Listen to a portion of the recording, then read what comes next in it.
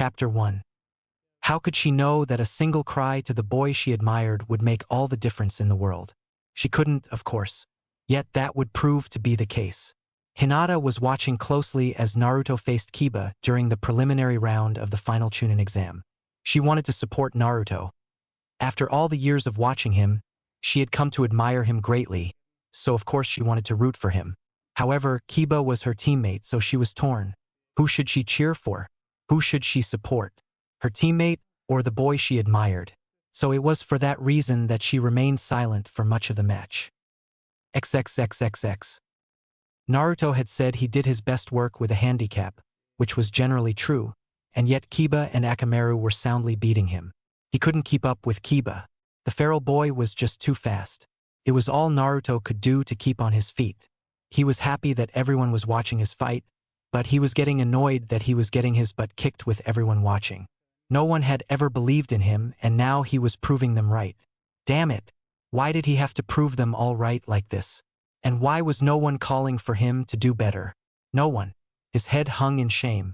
No one cared that he was losing here. No one. All he needed was just one person to care for him. Just one. That's all he needed. But it wasn't happening. He should just forfeit. No one cared anyway. XXXXX. Hinata had her Byakugan activated and she was focusing on Naruto. She saw his head hang in shame. She saw that he was thinking no one cared. She realized that he was about to forfeit. She saw it. She couldn't believe it. He had finally given up caring anymore. No, she couldn't allow this. She had to do something. She had to let him know that someone cared. Her. Not that anyone else cared what she thought, but maybe it would help him just to know that someone cared about him. But how could she do that when he was fighting her teammate? No, forget it, she had to let him know she cared. She gathered her courage. This was it, her one chance. She had to do something and do it now. She opened her mouth. XXXXX. Naruto's hand was rising. It was the only part of him that was. He was ready to give up, seeing as no one cared how well he did anyway. They'd probably all be glad to see him give up. They all wanted him to fail. It didn't matter how hard he tried or how much effort he put into his life. No one noticed, no one cared. And his new technique would be wasted on his audience. They all wanted Kiba to win, so why not give them what they wanted? That's when he heard it. No, Naruto. Don't give up. Everyone heard it. And everyone turned to look at the young girl who had suddenly screamed this. It was Hinata. Shy. Quiet Hinata had just yelled out so loud that everyone in the arena had heard her. And Kiba was her teammate. How could she do that? And yet she had. She had cheered Naruto to beat her teammate. He turned and looked at Kiba. Okay, so one person did care. Kiba had stopped and was standing still in shock at Hinata's outburst. Naruto felt his confidence return along with his determination to win. He saw that Kiba wasn't going to be moving for a moment, so he took his chance. He formed a hand sign he was all too familiar with. Shadow Clone Jutsu. He yelled and 4 clones appeared and circled Kiba. One clone rushed forward and delivered an uppercut to Kiba's jaw, sending him into the air. The original ran up that clone's back and jumped into the air while the other 3 clones kicked Kiba higher. The original did a spinning kick into the back of Kiba's head while yelling out, "Naruto Barrage!" Kiba was sent flying into the floor, face first. Upon contact, he was knocked out. Naruto landed a few feet away, panting heavily. He turned and looked up at Hinata, who was smiling at him. So she did care. She had really wanted him to win, and he had. It was all thanks to her. He saw her saying something but couldn't hear her. He just knew what she said. "Well done, Naruto." That's what she said. He knew it without hearing her. He owed her this win. He would return the favor to her somehow, he swore it. For now, he walked calmly to the ramp and back up to the balcony while medical ninja were removing Kiba on a stretcher. As he was passing Hinata, he stopped. "Thank you, Hinata." He smiled at her. She blushed. "For what, Naruto?" she asked him. "When you cheered for me, I knew that someone cared. It gave me the confidence and the courage to keep fighting. Without you, I would have forfeited the match. I only won because of you. So, thank you." Then he looked up and saw the next names that were chosen for the next match. Hinata Hyuga versus Niji Hyuga. She followed his eyes and gasped. He saw her fear and whispered to her, Don't worry, Hinata. I beat Kiba. You can beat Niji too. She looked at him, smiled, blushed slightly, then nodded. Yes, she would beat Niji. For Naruto. As Hinata walked down the stairs to the arena floor, she saw Niji coming down from the other side. She looked up and met his eyes, hesitant and shy as usual. She cursed herself for her weakness. She noticed something as she was coming down. Naruto had a single closed chakra point. She hadn't noticed before. Oh well, it didn't seem to be bothering him too much. But she wondered when it happened. Then Niji was before her, staring at her with that cold look in his eyes. As her pupilless eyes met his, she saw hatred of her, of the main branch, and of her father. She cringed from his cold stare. Niji said to her, Hinata, withdraw from this match. You cannot fight against fate. And your fate was sealed the moment I was chosen as your opponent. You will lose this match unless you withdraw now. She shook her head, thinking of Naruto. I will not run from you. Not this day, cousin. He looked surprised. Then she told him, this is the first time the one I admire has been watching me. I will not fail, and I will not run, and I will not humiliate myself in front of him. Not today, not ever. So come at me, cousin. The two cousins activated their blood trait at the same time, veins bulging around their eyes. Then they charged. Niji and Hinata's battle was quite the sight to behold. Chakra flew everywhere. They seemed to land a glancing blow once in a while, but the chakra was what made it a sight to see. It was flying off every blow. And that was what made their gentle fist technique deadly, of course. Even a glancing blow could cause serious damage. Hinata was getting frustrated. Her reach wasn't as long as Niji's, so every attack she did, he blocked easily, and she was having trouble even getting close to him. Then she spotted an opening and she placed her hand directly on his chest. He froze. She grinned. She had him. Then he slowly rolled up her sleeve and she saw marks on her skin. Wait, he hadn't... Had he? Apparently he had. Her arms had no chakra in them. The gentle fist had failed her. All she had done was touch him. He had closed the chakra points in both her arms. All of them. She backed away, frightened now. A yin-yang symbol appeared below Niji. Then he charged at her. 8 trigrams 64 palms, he yelled out. Then started hitting Hinata, letting all his rage at the main house go into this one attack. 2 palms. 4 palms. 8 palms. 16 palms. 32 palms. 64 palms. As he said each one, he hit Hinata's chakra points till he'd gotten 64 of them at the end. They were all closed. He turned away from Hinata as she fell to the ground. He called up to Naruto. This will be your fate as well, loser. He started to walk away as Hinata slowly regained her feet. She was in his blind spot and she knew it. If only she could have used her chakra, maybe she could have done something. Then she heard it. Don't give up, Hinata. Fight him. It was Naruto. Kakashi tried to restrain the boy, but he called out to her, Hinata, look up here. She did. She saw that closed chakra point he had again. He saw her watching and said to her, you need to open them, Hinata. Do this. And as she watched, he forced a lot of chakra into the chakra point. So he had known it was closed. As she watched, to her amazement, his chakra point expanded and finally burst back open. He seemed to feel a twinge of pain, but he didn't seem to mind as it stayed open. Niji wasn't watching that. He had deactivated his Byakugan. His mistake, Hinata thought. She followed Naruto's example. With her much better chakra control, it didn't take long till all of her chakra points sprang back open. She gasped, but damn it, it worked. Niji still had his back to her, his Byakugan off, as he turned to tell Hey-8 to call the match. I don't think so, cousin. The 8 trigrams yin-yang symbol appeared below Hinata now. He turned at her voice and she saw him looking at her. She grinned and continued. Your turn. 8 trigrams 64 palms. And she rushed at him, doing the same combo of hits he had done to her just minutes before. She turned off every single one of his chakra points in a single move. He fell to the floor, unable to move. She looked at Hey-8 and told him, you can call the match now. He's done. Hey-8 agreed and called the match. Hinata had won. Before leaving, she walked over to Niji and held a hand out to him. He took it slowly and she helped him to his feet. She told Niji, I know you think fate is what caused this, and that you struggle against your fate. Niji, before today I had never used that move. Ever. He looked at her in shock. I told you, the one I admire was watching me. I wasn't about to give up in front of him. I did what I had to do. And it was him that allowed me to reopen my chakra points like that. While she was talking to him, she had moved them off the arena. She stopped at the bottom of the ramp. Then she looked at him and said quietly, I'm sorry for hurting you, cousin.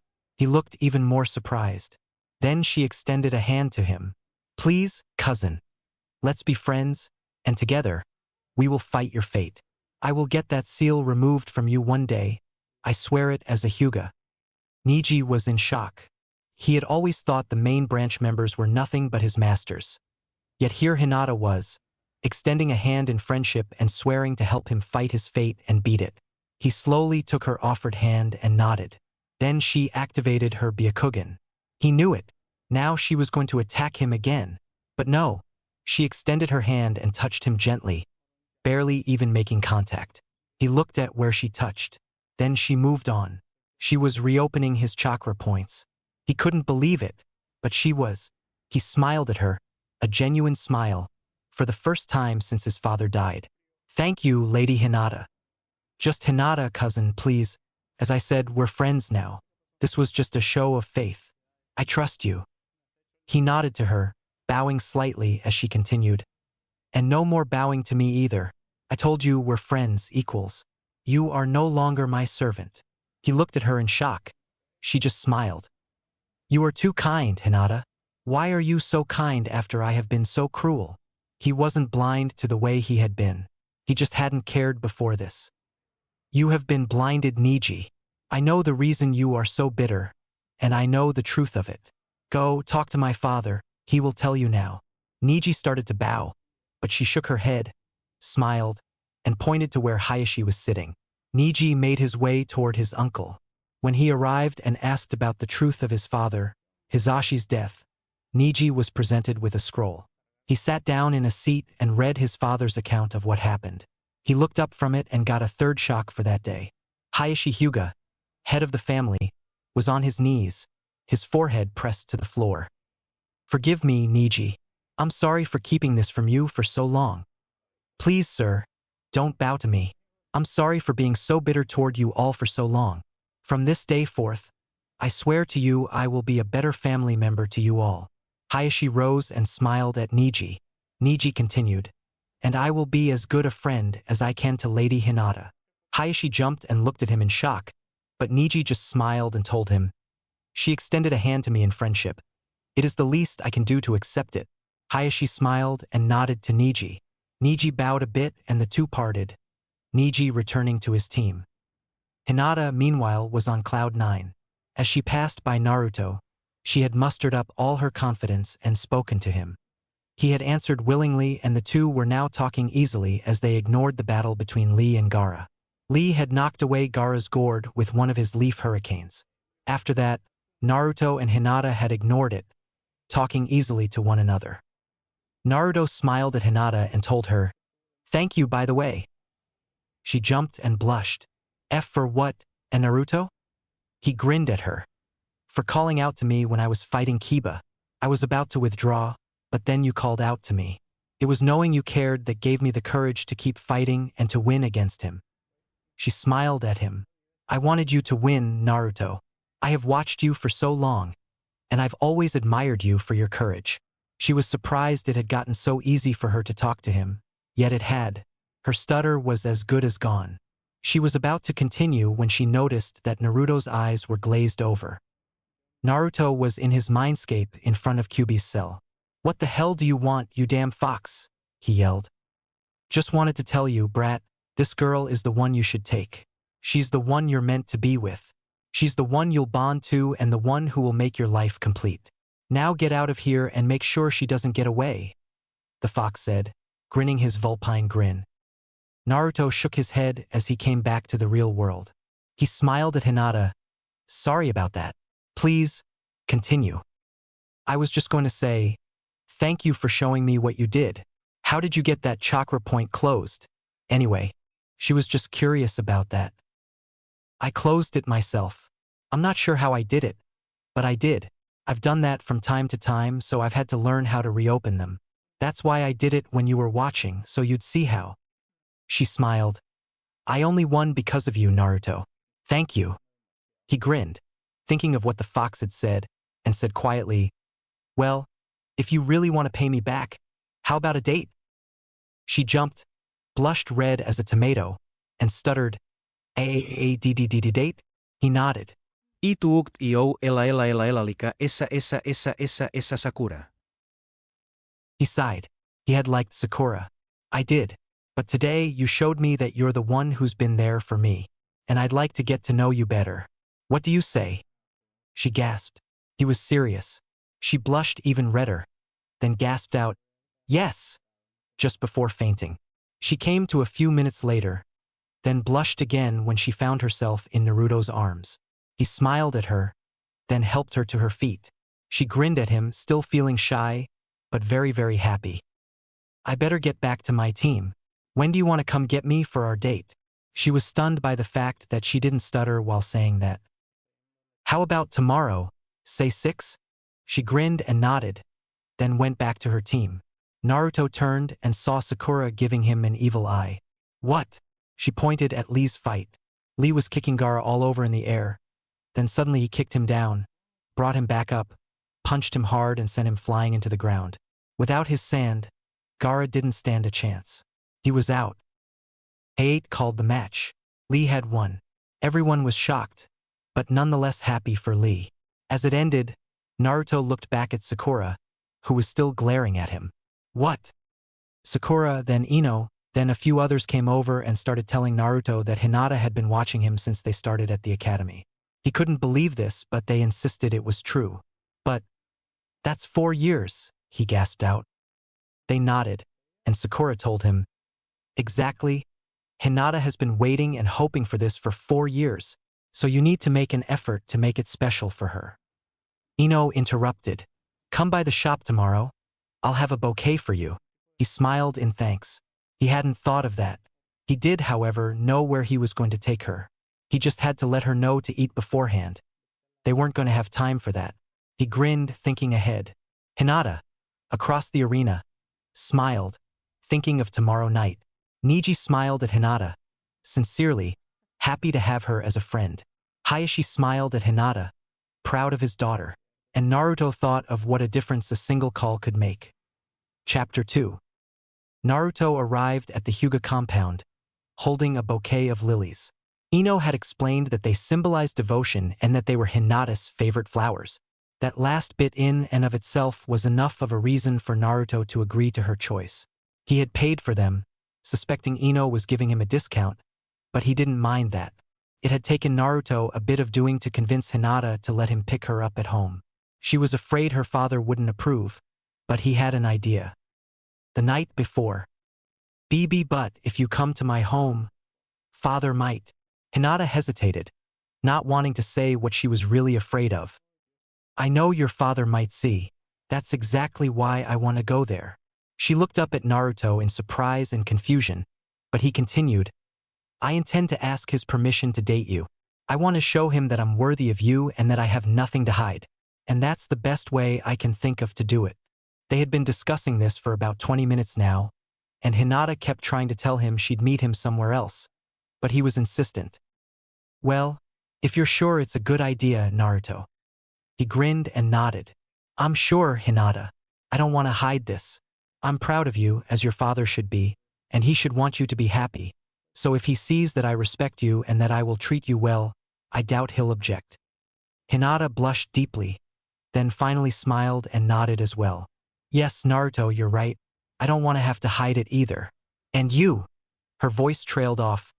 Naruto looked at her, waiting, then she finally said quieter. Just having you pay attention to me makes me very happy, Naruto. He smiled. At the Hyuga compound. Naruto smiled, thinking back on that. He felt very optimistic about tonight. He walked up to the door and knocked. It opened a moment later, and there stood Neji. Naruto saw the suspicious look in Neji's eyes, and he almost fled, but he stood his ground. Good evening, Neji. Neji almost jumped when Naruto addressed him with respect. Naruto even bowed to him, Niji had a look that would rival Hinata's blush. He wasn't blushing, but he was highly shocked to the point he almost fainted. Naruto grinned and asked, "What, are you as much a fainter as Hinata?" Niji tried to glower, but couldn't quite do it since he was still so surprised. Instead, he opened the door further and gestured for Naruto to enter. Once he was inside, Niji closed the door, then asked, "What can I do for you, Naruto?" "I was hoping to speak to Lord Hayashi, actually." While he was saying this, Naruto had set his bouquet down on a stand near the front door. Niji gave it an odd look, but Naruto didn't say anything about it. Niji bowed, rather awkwardly, then said, "He is available. Follow me, please." With that, Niji walked down a nearby hallway. Naruto followed close behind. He heard Hinata's giggle as he passed one of the doors and knew she was there. He smiled. Then Niji stopped in front of a door, turned and looked Naruto up and down. Suddenly he realized something and had to ask, "Where's your old jumpsuit, Naruto?" "Oh, right, that. I bought this last night." He was dressed in a three-piece suit, all of it jet black. This had to do with his plans for the night. He had actually gone alone the night before and bought it. It wasn't tailored to him, but it looked as if it were. "You'll see why I'm wearing it soon, Niji, don't worry." Niji let that go and knocked on the door. "Yes." A voice came from the room behind the door. "Lord Hayashi, you have a visitor," Niji said in his servant role. "All right, show them in." Naruto was surprised Niji hadn't mentioned who he was, but Niji just opened the door and entered before Naruto. "May I present Naruto Uzumaki, sir?" Niji gave a small gesture for Naruto to enter, and he did. Naruto bowed low to Hayashi. Niji then bowed and took his leave.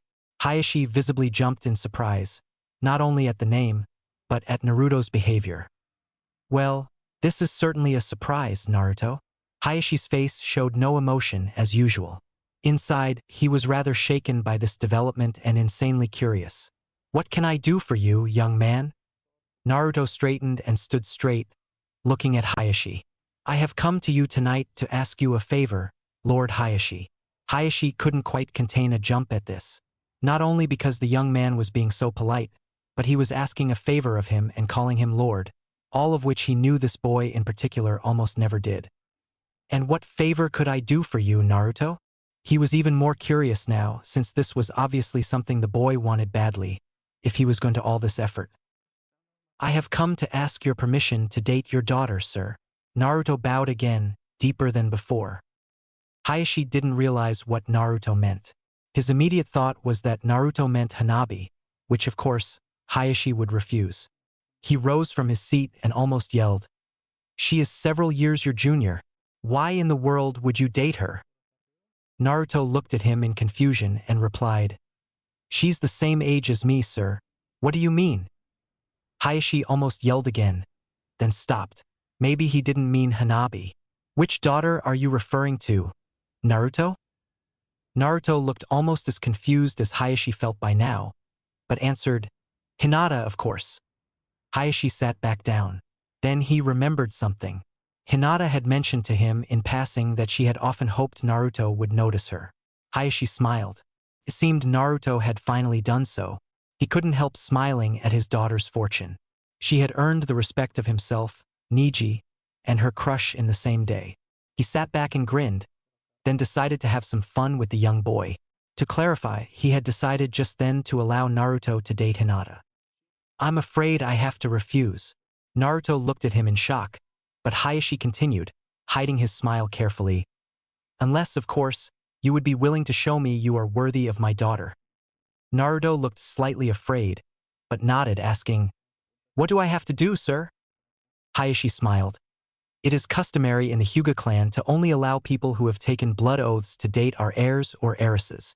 He was making this up off the cuff, but he rather liked the idea. "You would have to swear to never leave her, hurt her, or in any way cause her any mental or physical pain or anguish. And of course, if you broke this oath, your life would be forfeit immediately." He fully expected Naruto to tell him he was crazy, so the result he got shocked him. Naruto immediately bit his thumb and inscribed in blood a symbol on his chest, which he had quickly bared over his heart. He held up his hand and said, I, Naruto Uzumaki, hereby swear to never leave Hinata Hyuga, to never hurt her, to never cause her any pain or anguish, and to always be there for her. If I break this vow, my life will end immediately. The blood on his chest glowed, then sank into his skin. Hayashi's jaw dropped. Naruto just grinned and asked, "Will that suffice, sir?" He then replaced his shirt and jacket, waiting for Hayashi to answer. "I'm sorry, Naruto. I didn't mean for you to actually do that. I never intended to refuse you. However, you have shown me that you truly desire Hinata's happiness, and that makes you more than worthy of her. However, you do realize what you have just vowed essentially amounts to a wedding vow." Naruto nodded. "Are you sure you want to do that, when you have not even gone on a date with her yet?" He nodded again. "I'm sure, sir. Hinata is precious to me, and I will protect her with my life." Hayashi nodded. "Then I suppose I should go and get my daughter, shouldn't I?" Naruto smiled, then bowed again. "That would be very kind of you, Lord Hayashi. Wait for us at the front door, please," Hayashi said, then arose. "I will bring her to you in a few moments once she's ready." "Thank you, sir." Naruto bowed, then exited the audience chamber and went back to the front door, where he retrieved his bouquet and stood to wait for Hinata. Niji was still there and looked at him curiously. "What is that bouquet for, Naruto?" Niji had had enough and couldn't help asking. "It's for Hinata." Niji looked surprised and got that fainting look back as Naruto continued. "It's for our date tonight." "So that's why you wanted to speak to my uncle?" Naruto nodded. "And I assume you got permission, seeing as you're still here, alive, breathing and conscious." Naruto nodded again. With Hinata, she had heard Naruto talking to Niji and had giggled and blushed, excited about tonight, but also afraid her father would say no. Then she heard her father's door open and close again 10 minutes later. Then again a minute after. Then she heard a knock on her own door and her father's voice rang out. "Hinata, may I come in?" "Of course, father." Her door opened and her father came in. She looked up at him and saw the stern look on his face. She hadn't heard the front door, but from the look on his face, she guessed he had told Naruto no. He came over and sat down on the seat by her bed. She hesitated, then asked, "What can I do for you, father?" "I just had a rather interesting visit with Naruto Uzumaki," he told her. Yes, she was afraid of this. "And what was it about, father?" "He came to ask my permission to date you, as I suspect you already knew." She blushed, then nodded. "Of course I refused." She looked away from him to hide the tears in her eyes.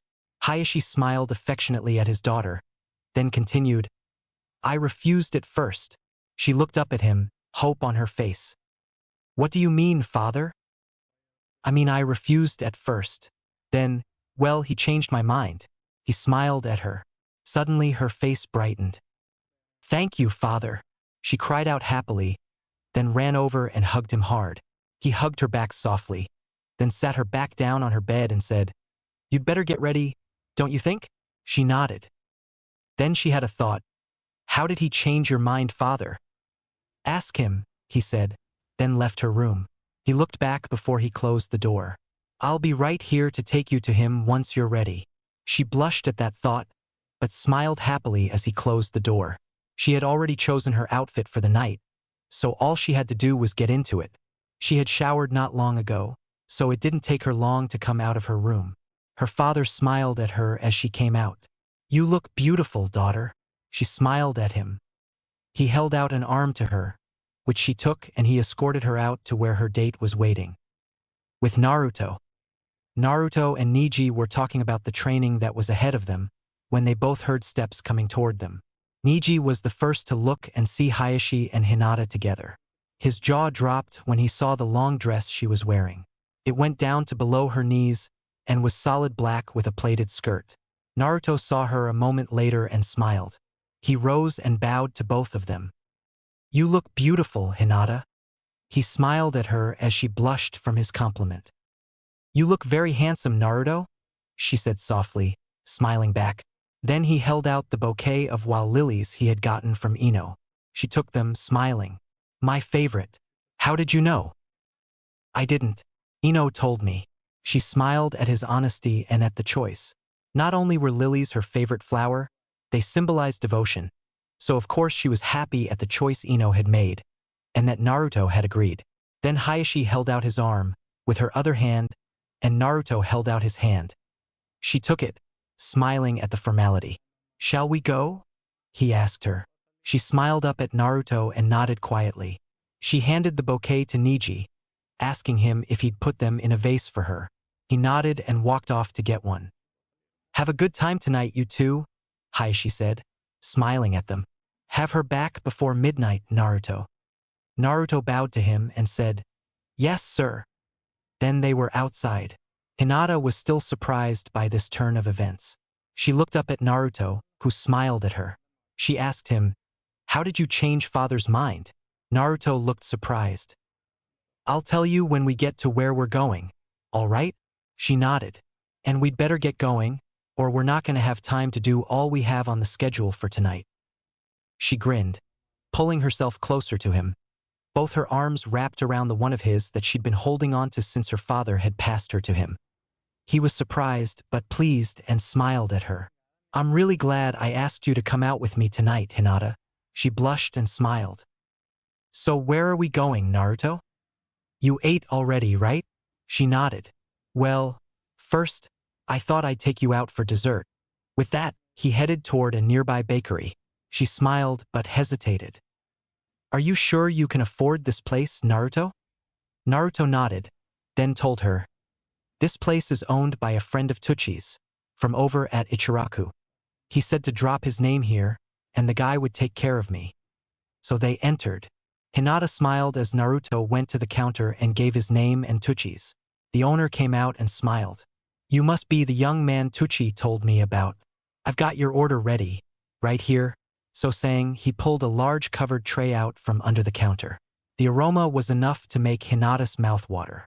Naruto handed the man some money, but he gently handed it back, saying, "Don't worry, this is on Tuchi." Naruto looked surprised, but the man said, "Tuchi told me if you came in here with a young lady, he'd cover your expenses." Naruto didn't want to accept this, but saw he had no choice.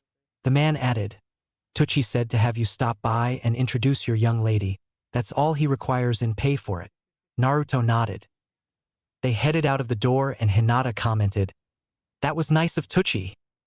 Naruto nodded, then asked, "Would you mind stopping by there first? It's the least we can do since he's paying for this." Hinata smiled, then told him, "I'll go anywhere, Naruto. So long as I'm with you, I'm happy." Naruto smiled and led her toward Ichiraku's. On the way there, Naruto had a thought and started giggling. It got worse and worse, till he had to stop and calm down so that he could breathe. Hinata looked at him curiously, and he told her, "I just happened to think, this will be the first time I've ever gone to Ichiraku's without actually eating anything, but just having you with me more than makes up for it." She smiled at him. That was high praise indeed, coming from him. Then she took his hand directly in hers, and they continued on their way to Ichiraku's, both of them smiling peacefully. When they arrived at the ramen stand, Naruto lifted the half-curtains out of the way and stepped inside, Hinata with him. He called out, "Hey old man, there's someone here I'd like you to meet."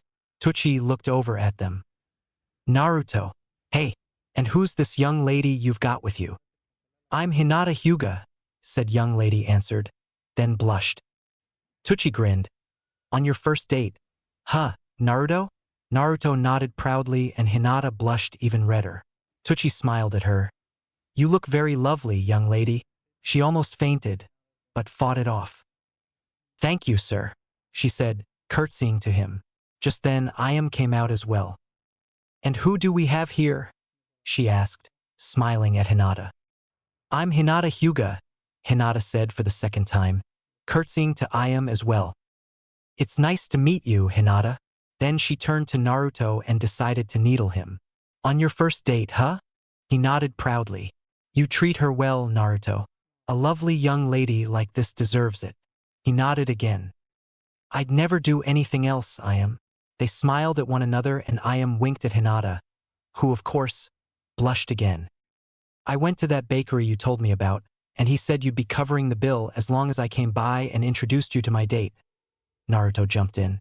Tucci nodded. Thanks, old man. This really means a lot to me. Tucci and Ayam smiled at their favorite customer. Either of you want anything? I'd be honored to serve at your first date, Tucci said, smiling. No thanks, old man. We've already eaten dinner, and we're on a kinda tight schedule, so we need to get going, Naruto told him, looking somewhat chagrined. Tucci smiled. He wasn't hurt. Well, hey, you have to bring her by here sometime. Naruto grinned and nodded as Tucci added. It'll be a pleasure to get to know your young lady as well. Thanks, old man. Well, we better get going. With that, Naruto bowed to the two of them, and Hinata curtsied again as they left the shop. Those two make a cute couple. Tucci and Ayam thought at the same time. They smiled, truly happy for Naruto. Naruto turned to Hinata and asked her, Ready? She nodded and he said, Come on then.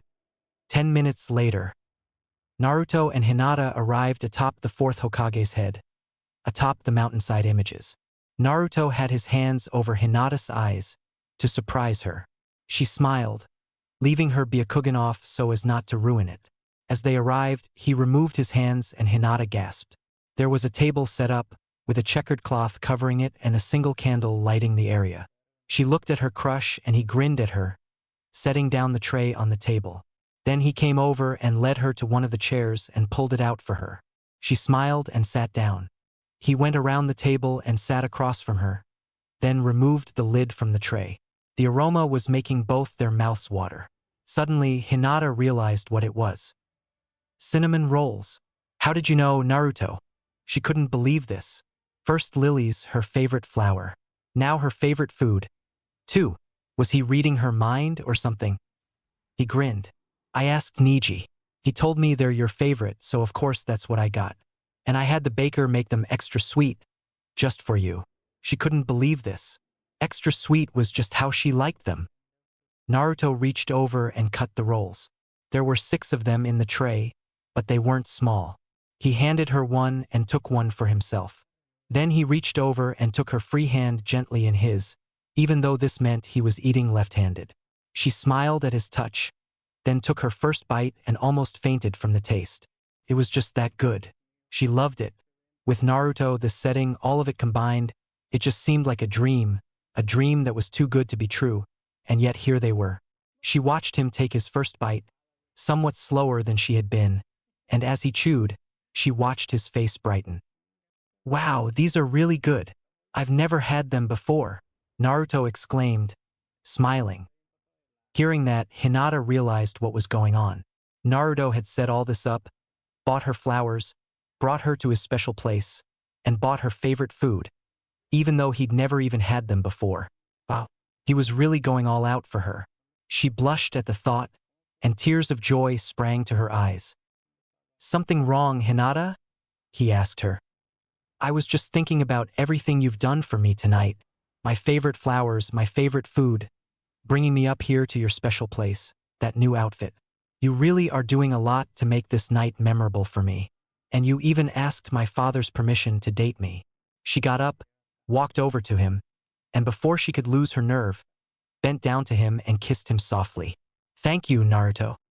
He smiled, blushing slightly in surprise.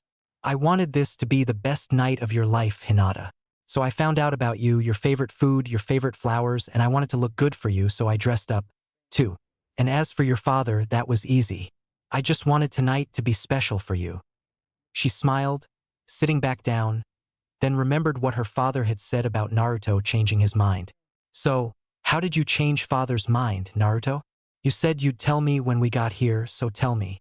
As she was talking, Naruto had cut and handed her a second roll, seeing that she'd finished her first. He had only eaten half of his first. Well, your father told me there was a custom in your clan for when someone is dating the heir or heiress. He said it involved a blood oath to never leave them, hurt them, cause them any mental or physical pain or anguish, and to always be there for them. And that if the oath was broken, being a blood oath, the person's life would be forfeit. She looked surprised, realizing this was her father's way of toying with Naruto. But then he continued, I bit my thumb, marked my heart, and took the oath on the spot. Now she looked shocked. When I did that, he said I had shown that I truly desire your happiness and that doing so made me more than worthy of you. Naruto, you know there is no such tradition, right? He nodded at her question. Your father told me that after I had done it. I don't think he expected me to do it, but I don't care. I was happy to do that for you. She smiled, blushing deep red. Then he continued, your father told me after I did it, that the vow I had just taken was essentially a wedding vow, and asked me if I was okay with that. I told him it was fine. She looked surprised. He added, I meant that too. I'm more than happy to vow to make you happy. As I told him, I'll protect you with my life, Hinata. She blushed, smiling. Are you sure about that, Naruto? I mean, we're only 12, and you hardly even know me. She was almost afraid to say that, but it was true, and she thought it better to get it out now rather than waiting. I'm sure, Hinata. I know I don't know you yet, but that will change. I'll take as many hours, days, weeks, or even years as it takes to get to know you. And I do realize you've always been there for me, so I know you're worth the time. He smiled at her, making her blush at this. Naruto, thank you. Think nothing of it, Hinata. Then he had a thought. Actually, you want to make it up to me? She looked slightly confused, then nodded. All right, then I have an idea. He leaned over and whispered something in her ear. She blushed, but liked the idea, so she nodded. It would take them months to pull off his idea, but they smiled at one another and started making plans right away. A short time later, they sat together and watched the sun set. After it had completely disappeared, they finished the roll they each had, and Naruto put the lid back on the tray, which still had 3 rolls in it, and handed it to Hinata. You can have the ones that are left, Hinata. You like them more than I do. She smiled and blushed. Naruto had to ask, why are you always blushing around me, Hinata? Well, it's just that I've always wanted you to acknowledge me, and when you talk to me I feel so shy, so I usually end up feeling embarrassed and blushing. Why? Does it bother you? He shook his head as they were walking away. He looked back and released the shadow clones he had. The table, chairs, candle, and cloth all vanished. He had been using a shadow clone/transformation combination. He laughed to himself, thinking how easy that cleanup was. Then he escorted Hinata back home. When they arrived, he knocked on the door. While they waited, he kissed Hinata's lips gently, so that when Lord Hayashi opened the door, she was blushing like mad. He bowed to her father and said, I have returned your daughter to you as per our agreement, sir. He smiled and held a hand out to Hinata, who took it gently, then turned back to Naruto. Good night, Hinata. I'll see you soon. Naruto bowed. Good night, Naruto. I look forward to seeing you again soon. She curtsied to him. Naruto stood, then said, by the way, Hinata, how about we meet at the training ground tomorrow? I have something to show you. What time? She asked him. Oh, say noon? That way we can train on our own in the morning and have the afternoon to train together. She looked at her father, who nodded. Yes, Naruto. I'll see you at noon tomorrow. They shared a smile. Naruto bowed to her and her father. Then the door closed gently between them, and Naruto went home. He slept well that night, smiling as he dreamed. With Hinata. How was your date, Hinata? Hayashi asked after Naruto was gone. It was great, father. I think this was the best night of my life, she said, smiling at her father. Then Niji came up, having heard her. Thank you, father, and you too, Niji. Niji looked confused, so she explained what had happened, telling them both everything. Her 2 family members smiled at her. Then she curtsied to both, saying she was tired and should get to bed. Suddenly, she remembered the rolls and handed them to her father. She explained they were the leftovers, and that she wanted to save them for breakfast the next day. He nodded and told her he'd take them to the kitchen for her. With that, she curtsied once more and practically skipped to her room. As she lay there, drifting to sleep, her mind went over all that had happened that day. She had never felt so happy. She had had her first date, her first kiss, and both with Naruto. She fell asleep, smiling happily. Neither she nor Naruto realized it, but both of them fell into sleep at the exact same moment. Chapter 3. Naruto was waiting for Hinata at the training ground. He was early. This was rare for him but not unheard of. This time, though, he was over 2 hours early. He wanted time to practice what he was going to show Hinata. He hoped she'd like it. It was something he'd been working on for a long time now. But now, suddenly, he was nervous. After all, he had never shown it to anyone before. Then again, this wasn't a battle. He was just doing something for a friend. Or was she more? No, he chided himself, this was not the time to think of that. He now only had a little while, half an hour or so, to practice before she got there. Where had the time gone? He had only tried a few times to do his little trick for Hinata. It had worked, but it wasn't perfect. He wanted to have it just right for her. Oh well, he'd gotten pretty lucky with her so far, and she didn't seem to mind when he slipped, so this time would be no exception. Right? Still, he was worried. After all, she was the first one to really acknowledge him, and he sure as hell didn't want to lose that. Not now, not ever. He concentrated harder than ever, trying for the third time to do his jutsu. The one he had designed for her. He almost had it. Just one more try and it should be perfect. He wouldn't have it any other way. For her. With Hinata. Hinata was working hard, training with her father. He was hard but kind. He smiled at her as she tagged his shoulder and shut down his right arm. She grinned back, proud of herself. They bowed to one another as her father fixed his arm. She checked the time. She had about another hour before she had to leave to meet Naruto. She was so glad her father had accepted the young man. Then she remembered how harsh Hayashi had always seemed before. Suddenly, she had to know what had happened. He had changed when her mother died. She bowed to her father again, then spoke. "Father, would you mind if we took a break a while? I'd like to talk to you about something." Hayashi was slightly taken aback by this. Hinata almost never requested things of him like that, yet when she did, he could rarely tell her no.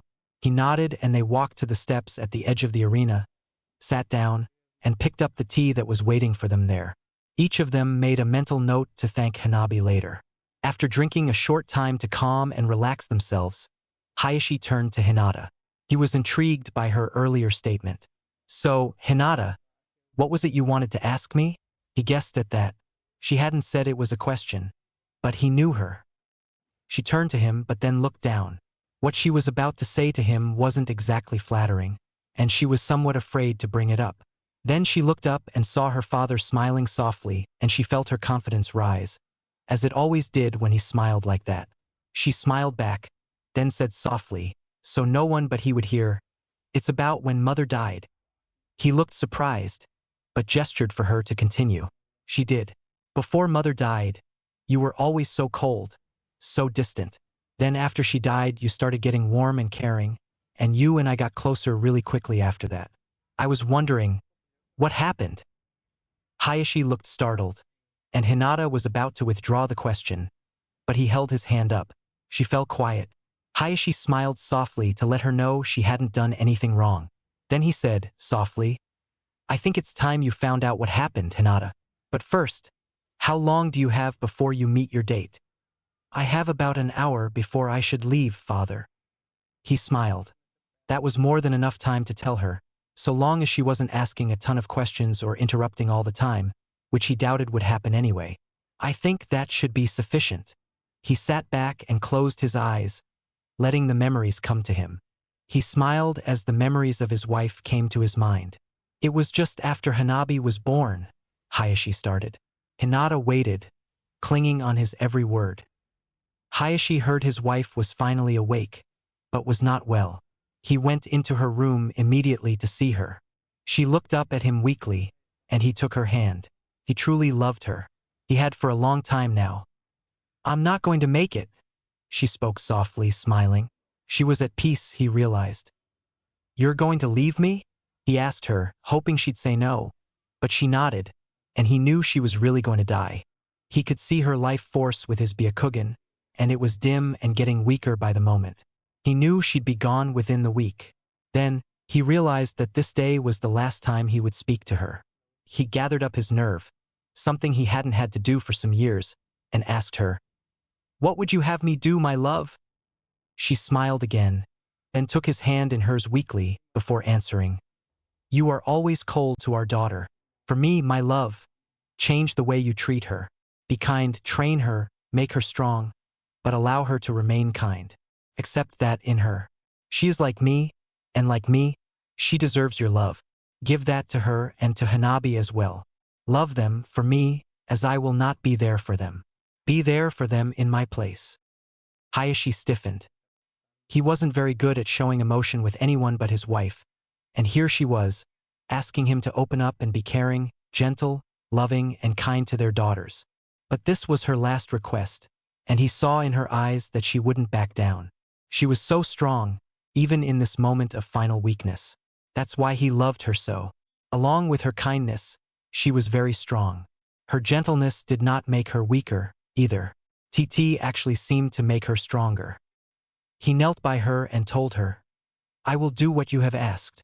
I will change. Take your kindness to myself and show it to Hinata and Hanabi. She smiled and closed her eyes. He knew it was time for him to go, so he did. It was, as he'd thought, the last time he would ever see his wife. So, Hinata, you see, I am doing this because your mother requested it. I have always loved you, but I never knew how to tell you so. After your mother requested that, I knew I had to do it, so ever since then, I have thought of what she would do and have done it myself. I'm just sorry I didn't show you my love from the start. Hinata smiled, happy that her mother had been thinking of her and her sister even in her final moments. Of course, she forgave her father instantly for having trouble showing how he felt before.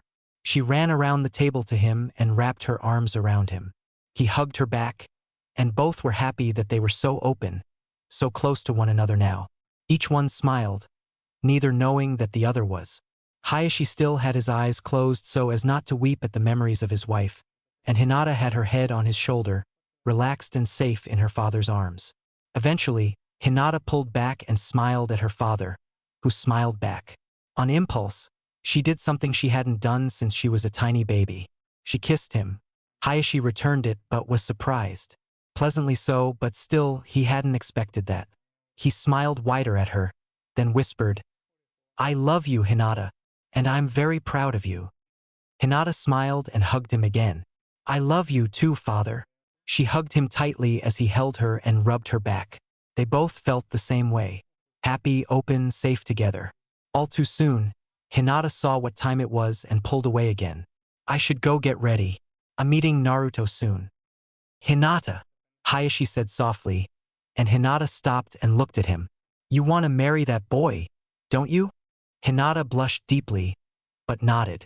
She did desire Naruto. Always had. Hayashi looked at her and asked, if I arranged for it, would you be happy? Hinata jumped, looking at her father. It slowly sank in what he meant. He did have the power to arrange a marriage between her and Naruto, as her father and as clan head. She blushed, then whispered, I'll need some time to think about it. He nodded. I understand, Hinata. Just think it through. It's not like you're even of age yet. But understand that if you desire to marry him, having it arranged would be the best way to make sure it happens. She nodded, then bowed. I should go, father. I don't want to keep him waiting.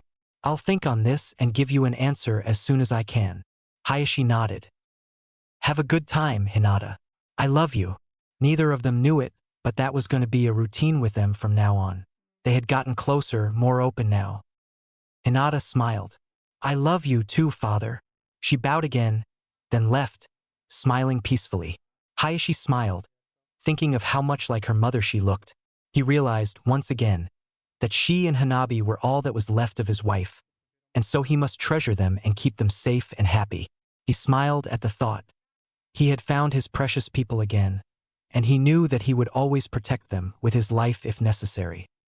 With Naruto smiled. He had finally gotten his jutsu right. He was ready for when Hinata got there, and she was scheduled to be there in about 10 minutes. He smiled. That gave him just enough time to have plenty of chakra to do the jutsu again when she got there. He sat down at the base of a nearby tree and leaned his head back, relaxing. He had only been there for a few minutes when he heard her soft steps approaching. He kept his eyes closed, smiling, waiting for her to approach him on her own terms. He seemed to be asleep, but he wasn't. He forced the smile from his face so she'd think he was asleep. He wanted to see what she'd do. With Hinata, she came into the clearing, looking around for the boy she admired. She almost concluded he wasn't there, and was going to go sit down to wait when she spotted him. He seemed to be asleep, leaning against a tree. She licked her lips at the sight of him, then scolded herself for her thoughts. She shouldn't be licking her lips at the sight of him. Well, not yet anyway. Maybe someday. But not yet. She walked over and crouched down in front of him, observing how he looked in sleep. She suddenly realized he wasn't asleep, but he wanted her to think he was. She decided to play along. Then she wondered how she should wake him. She got on her knees by him, put her hands on his shoulders, and was leaning forward to kiss him. She knew he was awake, but she wanted to surprise him anyway. She was leaning in and she fully meant to kiss him to wake him. But just when she was about to make contact, he brought his arms around her and pulled her to him, kissing her tenderly. She kissed back willingly, happily. They pulled back from one another, smiling at one another lovingly. "Hey there," Naruto said. "I was waiting for you. I see that. I thought you were asleep at first, but then I saw you shifting and I knew you were awake. I just wanted to surprise you," she told him, smiling. He smiled back. Then she remembered why they had met there. "You said you wanted to show me something?" He smiled and nodded. "I made a jutsu," he told her. He didn't know how he had thought up this jutsu, but he wanted her to be the first to see it. He wouldn't use it if he had to battle her, so it didn't matter if she saw it before the finals of the exams. At first, he could only make it into a sphere, but that wasn't what he was going to show her now. Just to clarify, the jutsu he's developed is the Rasengan, but he doesn't know that yet. "I've been practicing this for a while, and I wanted to show it to you. And don't worry, if we have to battle in the finals, I won't use this on you." She smiled at that, realizing this must be one strong technique for him to say that, but she was also happy he wanted her to see it. He held out his hand and gathered his chakra. She activated her Byakugan at first so she could see what he was doing. He was bringing his chakra together and causing it to spin really fast. That's all she needed her bloodline trait for, so she turned it off. As she watched, he formed the spinning ball of chakra into a heart. He smiled, holding it in front of him. "Wow, Naruto, that's beautiful." He nodded. "It's beautiful but powerful." He turned away and shoved the ball of chakra into a stone, which was ground into dust around it. Then he pulled it out and it wasn't even scathed. "Hinata, you know how to hold chakra in your hands, right?" She nodded, wondering what he had in mind. "Come here." She walked over to him and he held the ball out to her. She held up her hand, knowing he wanted her to, but not yet sure why. He gently slid his hand under hers so the heart of chakra was in her hand, then pulled his hand away, leaving it in her hand. She looked at him, confused. "With this heart of chakra, I, Naruto, give you my heart. I vow to love you always, Hinata, and I vow to never hurt you or leave you. I am yours, from now till forever." He smiled, waiting for her reaction. She slowly allowed the chakra heart to dispel. As it dispelled, she felt the chakra spiraling into her. She smiled at the power and at his words. Once the jutsu was totally dispelled, she ran to him and wrapped her arms around him. He hugged her back, then asked her, "Hinata, will you be my girlfriend?" She nodded happily, then thought back to her conversation with her father. "I will, Naruto." They smiled at one another. Then she gestured for him to sit down. He did, and she sat with him. She pulled out some food she'd brought with her, consisting of rice, dumplings, and some vegetable dish. He looked surprised. "I made us lunch," she explained, and they sat down to eat. 10 minutes later. "Wow, Hinata, this is really good." He smiled at her as they finished their lunch. "Thank you. I wanted to, Naruto. It made me happy to cook for you." She blushed prettily. "You made all this?" She nodded. "Wow, I'm impressed, Hinata. Really, you're going to make someone one heck of a wife someday." He grinned, not even thinking of himself being that someone. This naturally made Hinata think even more of what her father had said. She decided to tell him. What if it was you?" she asked. He looked surprised, then curious, so she continued, telling him about what her father had said. He looked nervous at the idea of an arranged marriage, then smiled. He'd be happy to be with her. If that's what it took, and if that would make her happy, he'd do it. Without a second thought, he'd do it. Do you want that, Hinata? He asked her. Would it make you happy if your father arranged for us to be married? She looked surprised. No one had ever asked her opinion for anything like this before. She thought a moment, then told him, Yes, Naruto, I want to marry you. But I don't want you to feel forced, or like you have to for me. I don't. I want to marry you too. And if it will make you happy, I'll certainly say yes if your father approaches me. She nodded, then told him, I'll tell father tonight, then. Just, please, don't tell him I told you. He nodded. I won't say anything to him, Hinata, and of course I'll tell him yes. But first, one thing. He held out his hand and formed a small chakra ball, very small like the heart from before, but tiny and round. Then he hollowed it out so that it was like a ring. He got down on his knees and Hinata's breath caught as she realized what he was doing. Hinata Hyuga, will you marry me? He asked her, holding the chakra ring up to her. She had never been happier. She slid her finger into the ring and said, Yes, Naruto Uzumaki, I will marry you. As she said this, the ring dispelled itself into her, becoming part of her. There was a small mark around her finger where the ring had been. I'll get you a real ring when I can. She nodded at his assertion. She really was happier than she'd ever been. She was engaged to him, but no one could know yet. Soon, she thought to herself. Soon everyone would know. She was slightly surprised that he was so willing to move so fast. But she didn't care. She was happy, but she had to ask. Why are you so willing to commit to me? So wholly, so fast? She asked him. She saw a flicker pass his eyes. Are you sure about asking that, Hinata? She nodded. I'm willing to do this because you're the first person to acknowledge me and accept me. And I'm not going to lose that, no matter what. They smiled at one another. Then he continued. You've made me feel worthwhile, Hinata. And I promise I'll do everything I can to make that become love. And once it is, I'll always love you, and I'll never leave you.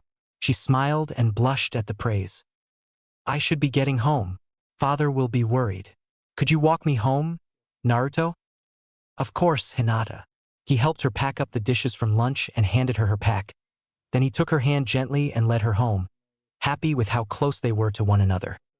10 minutes later, at the Hyuga compound, Naruto approached the door and knocked loudly.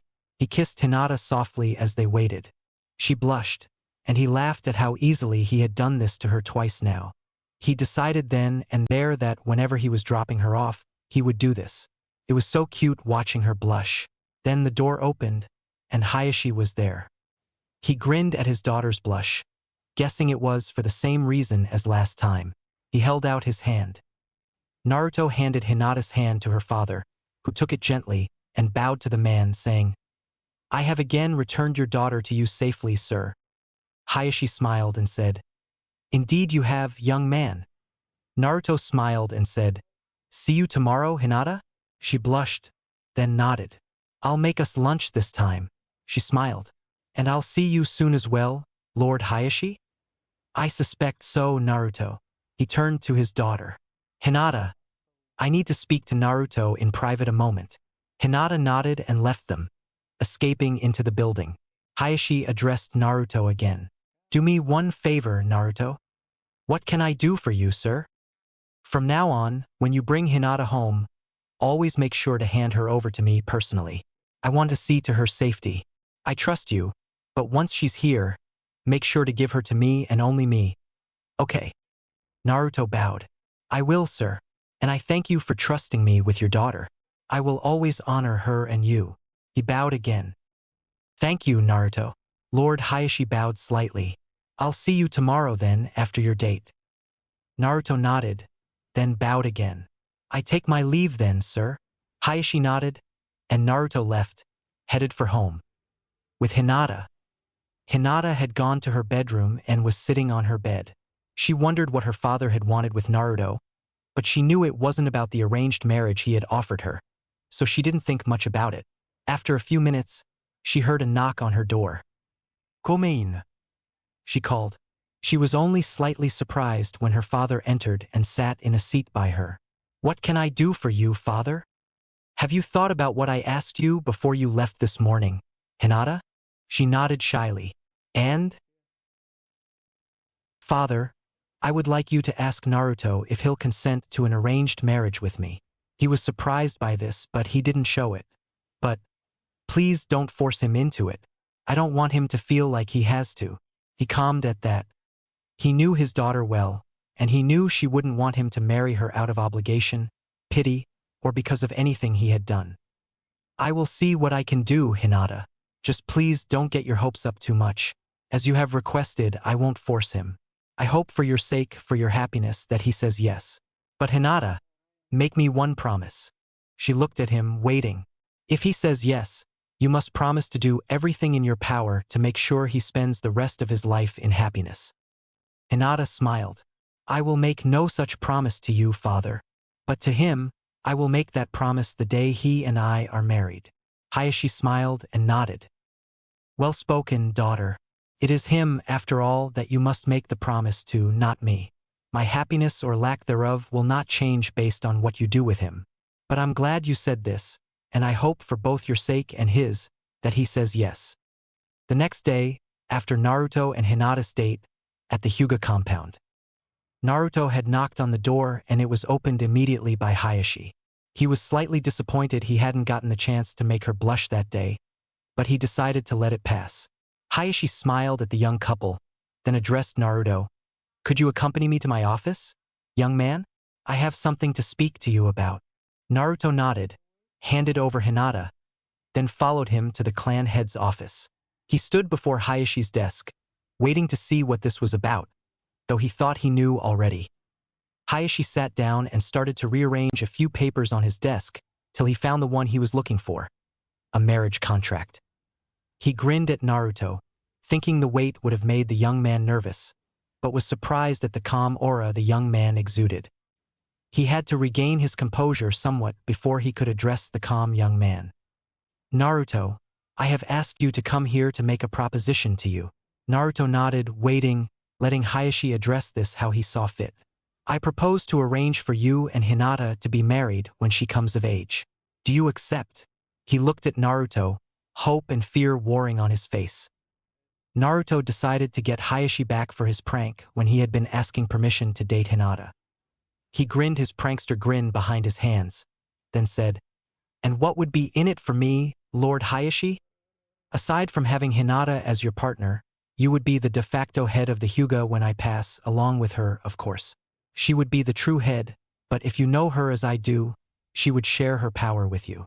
Also, you would inherit my fortune as her partner, so you would be rich beyond your wildest dreams.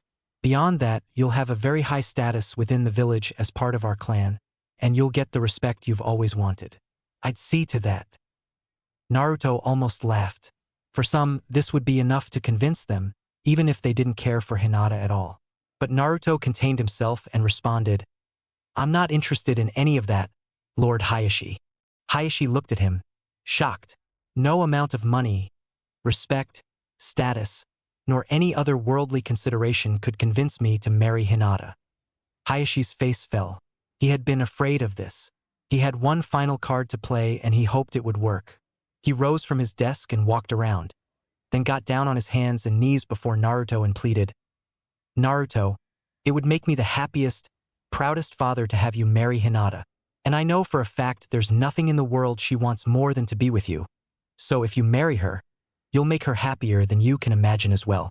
Please, Naruto, tell me what I have to do to convince you to consent to this. Naruto couldn't take it anymore. He busted out laughing. Soon he was doubling over and then fell to the floor, clutching his sides, laughing uproariously. Hayashi slowly rose to his feet, confused as to this reaction. Naruto eventually calmed down, then rose and stood before Hayashi, still chuckling. Naruto, please tell me what is so funny. I never intended to refuse you, Naruto told him, turning his own words back on him. I just wanted to have some fun, and it worked. That was priceless. Hayashi smiled as he recognized his words to the blonde when he had asked to date Hinata to begin with. Naruto smiled, wiping a tear from his eye from laughing. Of course I'll consent to marrying Hinata. Hayashi smiled, then said, Good revenge, Naruto. But tell me, are you doing this because you want to? Naruto nodded emphatically. Then I am happy to have you as a future son-in-law. He extended a hand which Naruto shook. I'll see you tomorrow then, Lord Hayashi? Hayashi nodded, then said, but please, Naruto, call me father. Naruto smiled. He'd never had a father before, but he was looking forward to the experience. He smiled, then hugged Hayashi, who smiled and hugged the young man in return. See you tomorrow then, father, Naruto said, bowed slightly, and left. Hayashi smiled as he watched him go, then stood and made his way to Hinata's room. He just had to tell Hinata the good news. He knocked on her door. Come in. He heard her voice from within, and he entered. He wasn't quite done with his fun yet, so he decided to play with Hinata a little, too. He grinned and sat in the seat by her bed, hiding his smile carefully. Well, Hinata, I approached Naruto about our proposition. She seemed confident, but he continued. He refused. Hayashi looked sad, and technically he wasn't lying. Naruto had refused at first. Hinata's face fell. Why would Naruto refuse? He had proposed to her. Was he just toying with her? No, she couldn't believe that. Perhaps. Then she realized her father wasn't done talking, so she listened. I offered him money, respect, power, anything he could ever dream of, and still he said no. She was stunned, but she wasn't going to interrupt. She waited. Then I told him that I would be proud to have him as a son-in-law, and that I knew nothing would make you happier than to be with him. I told him that. Hayashi looked up at his daughter at this and grinned. And he accepted. Hinata squealed in delight and threw her arms around her father's neck. He hugged her back. I'm so happy for you, Hinata, and I love you. I love you, too, father, and thank you so much for doing this. I will be in your debt forever. Hinata was so happy. She had everything she'd ever dreamed of. Her father and her cousin respected her. Naruto loved her and was going to marry her. And her father had even gone to Naruto and arranged the marriage, so her clan and the village couldn't do anything to stop it. She had every dream she'd ever had, and they were all true. She laid back on her bed and fell asleep almost immediately, the happiest smile of her life on her face. Hayashi smiled at her, kissed her forehead, then left her room. His daughter's life was finally falling into place and she was happy, so he was happy as well. He was smiling too, the first true smile he'd smiled in several years. So it was that Naruto and Hinata began a truly happy future together. Chapter 4. Upon awakening, Hinata, Naruto, and Hayashi had 3 very different reactions to yesterday's events, and 3 very different outlooks on the events that were likely to occur today. Hinata awoke slowly, feeling like she had just awoken from a very long dream. She immediately thought of everything that had happened since she had called to Naruto, and she knew it had to be a dream. She fully believed none of it was real. She sighed and began to ridicule herself. She got up, showered, and dressed with no real enthusiasm. She didn't bother to check her calendar, assuming the second exam was going to begin that day. She shook her head at herself, thinking how foolish Naruto would think she was if he knew about her dream. She walked to the dining area and nearly lost her balance when she saw Niji there, sitting at the table. She lifted her finger to her mouth, an old nervous habit, and was about to turn and leave when he spoke. Why do you flee from me, cousin? He asked, genuinely confused. He had thought after their last talk that they would be able to eat together and speak this day. He was, for the first time in his life, legitimately interested in getting to know his younger cousin. Or am I not worthy to eat with you? He said this last bit lightly, teasing his cousin. Hinata turned and looked at him, slowly realizing that at least that part of her dream had been real. She sat across from Niji, smiling softly, and told him, I'm sorry, Niji. I forgot about what happened.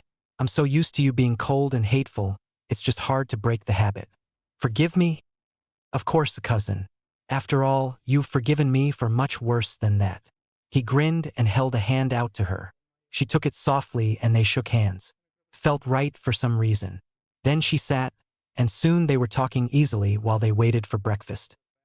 Meanwhile, Hayashi was waking up and showering with a similar lack of enthusiasm to Hinata's, though his was for a totally different reason. He couldn't help smiling for his daughter's happiness. But he was dreading telling the family council that he had arranged for his daughter, the heiress of the clan, to marry the Jinchuriki. He knew they'd just love that. Then he laughed at himself and reminded himself that if Hinata was happy, it'd be worth it. He dressed, somewhat lighter at heart, and made his way to the dining hall as well. When he arrived, he found Hinata and Niji talking and laughing easily. He came in and sat at the head of the table. "Good morning, Lord Hayashi," Niji greeted him. "Good morning, father," Hinata said, smiling. Hayashi smiled at the two cousins. "Good morning, children. I'm glad to see you two being so friendly to one another now." The two cousins smiled at him and one another happily. They were glad the tension between them was gone as well. After a few moments, Hinata finally spoke up, determined to confirm or refute her dream. She said to her father, deciding to act as if the dream was real, "Father, have you told anyone about your discussion with Naruto last night?" Hayashi laughed, realizing what Hinata was doing, then told her, "Not yet, and I'm sure the council will just love this one. Though, you are certainly welcome to talk about it if you wish." "So, it was real?" she asked. Hayashi nodded. Hinata blushed, realizing what this meant. Then she remembered Naruto's ring and looked at her finger. Sure enough, the mark it had left was there. She giggled and squealed a little at how happy she was. Niji couldn't take it. He was curious, and Hinata's squeal was too much. He had to ask, "What happened, Hinata?" Hinata blushed and smiled at Niji, then looked at her father, who nodded. Hinata held up her hand, so both her cousin and her father could see the mark on her finger. Hayashi realized what it meant and grinned. Niji raised his eyebrow, waiting for her to start talking. "You see the mark here on my finger?" Niji nodded. I'm engaged. Niji jumped visibly at this. "Engaged?" he choked out. He couldn't believe he had just stuttered like that, but he was shocked. Hinata nodded. "To whom?" "Naruto." She smiled even wider, the reality setting in on her, that her dream really was real. Niji was even more shocked by this and looked at Hayashi. "You knew?" Hayashi nodded. "And you approve?" Hayashi grinned. "I arranged it, Niji." Niji thought things couldn't get any weirder, but that did it. "What in the world do you mean, uncle?" "You arranged for Naruto and Hinata to be married." Hayashi nodded, watching Niji closely. "Why?" Hayashi burst out laughing again. "Niji, you know I love my daughter. And you know I want her to be happy, yes?" Niji nodded, thinking to himself that only a total moron would be unaware of how Hayashi felt for his daughter. "And you can see that she is happier now than she has ever been, can you not?" Niji nodded again, then smiled, seeing his uncle's point. Niji bowed to Hinata slightly. "You have my congratulations, cousin." Hinata smiled and blushed, then Niji continued, "I hope I may find the same happiness someday." Hinata blushed slightly, then remembered hearing Tenten mention to Lee that she liked Niji. She wasn't privy to the conversation, but perhaps she could use the information to her and Tenten's benefit. She grinned and told Niji, "You should ask Tenten out." Niji jumped, wondering how Hinata had known of his crush on his teammate, but Hinata continued, "I think she has a crush on you." Niji blushed, but asked, "You think so?" Hinata laughed. "I don't think so, I know so, cousin." Niji stiffened slightly, but Hinata said, "I heard her talking to Lee one day, and she was saying she wished you'd ask her out." Hinata shrugged, then said, "I figure you may find what you seek there." Niji thought a moment, then nodded to Hinata. "Thank you, cousin." He took her hand gently and they smiled at one another, happy with the bond between them. Then he turned to Hayashi. "Uncle, may I ask a favor of you and Hinata?" They each looked at him curiously and nodded. Niji continued, "You two are the closest I have to a father and a sister. I was wondering if you would mind if I were to refer to you as such." He looked down, sure one or the other would be offended and tell him no. Hayashi grinned. "I would be honored, Niji. You are like a son to me, so to have you call me father would be a great pleasure." Niji looked at him, surprised, then smiled. Then he turned slowly to Hinata. Hinata smiled softly and nodded. "You do us both a great honor, brother." Niji smiled at the change in term. Father, sister, I thank you both. They each smiled and nodded to him. It was then that several branch family members came and served the three of them breakfast. The three ate in silence. Then Niji rose and said, "Please excuse me. I have training to get to." The other two nodded and he fled quickly, letting go with the happy tears he had been holding in since they had allowed him into their circle. Hinata looked to her father, then said, "I'm sorry, father. I didn't know how to get you to confirm what had happened. I woke up this morning and was so sure it was just a dream. That's why I said what I did. To get you to either tell me that it was real or confirm my fear that it was a dream." Hayashi nodded. "I figured it was something like that, daughter. And I'm not offended. I'm just happy for you. And don't worry about the council. They won't dare oppose me." She smiled, knowing how forceful her father could be if he so chose. Then Hinata thought of something. "Father, I should tell you something. Last night, when you told me Naruto had refused, I nearly panicked. The thing is, I told him before your talk that you were going to do that. And he proposed to me." She indicated her finger again. "He gave me a chakra ring of sorts for now. So when you said he refused, I was afraid he had been toying with me. But when you said he accepted, Father, I've never been so happy in my life." Hayashi smiled. "Daughter, I would do anything for your happiness. So I'm glad to see you so happy. And I did offer Naruto power, money, all of the things I said I did, and he did turn them all away. Then I told him it would make you and me happy and that's all he wanted. That's when he accepted. He truly desires your happiness. So I am happy for you both." Hinata looked shocked. "What do you mean, father? Why would you offer him money?" Hayashi laughed. "Not like a dowry, daughter. I told him he would have the Hyuga fortune because of being married to you. He turned me down flat. I told him he'd have power, respect, influence, and he told me he wasn't interested in any of that. Then I told him it would make you happy, and he said he would be happy to marry you." Hinata smiled, realizing what that meant. Naruto didn't want her for her money, or her family, or their position. He just wanted her. She'd have to talk to him about that. She rose and bowed to her father, then went to him and hugged him. "I'm heading out for the day, father. I love you." He hugged her back and said, "I love you too, daughter, and have a good time with Naruto." She smiled at that. "I'm sure I will, father. And thank you again." She kissed his cheek, then ran off, skipping lightly. Hayashi smiled and touched his cheek where her lips had touched. Hinata didn't remember until she was already gone that she and Naruto hadn't planned a date for that day. She decided to surprise him. She just hoped he was sleeping in that day. She skipped to his house, moving lighter and faster than she had in a long time. She got to his small apartment and picked the lock using her chakra, laughing at how easy it was. She went in and found him still asleep. She turned his alarm off, just in case, and looked around his one-room apartment. He had a small main room of sorts where his table, if you could call it that, bed, futon really, and two chairs took up most of the room. The kitchen was along one wall, with a stove, two burners. Small oven, Hinata would have been hard-pressed to fit inside it. A sink that could barely hold the 3 bowls the boy seemed to own, and his refrigerator, which was the only full-sized appliance in the apartment. In his bathroom were his washing machine and dryer, a single unit that had the dryer above and the washer below, a shower stall that she knew he'd barely have room to turn around in, a sink even smaller than the kitchen one, which shocked her, and his toilet with about 4 square feet of empty floor space between them. The whole apartment felt very cramped, especially to Hinata, who was used to the Hyuga mansion.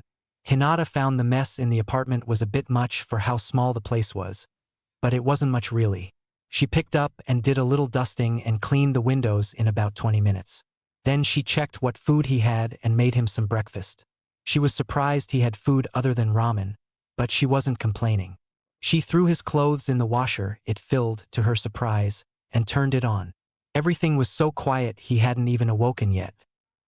Giggling to herself, she set his breakfast on the table, then walked over and kissed his forehead.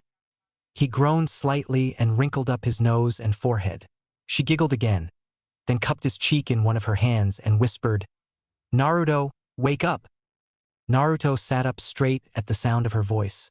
He looked at her and gasped, "Hinata, what are you doing here?"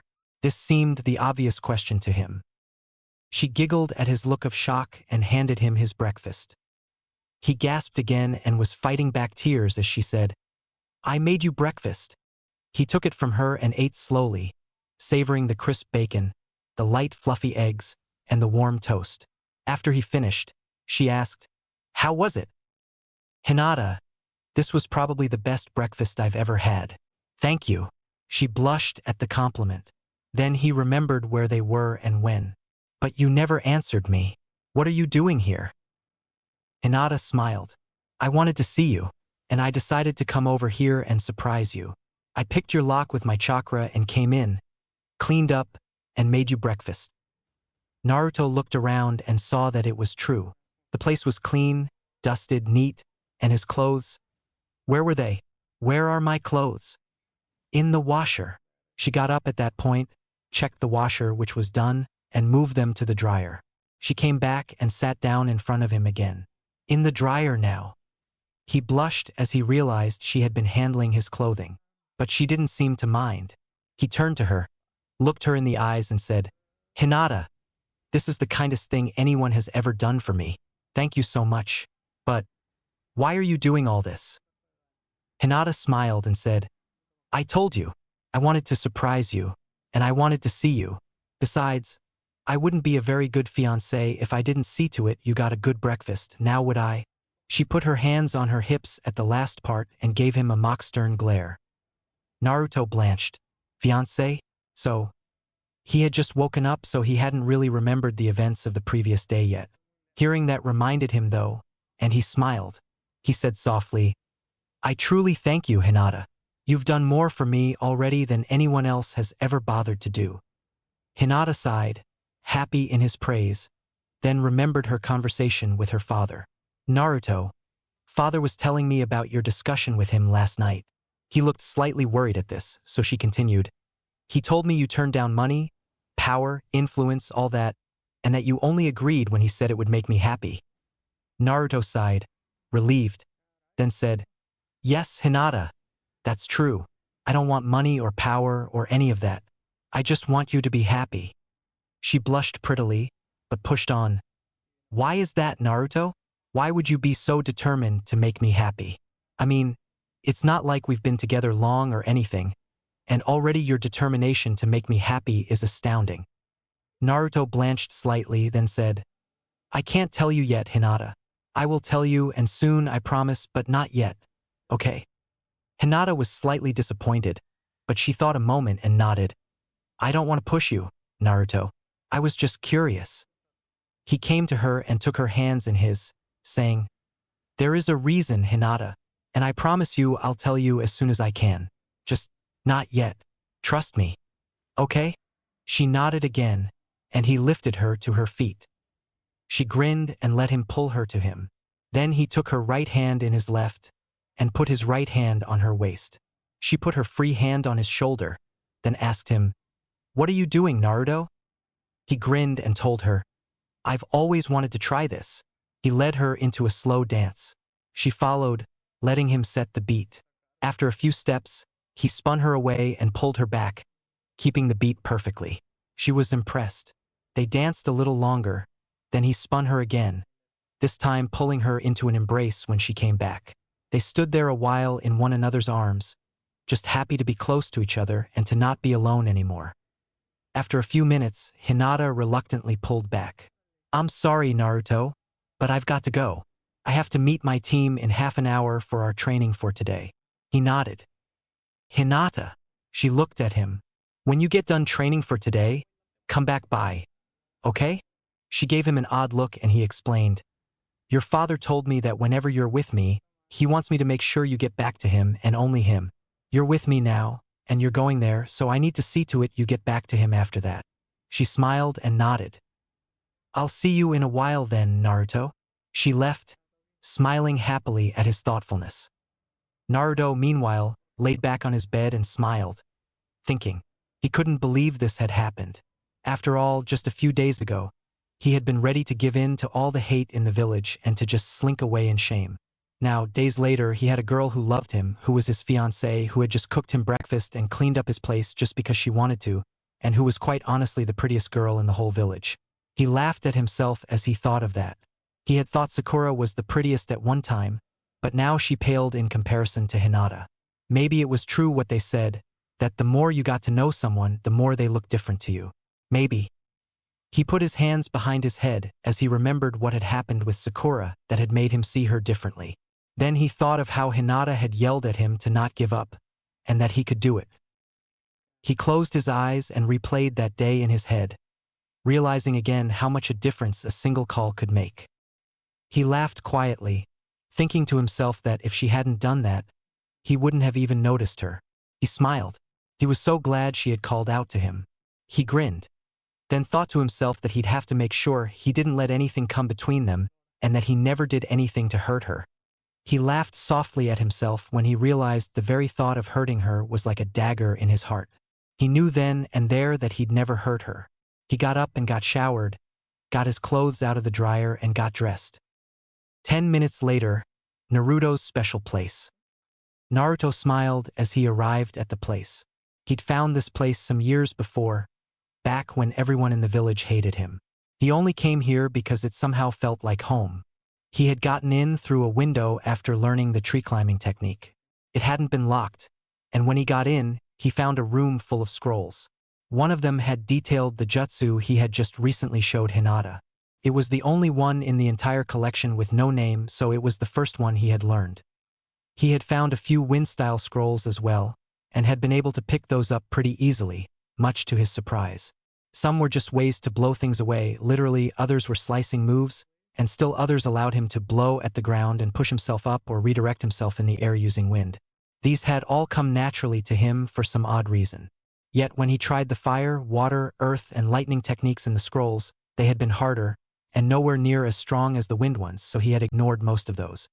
He had learned one that allowed him to electrify his fingers to shock people or whatever, one to create a fireball which wasn't large but still it was enough for him, one to make a shield out of water, and one to make the earth shoot up spikes, though those were almost so short as to be useless.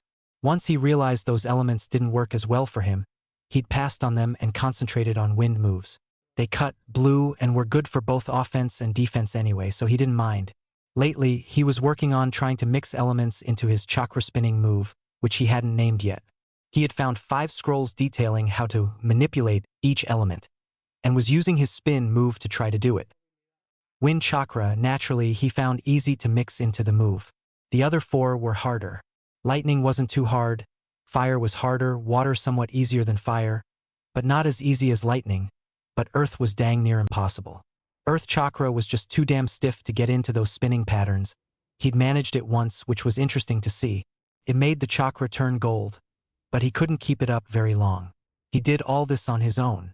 Just like the shadow clone jutsu he'd learned from that ceiling scroll when he was trying to become a genin, he'd done all this just working alone, practicing for hours on end, trying hard, and every so often having a breakthrough. He was proud of what he'd done, but it wasn't easy. He laughed as he thought about how he'd learned to make that spinning sphere. The scroll just said how to do it, not how to learn it. He'd had to improvise somewhat, using anything spherical he could find to make the shape. Then he had to figure out how to make the chakra spin and how to make it strong enough. He used a balloon to make the sphere first. Then he used a rubber ball to get the spinning part down. He used his chakra to roll the ball around. It was kinda weird, but he managed. Then, to get the force, he figured out that if he got enough, he could break the ball. Sure enough, that worked. Now he could do it almost without thinking. And he could fire off about 40 of them before he even noticed the drain. He didn't know how he had so much chakra, but he sure wasn't going to complain about it. He was sitting there thinking about all this, when he remembered Hinata's question from that morning. He grimaced, thinking of how everyone else had reacted when they found out what he was. She was one of the very few now who didn't know, and everyone else, Sakura, Sasuke, Kakashi already knew, but the others, Kiba, they all rejected him when they found out. He didn't think Shino cared much one way or the other, but all the others, even Ino, had rejected him. He was afraid Hinata would too, but he knew he'd have to tell her sooner or later, especially since she'd asked him why he was so willing to move so fast. As he was thinking about this, he didn't notice what he was doing, but he was changing the shape of the spheres he was holding in his hands. He held one in each hand while he thought. It helped him focus. The one in his left hand became the heart he had shown Hinata before, while the one in his right hand became a flat disc, much like a shuriken when it's spinning.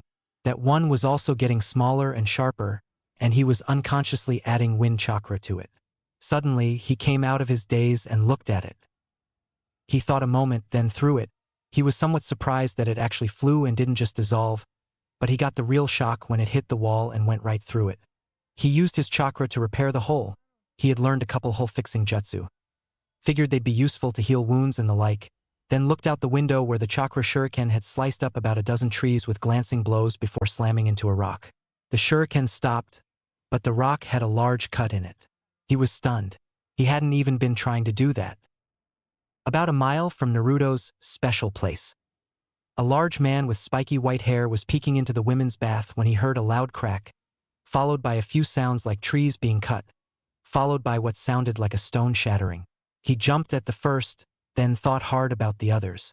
He headed off in that direction, curious. After all, it had come from a direction where he knew only one house was, and that house wasn't exactly being used anymore. In a few jumps, he was within sight of the house, just behind the rock he'd heard. Sure enough, the trees leading from the rock to the house were cut up, and he watched as a hole in the wall of the house was repaired from within, obviously with chakra. Okay, what the hell was this? He headed over to the front door and used his ki to get in. With Naruto. Naruto heard a key in the front door turn and the door open.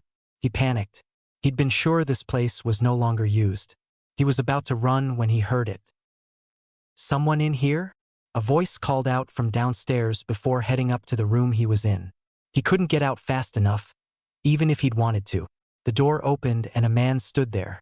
Other than his white hair, he could have been in his 20s, but was more likely in his 40s. Naruto was shocked to find this man, who he had never seen before, standing here in this house. The man gave him a look and asked, "Who are you?" Naruto noticed the look. It wasn't the look everyone else gave him. It was a look of surprise and curiosity, not that cold stare everyone had when they looked at him. He hesitated. This man was old enough to know about his guest. Should he tell him his real name or hide it? He decided to take a chance. I'm Naruto. Naruto Uzumaki. I thought so. You're the spitting image of your father. Naruto jumped, stiffened, then slowly, stiffly, looked at the old man. My father? He exclaimed louder than he intended, his shock making him yell. Yes, your father, kid. You look just like him. You know who my father is? Of course I know who he is. I was his sensei. And you're in his house. Wait. This is my father's house? But. Wait. Kid. You mean you don't know who your father is? Naruto shook his head. Then how are you here? In this room, in this house? How did you know to come here? I didn't. I found this place by mistake a year or so ago. I was just exploring the village and happened to find it. I had just learned how to climb trees with chakra, so I walked up and found this window was unlocked, and I came in. I've been kinda hiding out here, learning jutsu and stuff since then. I didn't know it was my father's place. Wow. I'm impressed, kid. So was it you that broke the wall and hit that rock out there? Yeah. Is that why you're here? Yeah, I heard the rock shatter. I decided to come see what was up over here. But wait, if you were in here, how the hell did you do that? A jutsu I learned from one of these scrolls. Naruto gestured at the ones in the room as he said this. It didn't have a name on it, so I don't know what it's called. Show me. Naruto looked a little surprised, but he held out his hand and formed the sphere in his hand. Holy dash! The old man shouted in shock. Naruto looked at him, then suddenly realized something. Okay, old man, you've told me everything but what I want to know. First off, just who the hell are you? Oh, sorry kid. My name's Jiraiya. I'm the Toad Sage. Don't ask. Believe me, you don't want to know. Naruto accepted that, then said, Okay, fine Jiraiya. You say you were my father's sensei. Who was my father? The Yondaime Hokage, of course. Naruto's jaw dropped so hard it popped. He shook his head, then muttered, Wait a second, the fourth was my father? Jiraiya nodded. Why the hell did no one ever tell me this? To protect you. Your father had a lot of enemies, kid. Now, you said that jutsu didn't have a name. Naruto shook his head and showed the old man the scroll he'd learned it from. And you learned this all on your own? Naruto nodded this time. It's called the Rasengan. Your father developed it. But that didn't do what I saw was done to that rock out there. How did you do that? Naruto smiled. Rasengan, huh? Then I guess you could call what did that the Raisin Shuriken. Actually, I like that name. Here, I'll show you. He held out his hand, created a Rasengan, as he now knew it to be called, then flattened it to a disc and added his wind chakra to it. Jiraiya watched this in rapt fascination. And you did this all on your own? Naruto nodded again, happy that someone was actually paying attention to him. Then Jiraiya remembered. You're the QB container, aren't you? Naruto looked scared, but nodded. I guess you're a hero then. Naruto looked at him, shocked. What? You saved the village from that beast by containing him within you. You're a hero as much as the fourth. He sealed the beast and you contained it. Neither one would have been possible without the other. So you're a hero. I'm sorry the rest of the idiots in this village don't see it that way. Naruto smiled, then looked at Jiraiya and asked, would you consider taking me on as a student? Please. Jiraiya was surprised to be asked this, then thought a moment and nodded. I'd be happy to, Naruto. Naruto ran over and hugged the man, then pulled back and said, thank you, Jiraiya-sensei. This means a lot to me. Jiraiya laughed. Jiraiya-sensei. Huh? It's been a long time since Minato called me that, and no one has since. It's nice to hear it again. Naruto grinned and Jiraiya continued, okay, Naruto, I'll take you on as my apprentice, and you'll be my focus from now on. Let's go let Sarutobi know. Naruto looked confused at the name. I mean the third. Knucklehead. Naruto grinned and nodded. Half an hour later, Hokage's office. The third Hokage looked up when he heard a knock on his door. Come in, he said quietly. The door opened, and Jiraiya and Naruto walked in. He grinned at Naruto, then looked at the man with him and his jaw dropped in shock when he recognized the Toad Sage. Jiraiya. Jiraiya nodded. Yes, it's me, Sarutobi-sensei. What are you doing here? Are you looking for Orochimaru? Naruto looked at the third when he mentioned that name, surprised. After all, he'd met that snake already. Nope, can't say that I am, Jiraiya answered. He was about to continue when Naruto interrupted. Orochimaru is here. Jiraiya and the third both looked at him in shock, and he explained, my team ran into him during the second part of the exams, and he put some kind of mark on Sasuke and a seal on me. Jiraiya said, show me. Naruto did as he was told, peeling his shirts off and making his seal appear. You learned all those jutsu with that on you? Naruto nodded. Wow, kid, you're good. Jiraiya put a hand out in front of him and chakra flared on his fingers. He yelled out, five-pronged seal release, and plunged his hand into Naruto's stomach. Naruto gasped, but sighed in relief when he saw the seal disappear.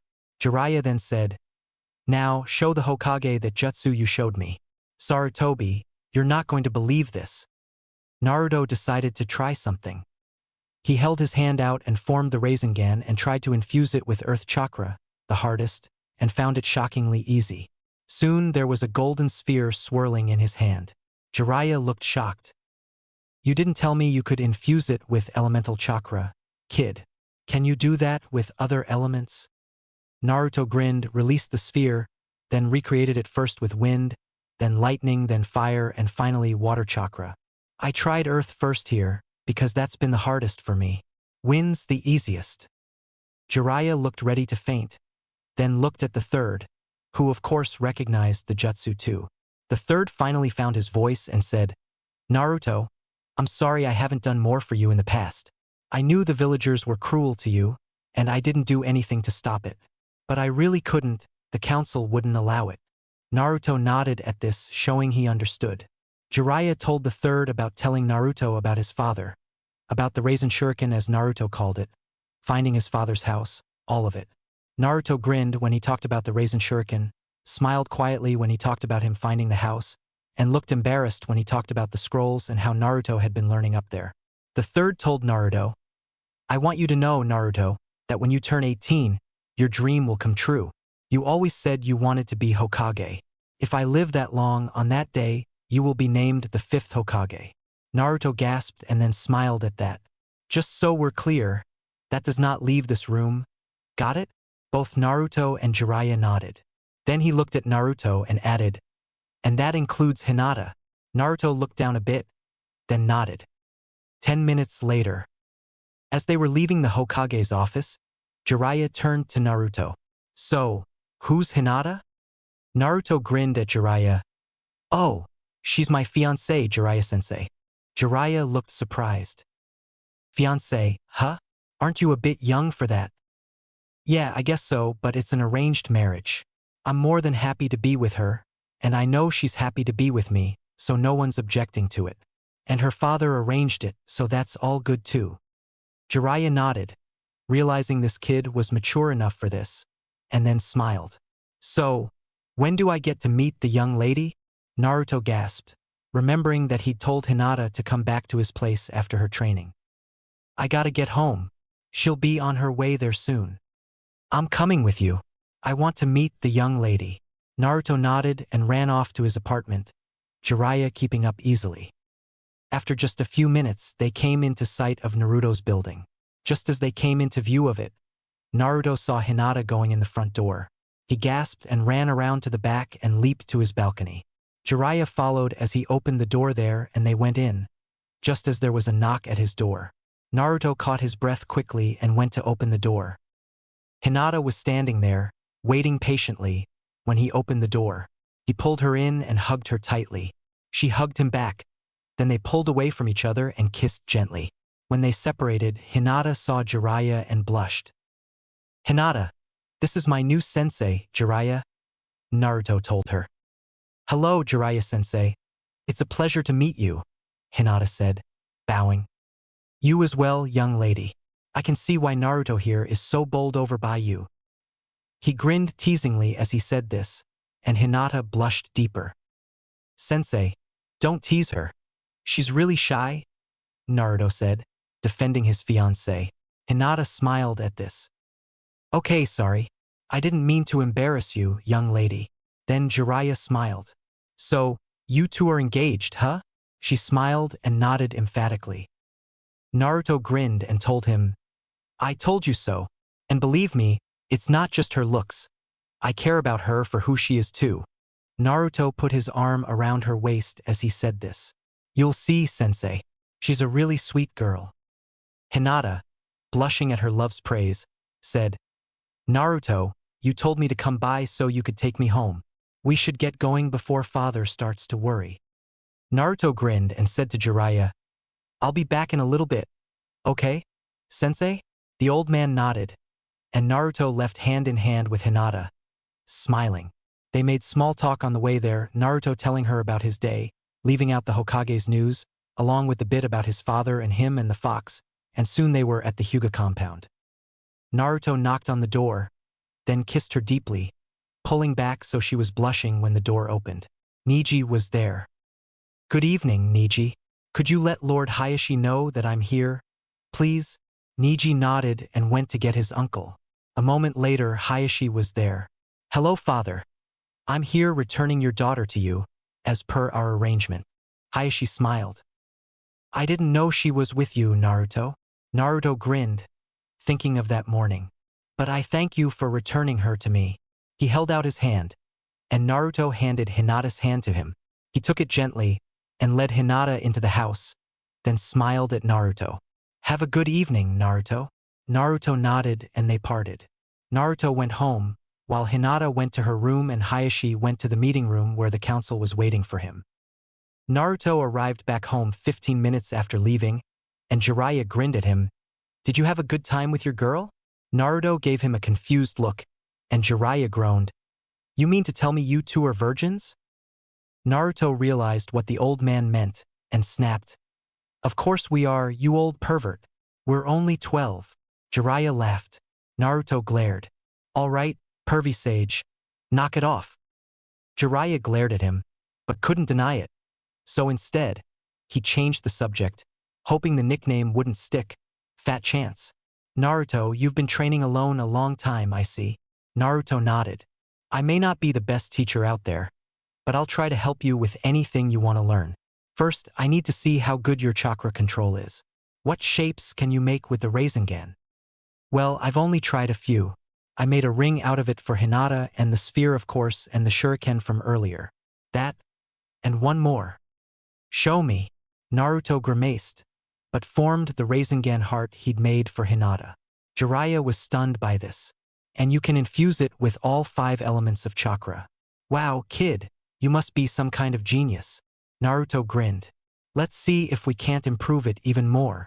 Jiraiya spent the next few hours teaching Naruto to make the Rasengan larger, smaller, stronger, weaker, different shapes, a tube, for instance, all kinds of variants. Naruto practiced for hours, then eventually he had to get to bed for the night. As Jiraiya was leaving, he asked, "How many Rasengans can you fire off in a day?" Naruto shrugged, then told him, "I start to feel the drain after I've done about 40 of them, if I don't release any of them and use them all." Jiraiya, knowing how much chakra the jutsu took, was stunned, but he couldn't show it. "If I absorb them back, I don't feel it till I've fired off about 100 of them," Naruto finished. That didn't surprise Jiraiya much, since he himself could fire off about 20 of them without noticing much if he took them back in. But 40 used without feeling it? Sheesh, this kid had one hell of a reserve. Jiraiya was just glad the kid wasn't his enemy. He got up, shook hands with his new student, then left. Naruto chuckled at Jiraiya's reaction, then went and got ready for bed. He fell into bed with a satisfied smile on his face. His dream was going to come true. He had someone who loved him, and now he had a sensei who thought he was a hero. What a day! He fell asleep happily, and was soon having a happy dream of his wedding day and being Hokage. With Hayashi. As Naruto was falling into bed and sleep, Hayashi was walking into the council chambers to confront the rest of his family leaders. He grinned, thinking of how they'd react to this one. He opened the door and saw the council arrayed around the table therein. He bowed to them slightly and knelt at the head of the table. He laid his papers down in front of him and immediately sealed the room. They weren't leaving without his permission, and he wasn't giving it till he had what he wanted. "What is the meaning of this, Lord Hayashi?" a branch family member asked. "I've called you all here for one reason and one reason only," Hayashi stated. "I've arranged a marriage for Hinata." "What?" the whole council yelled as one. Hayashi glared them back into order. "You will not oppose me in this," he shouted at them. "You won't dare." They waited for him to calm down. He did, then continued, "I have arranged for Hinata to marry Naruto Uzumaki." This, of course, set off a ton of responses. "The demon! What?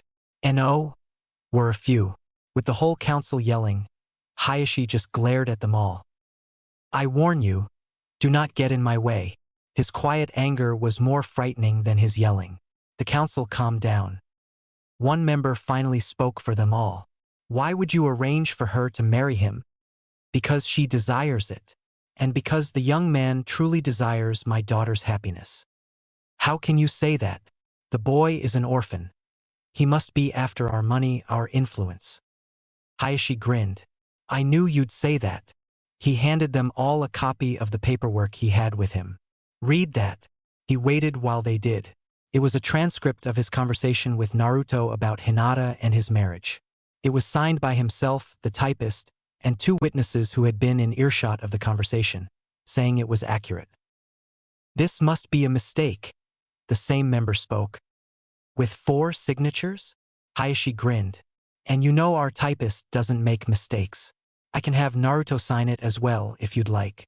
The member shook his head and fell silent. "I thought so. Now this is done, and you will not do anything to get in their way. Got me?" They all nodded, not daring his anger again. Even the main family members knew he wouldn't hesitate to cut them down if they did, so they all agreed. Couple didn't like it, but most were happy enough to deal with it. Hayashi released the seal on the room and said, "Get out of here. You all have things to do, I'm sure, and I have to go speak to my daughter." Once they were all gone, he went to Hinata's room and knocked softly, in case she was asleep. Hinata jumped slightly at the knock, but answered quickly, "Come in." Her father entered, smiling. She waited for him to sit near her, then queried, "Yes, father." "I've just spoken to the council about your marriage, Hinata," he said, still smiling. "A couple of the members were dead set against you marrying Naruto, but Well, brought them around. Your marriage is in the clear. We'll announce it to the rest of the village tomorrow. Hinata smiled and hugged her father. I love you, father. Thank you so much. He smiled and hugged her back. Father, do me one favor? He looked at her. I want to tell someone first. So could you not announce it till after lunchtime tomorrow? He smiled and nodded. Thank you, father. You're most welcome, daughter. Now I suggest you get some sleep. You've got a big day tomorrow. Oh, and tell Naruto to be out front of the Hokage's mansion at 1 p.m. tomorrow. All right? Yes, father, we'll both be there. I'll make sure. He smiled at her, then left her room. He retreated to his own bedroom, did his own evening routine, and fell into bed, relieved and happy for his daughter. He fell asleep smiling gently. Hinata was so happy. She couldn't sit still. She took a long hot shower, relaxing her muscles, then went through her normal night routine and fell into bed herself. Soon enough, she was asleep, dreaming of Naruto. Tomorrow, she kept thinking. Tomorrow everyone would know about him and her. Then they'd all have to accept it. That's all there was to it. Little did she know that Naruto still had a secret to tell her. Several secrets, actually. But that night, she was just happy that he was hers. Would she be able to stay that way after Naruto revealed himself to her? And would he do it in time? Only time would tell. But for now, Hinata was just glad she had called out to him that day, which wasn't even a week earlier, yet felt like a lifetime ago. She laughed softly, thinking of how a single call really had made all the difference, and how sometimes dreams do come true. Chapter 5. When Naruto awoke the next day, he had no idea that it would be any different from any other day. He awoke slowly when his alarm blared at him, turned it off, stretched, then got up and went to get his shower and get ready for the day. He had training with the pervy sage, he had to see Hinata, and he had to figure out when and how to tell her about his guest, his father, his past. All of it. He had to tell her soon. But how? And when? He groaned. It was too much to think about just now. He showered slowly, letting the heated water wash away his tension. He sighed happily as his muscles relaxed and his mind cleared. He decided. He'd tell her today, this morning, if he could find her. With that determined, he got out, dried himself off using a jutsu. Practice, he told himself, then went to the kitchen to get breakfast. With Hinata. Hinata awoke shortly after Naruto did, and her thoughts were similar to his, but along a different track. As she showered, letting her muscles relax, she thought of telling him about her father's announcement. She had to tell him this morning, so of course that meant she had to find him early. She toweled off, thinking it'd be better to save her chakra for later. After all, she had a hard day of training ahead of her, not to mention the stress of telling Naruto about her father's announcement and making sure he was there. She sighed, thinking about how hard this day was going to be, but she was determined. After all, this was the day when no one in the village would be able to deny her or Naruto what they wanted. She dressed and went to have breakfast with her father and Niji. She was smiling by the time she left the compound to find Naruto. With Naruto left his house slowly, trying to think how to find Hinata. He figured she might be looking for him, but he didn't want to rely on that. He stepped out of his house and thought a moment, then put both index and middle fingers together in a cross shape. Shadow Clone Jutsu, he yelled out, and sent 200 clones to search the village for her. Meanwhile, the original waited at home in case she came there. He didn't have to wait long. About 10 minutes after he sent his clones out, she came up to him, smiling when she saw him sitting out front. He grinned and undid his jutsu, letting the memories sweep over him, laughing at a couple, grimacing at others. Hey Hinata, what's up? He greeted as she came up to him. She looked nervous. I needed to talk to you, Naruto. It's about my father. Wait, Hinata. I have to tell you something first. You know how I told you no one in the village had ever accepted me before you? She nodded. There's a reason for that. And I know the reason. She looked at him, waiting. You know the story about what happened 12 years ago, right? The Kyuubi attacking the village and the fourth Hokage defeating it. She nodded, wondering what that had to do with anything.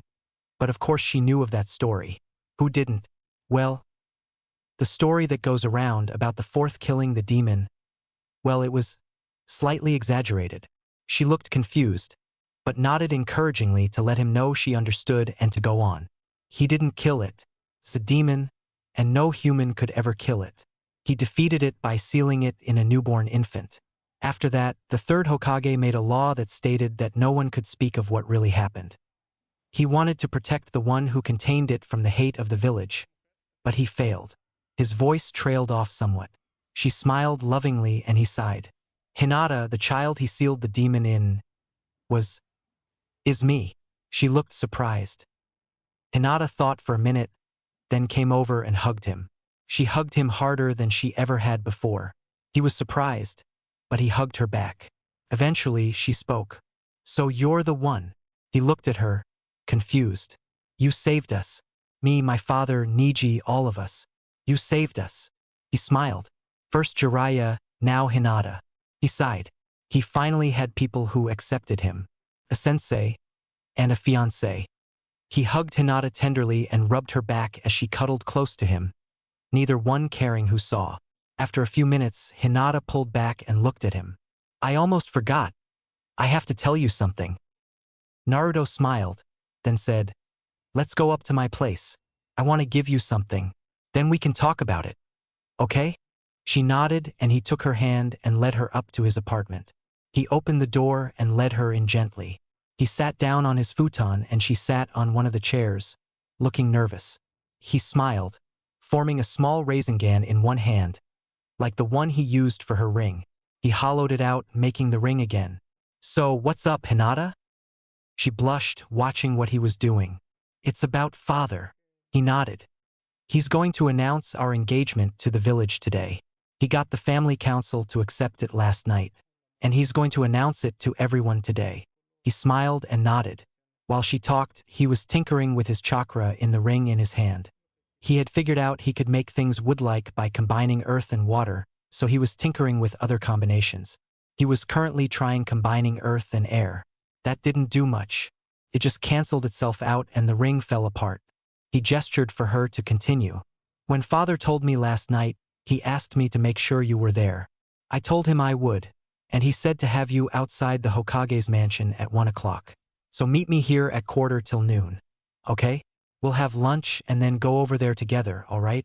While she said this, Naruto had created another ring, mixing earth and fire this time. This time, what he wanted to happen did. The earth chakra melted and turned metallic. Then he concentrated hard, and the chakra ring became a real ring. Hinata's eyes widened as she saw this, even as she talked. Naruto grinned, then came over to her and handed her the now real ring, sliding it onto her finger. I told you I'd get you a real ring when I could. She nodded. And sure, I'll see you here a little before noon. And Hinata. She looked at him, hoping against hope he was going to say what she thought he was going to. He did. I love you. I was thinking about all you've done for me and how you've been here for me and all that. And I love you. She blushed prettily. I love you too, Naruto. I'm glad you were able to tell me before father's announcement. She took his hands in hers and kissed them gently. He turned her up to face him and kissed her lips softly. She responded willingly and they stayed that way a few moments, then separated, smiling at one another. Then she got up and said, I have to go. I have training this morning, and you have to meet with Jiraiya-sensei. Don't you? He nodded and she smiled at him. I'll see you soon. I love you. I love you too. I'll see you at lunch. She turned and left, smiling to herself. She went to her training grounds and worked on her taijutsu until lunchtime. Naruto, meanwhile, headed off to his father's house. He was smiling, his real smile, the one he'd almost forgotten he had until Hinata. Upon arriving in the room where the scrolls were, Naruto was pleased to find Jiraiya waiting for him. I'm not used to having a sensei who actually arrives on time, he commented as he came in. It's a major improvement. Jiraiya laughed. I told you I'd be here, Naruto. Now, what do you want to work on today? Actually, first I want to show you something, then I have something I want to ask about and we'll go from there. Fair? Jiraiya nodded. Naruto formed a Rasengan. Then he added earth chakra to it, then mixed it with fire and formed a steel ball. He handed it to Jiraiya. Jiraiya looked at the ball in surprise. He had never heard of anything like this. The kid had turned his chakra into a physical thing. Naruto told him about the ring, mentioning that it was a different metal. He didn't know it, but he had made her ring out of pure white gold, then asked his question. Could it be possible to have more than 2 elements mixed together in the Rasengan? Could I maybe have all 5 in it? Jiraiya thought about that. I guess it's possible, though I've never known anyone who could wield all 5 elements easily enough to do that. I want to try, Naruto said, but if it gets dangerous, I need you to take it from me so I don't get hurt. Jiraiya nodded. Naruto added, by the way, why would wind be the easiest one for me to use? Jiraiya was surprised by that. I guess that you must have a natural affinity for wind. That would be your basic element, if you will. Naruto nodded, not quite getting it, but he got the idea.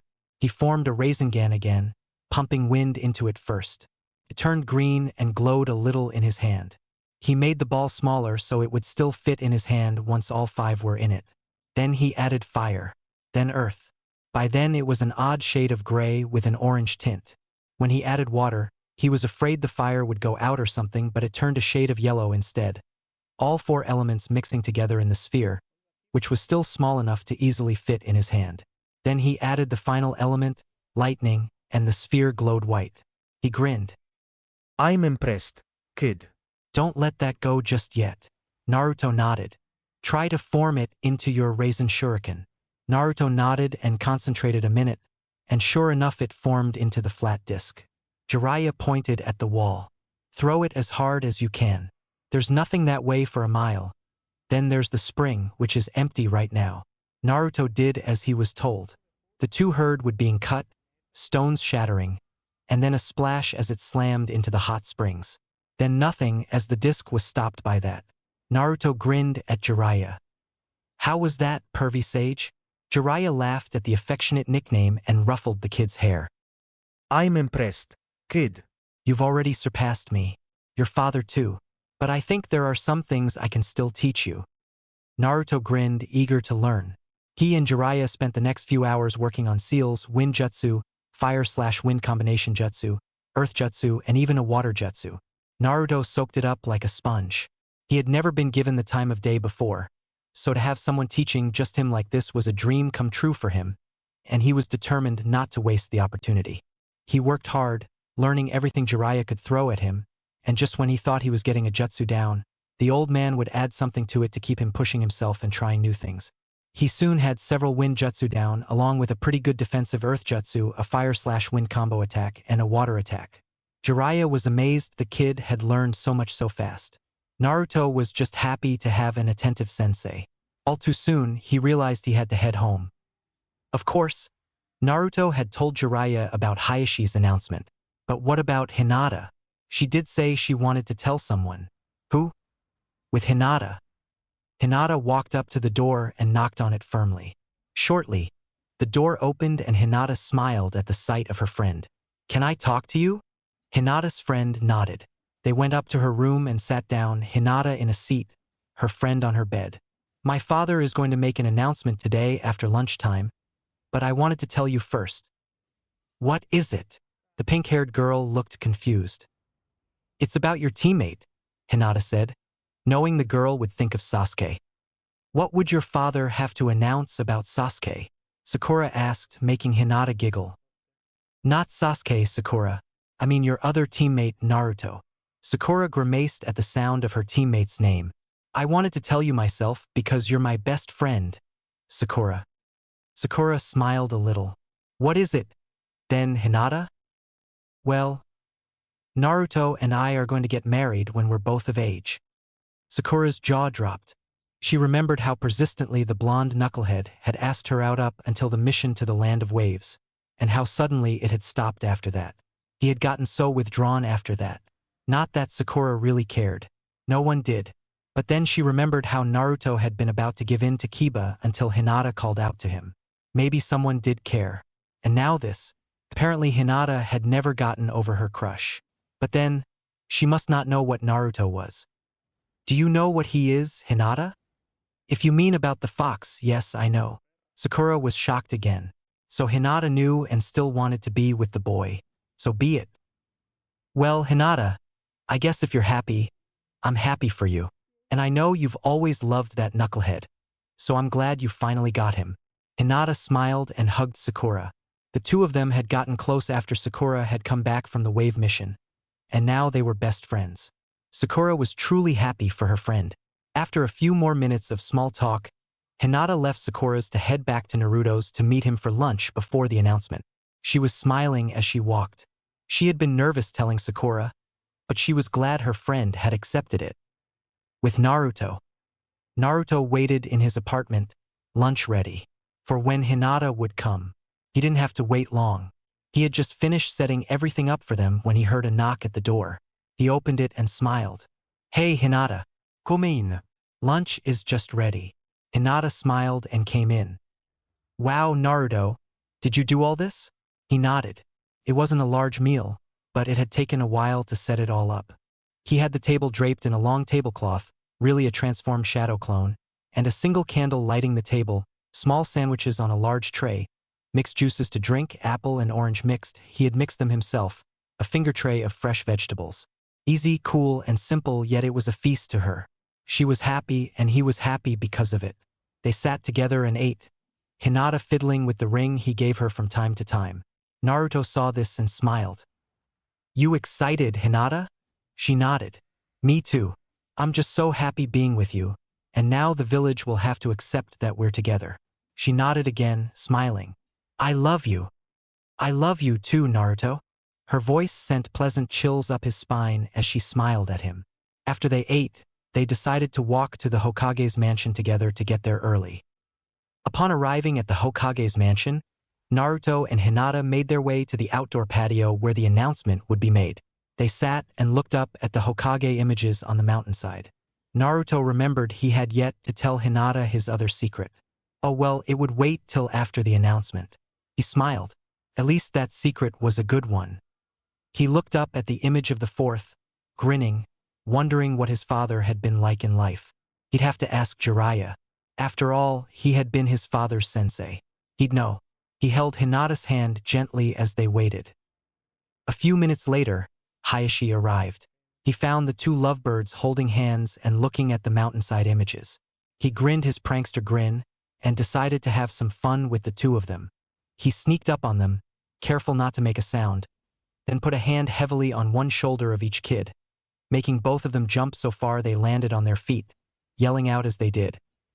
He pulled back and laughed loud and long, his laugh deep and rich at the looks on their faces.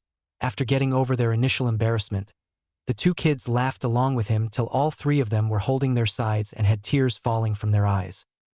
Just then, the third Hokage came out and saw them laughing. He came over and said, "I'm glad to see this joyful day has already gotten such a good start." The three calmed down and smiled at him. "Indeed it has, Lord Hokage," Hayashi said, bowing slightly. "This day will indeed be a joyful one if all of the village greets this couple with the same open arms I have shown them." The Hokage laughed at Hayashi's optimism, but then said seriously, "Don't let the villagers' reactions put a damper on this day. You should all be very happy. This is indeed a joyful occasion, and one to be celebrated."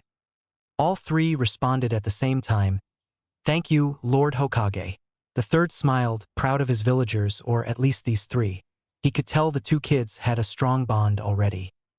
It was about this time that Hayashi saw Hinata's ring. "Daughter, I don't believe you had that ring when you left this morning." Hinata smiled and showed it to him. He saw it was pure white gold after a moment, then turned to Naruto. "How did you come to afford that, young man?" He didn't really care, he was just curious. "I made it, father," Naruto replied. "Ask Hinata. She saw me do it." Hinata looked at her father and nodded. "I used my chakra to form it."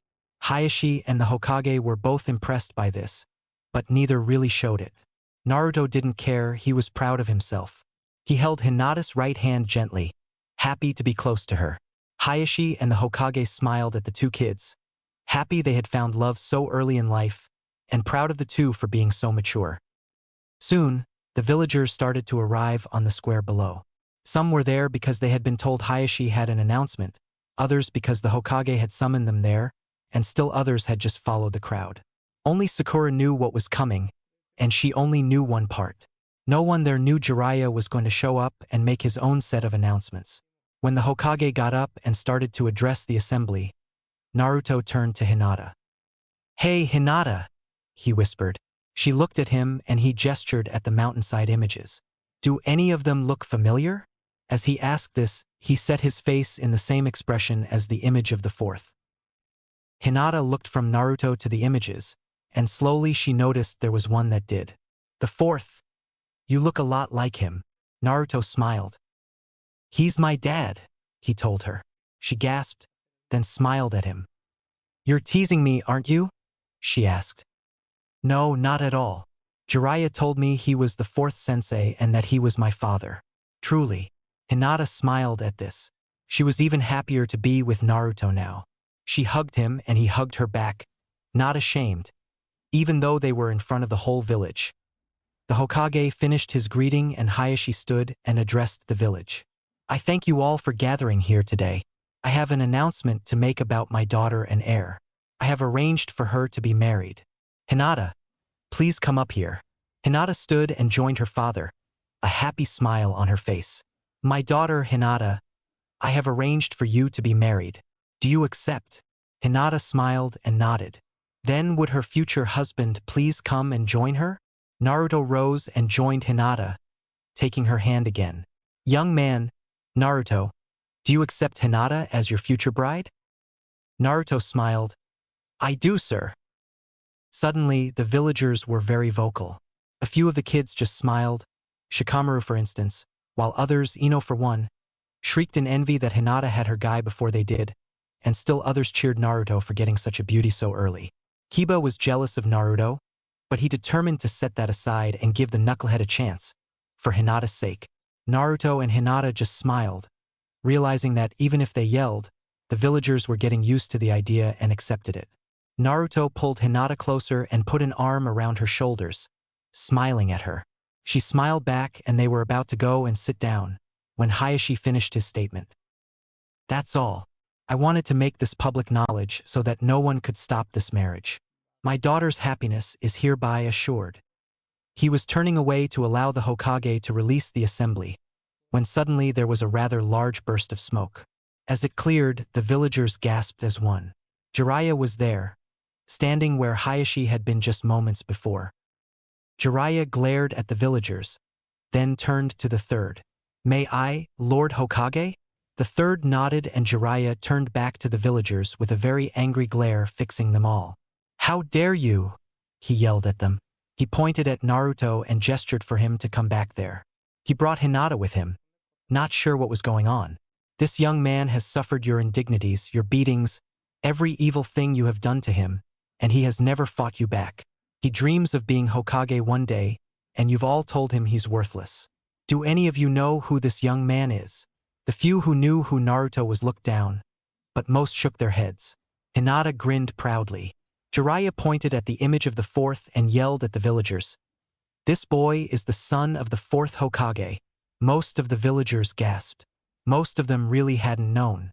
"You all abused him because of what is inside him. The Kyuubi. Enough of this bullshit law, Hokage. It's time this ended. This boy saved this village from the demon by containing it within himself and you all abused him for it. And he's the son of the fourth who sealed the demon. And you abused him. How dare you?" Jiraiya seethed. He breathed deep to calm down, then turned to Hinata and Naruto. He said to them, quietly, "Would you both like to train with me?" Hinata gasped, blushed, then nodded. Naruto nodded as well, of course. Jiraiya turned back to the villagers and told them, "From this day forth, these two young people will study under me. They will be my pupils from this day forth. Hayashi, you may continue to train your daughter, of course, but they will both train with me as well." Any objections? No one spoke, so the Toad Sage continued, "Good. Now I'll turn you back over to the Hokage. But I warn you all, if this abuse doesn't stop right now, I will visit vengeance on the head of every single one of you who abuses this boy personally." The villagers cringed, and Jiraiya disappeared in a puff of smoke. The third walked back to the podium and told the assembled villagers that the assembly was over, then thanked them for coming and dismissed them. The assembly disappeared within less than a minute, and the third proceeded back into his mansion. leaving Naruto and Hinata alone on the patio. They sat and talked a while, then Naruto walked her home. They talked excitedly about training together with Jiraiya, about the exams, about everything. They were both happy. Naruto returned Hinata to Hayashi, then went to seek out Jiraiya. Jiraiya was waiting for Naruto in the scroll room. It didn't take Naruto long to find him there. He walked in and sat down, waiting for the sage to notice him. Jiraiya turned to him. "I'm sorry I didn't warn you about that earlier, Naruto." "It's okay. I actually was looking for you to thank you for doing that. That's the first time anyone has ever stood up for me in public like that. So, thank you, Jiraiya-sensei." Naruto bowed to his sensei. "Also, thank you for taking on Hinata as well. I was afraid if you were training me it would make it harder for me to see her. But now it'll be easier, so thank you for that too." Jiraiya sighed. "Kid, I didn't do all that just to help you out." Naruto looked at him, confused. "I see a lot of raw talent in both you and that girl, and that talent is being wasted as it is, so I decided to help you both bring it out to better serve the village. And maybe you two can help me. Remember, I have a duty to take down Orochimaru if I can, and I suspect the two of you can help me with that." Naruto nodded, thoughtful. Jiraiya continued, "You've both got training in the morning, so bring her with you when you come here. All right?" Naruto nodded again. "Well, we've got an early morning ahead of us, so you better head home and get some rest." "Yeah, I'll see you in the morning, sensei." Naruto bowed and left. Jiraiya smiled. He had been given permission to stay in his old student's home, so he got ready and went to bed. Naruto went home, ate a light dinner, and crawled into bed. And Hinata ate dinner with her family, too happy to be bothered by anything. Then she also went to bed. The three all fell into bed at the same time and all fell asleep at the same time. Jiraiya was thinking of the training he'd be doing starting the next day, but both Naruto and Hinata were thinking of one another, and how great it would be to spend all day, every day together. Training, dating, everything. They both smiled. Naruto once again, not for the last time, replayed his match with Kiba in his mind. He smiled, thinking yet again that a single call really could make all the difference in the world.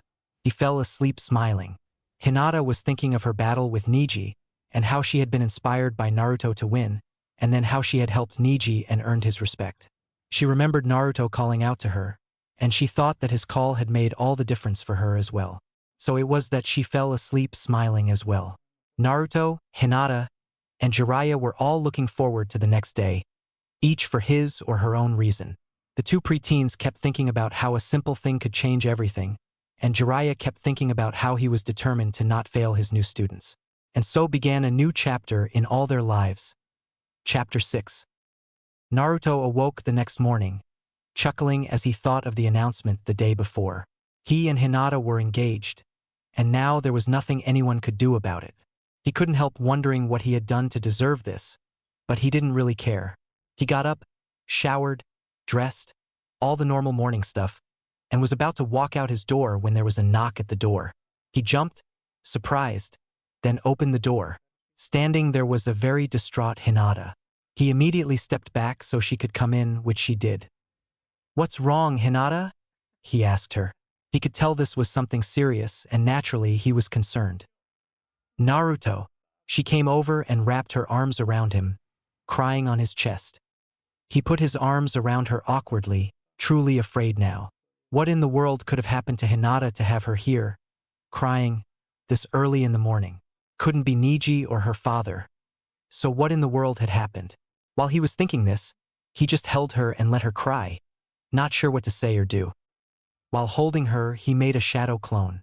It shut the door so they could have privacy, then set about doing a few chores, picking up, cutting some fruit for Hinata's breakfast, things like that.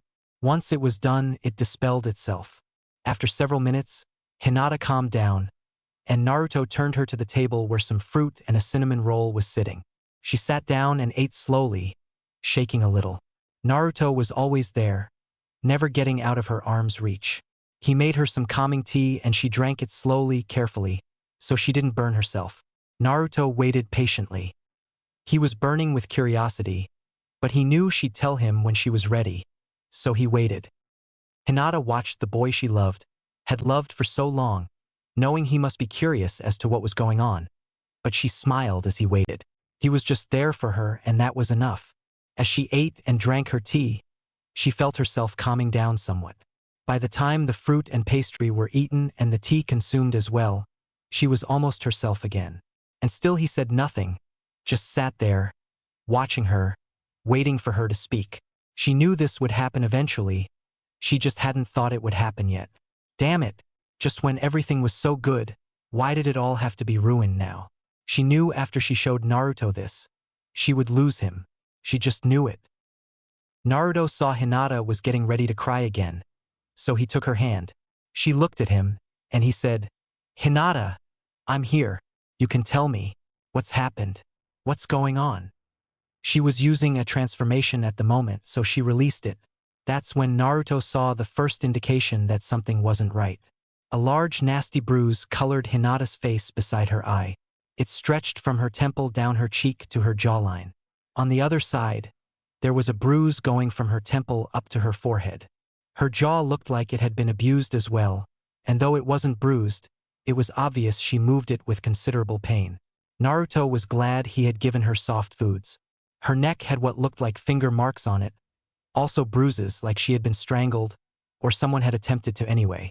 Naruto looked at her in shock, taking all this in.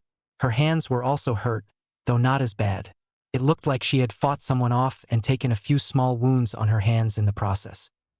Hinata saw the look in Naruto's eyes. He was shocked.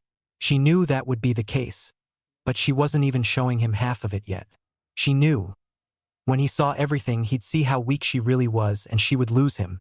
She wouldn't even blame him. So she had already found out how to undo the blood oath and was going to release him so he could live and find happiness without her. Hinata stood and took her coat off, hanging it on the door, and Naruto saw her arms were bruised as well. Not as badly as some other areas, but they were. Then she peeled out of her shirt. And oh, you perverts. She's not topless. She has her bra on. She's just showing him what happened. And he could see that all around her waist she was bruised badly. She put her top back on, then rolled up her pant legs so he could see her bruised legs. She made the expression about feeling like one big bruise pretty damn literally true. The only parts of her body that weren't bruised or injured were her feet. Naruto's shock was growing with everything Hinata did. What in the world had happened to her? That was his first thought. His second thought was, who did this to her? Hinata watched him closely and saw his worry and his anger. She mistook the anger as being directed at her for being weak, and she started to cry again. Just as she started to sob, he took her in his arms and kissed her gently, carefully, not wanting to hurt her any more than she was already. Hinata pulled back and looked at him. In his eyes were anger, worry, but mostly love. She sighed. She had been wrong. She'd never been so happy to be proven wrong before. She pulled Naruto to her and hugged him as tight as she could in spite of her bruises. The pain didn't matter. She was in his arms. She sighed and cuddled closer to him. She felt his hands running through her hair and she whimpered in pleasure. Naruto rocked her slightly, holding her close, running his fingers through her hair, careful not to touch her anywhere where she was bruised, not wanting to cause her pain at all. She seemed to be calming down just having him hold her, so that's what he kept doing. He just held her and waited for her to calm down. Took her a while, but she eventually did calm down. She pulled back and looked up at him, and both realized that through this whole event, neither of them had spoken a word. Hinata. What happened? Naruto broke the silence, somewhat reluctantly. He wanted... No, he needed to know what had happened to his precious person, but the silence was comfortable. Hinata looked down. I was too weak, Naruto. I was so sure you would leave me when you saw this, but I needed to show you. I was too weak to defend myself. She looked up at Naruto, who just smiled comfortingly, waiting for her to continue. Half an hour earlier, Hyuga compound. Hinata was already up and dressed and ready to leave for her day when it happened. She was on her way down the stairs to head out the front door when she heard a cold, sarcastic voice. Lady Hinata, it said. She turned and saw a member of the branch family looking at her with a cold look in his brown eyes. Brown eyes? Oh, right, she'd heard of this man. He didn't inherit the Byakugan from his father for some reason. It seems my chance has come, he said. The next thing Hinata knew, she was at the bottom of the stairs, bruised as she was when Naruto saw her. The branch member had grabbed her by the throat, lifting her off her feet, and threw her into a wall, bruising her back pretty badly. He threw her down the stairs, and during her fall she hit her legs, head, face, and arms on the stairs. Her hands got hurt when she tried to grab the stairs, and they got dragged along the hardwood instead. The man watched her for a few moments, during which she didn't move. Then he stalked off, probably believing she was dead. When she was sure he was gone, Hinata rose, whimpering in pain. She put up a transformation so she would look normal, then ran as fast as she could to Naruto's. That's how she came to be there so early.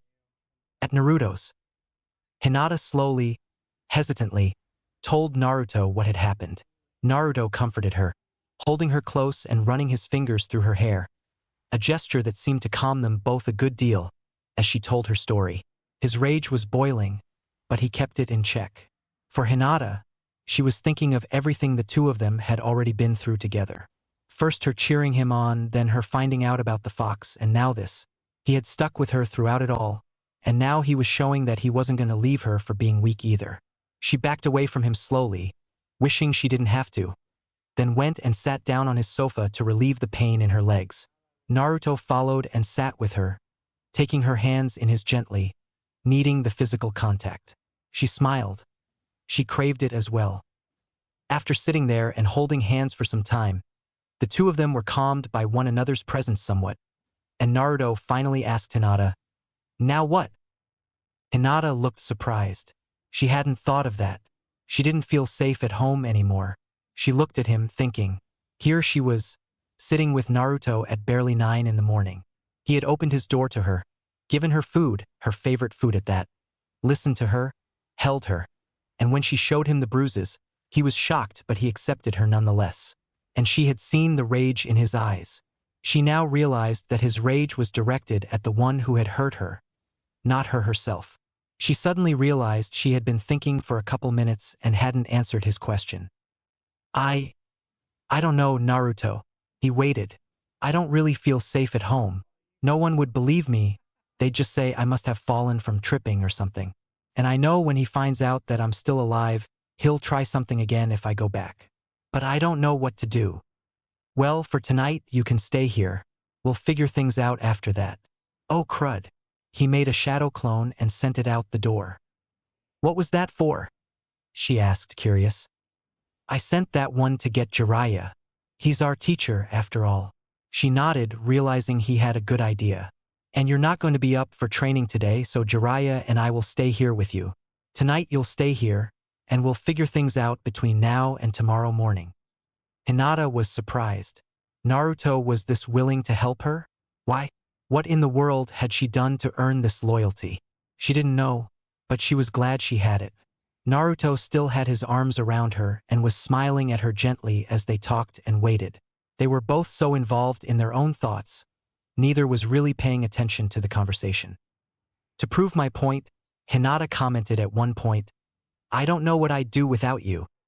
Naruto's response was, I don't see why you'd ever go out without your shoes. To which Hinata answered, never missing a beat, I'd go out with you anywhere, Naruto.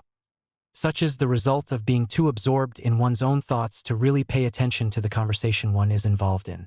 In any case, it wasn't long before a very worried Jiraiya opened Naruto's front door.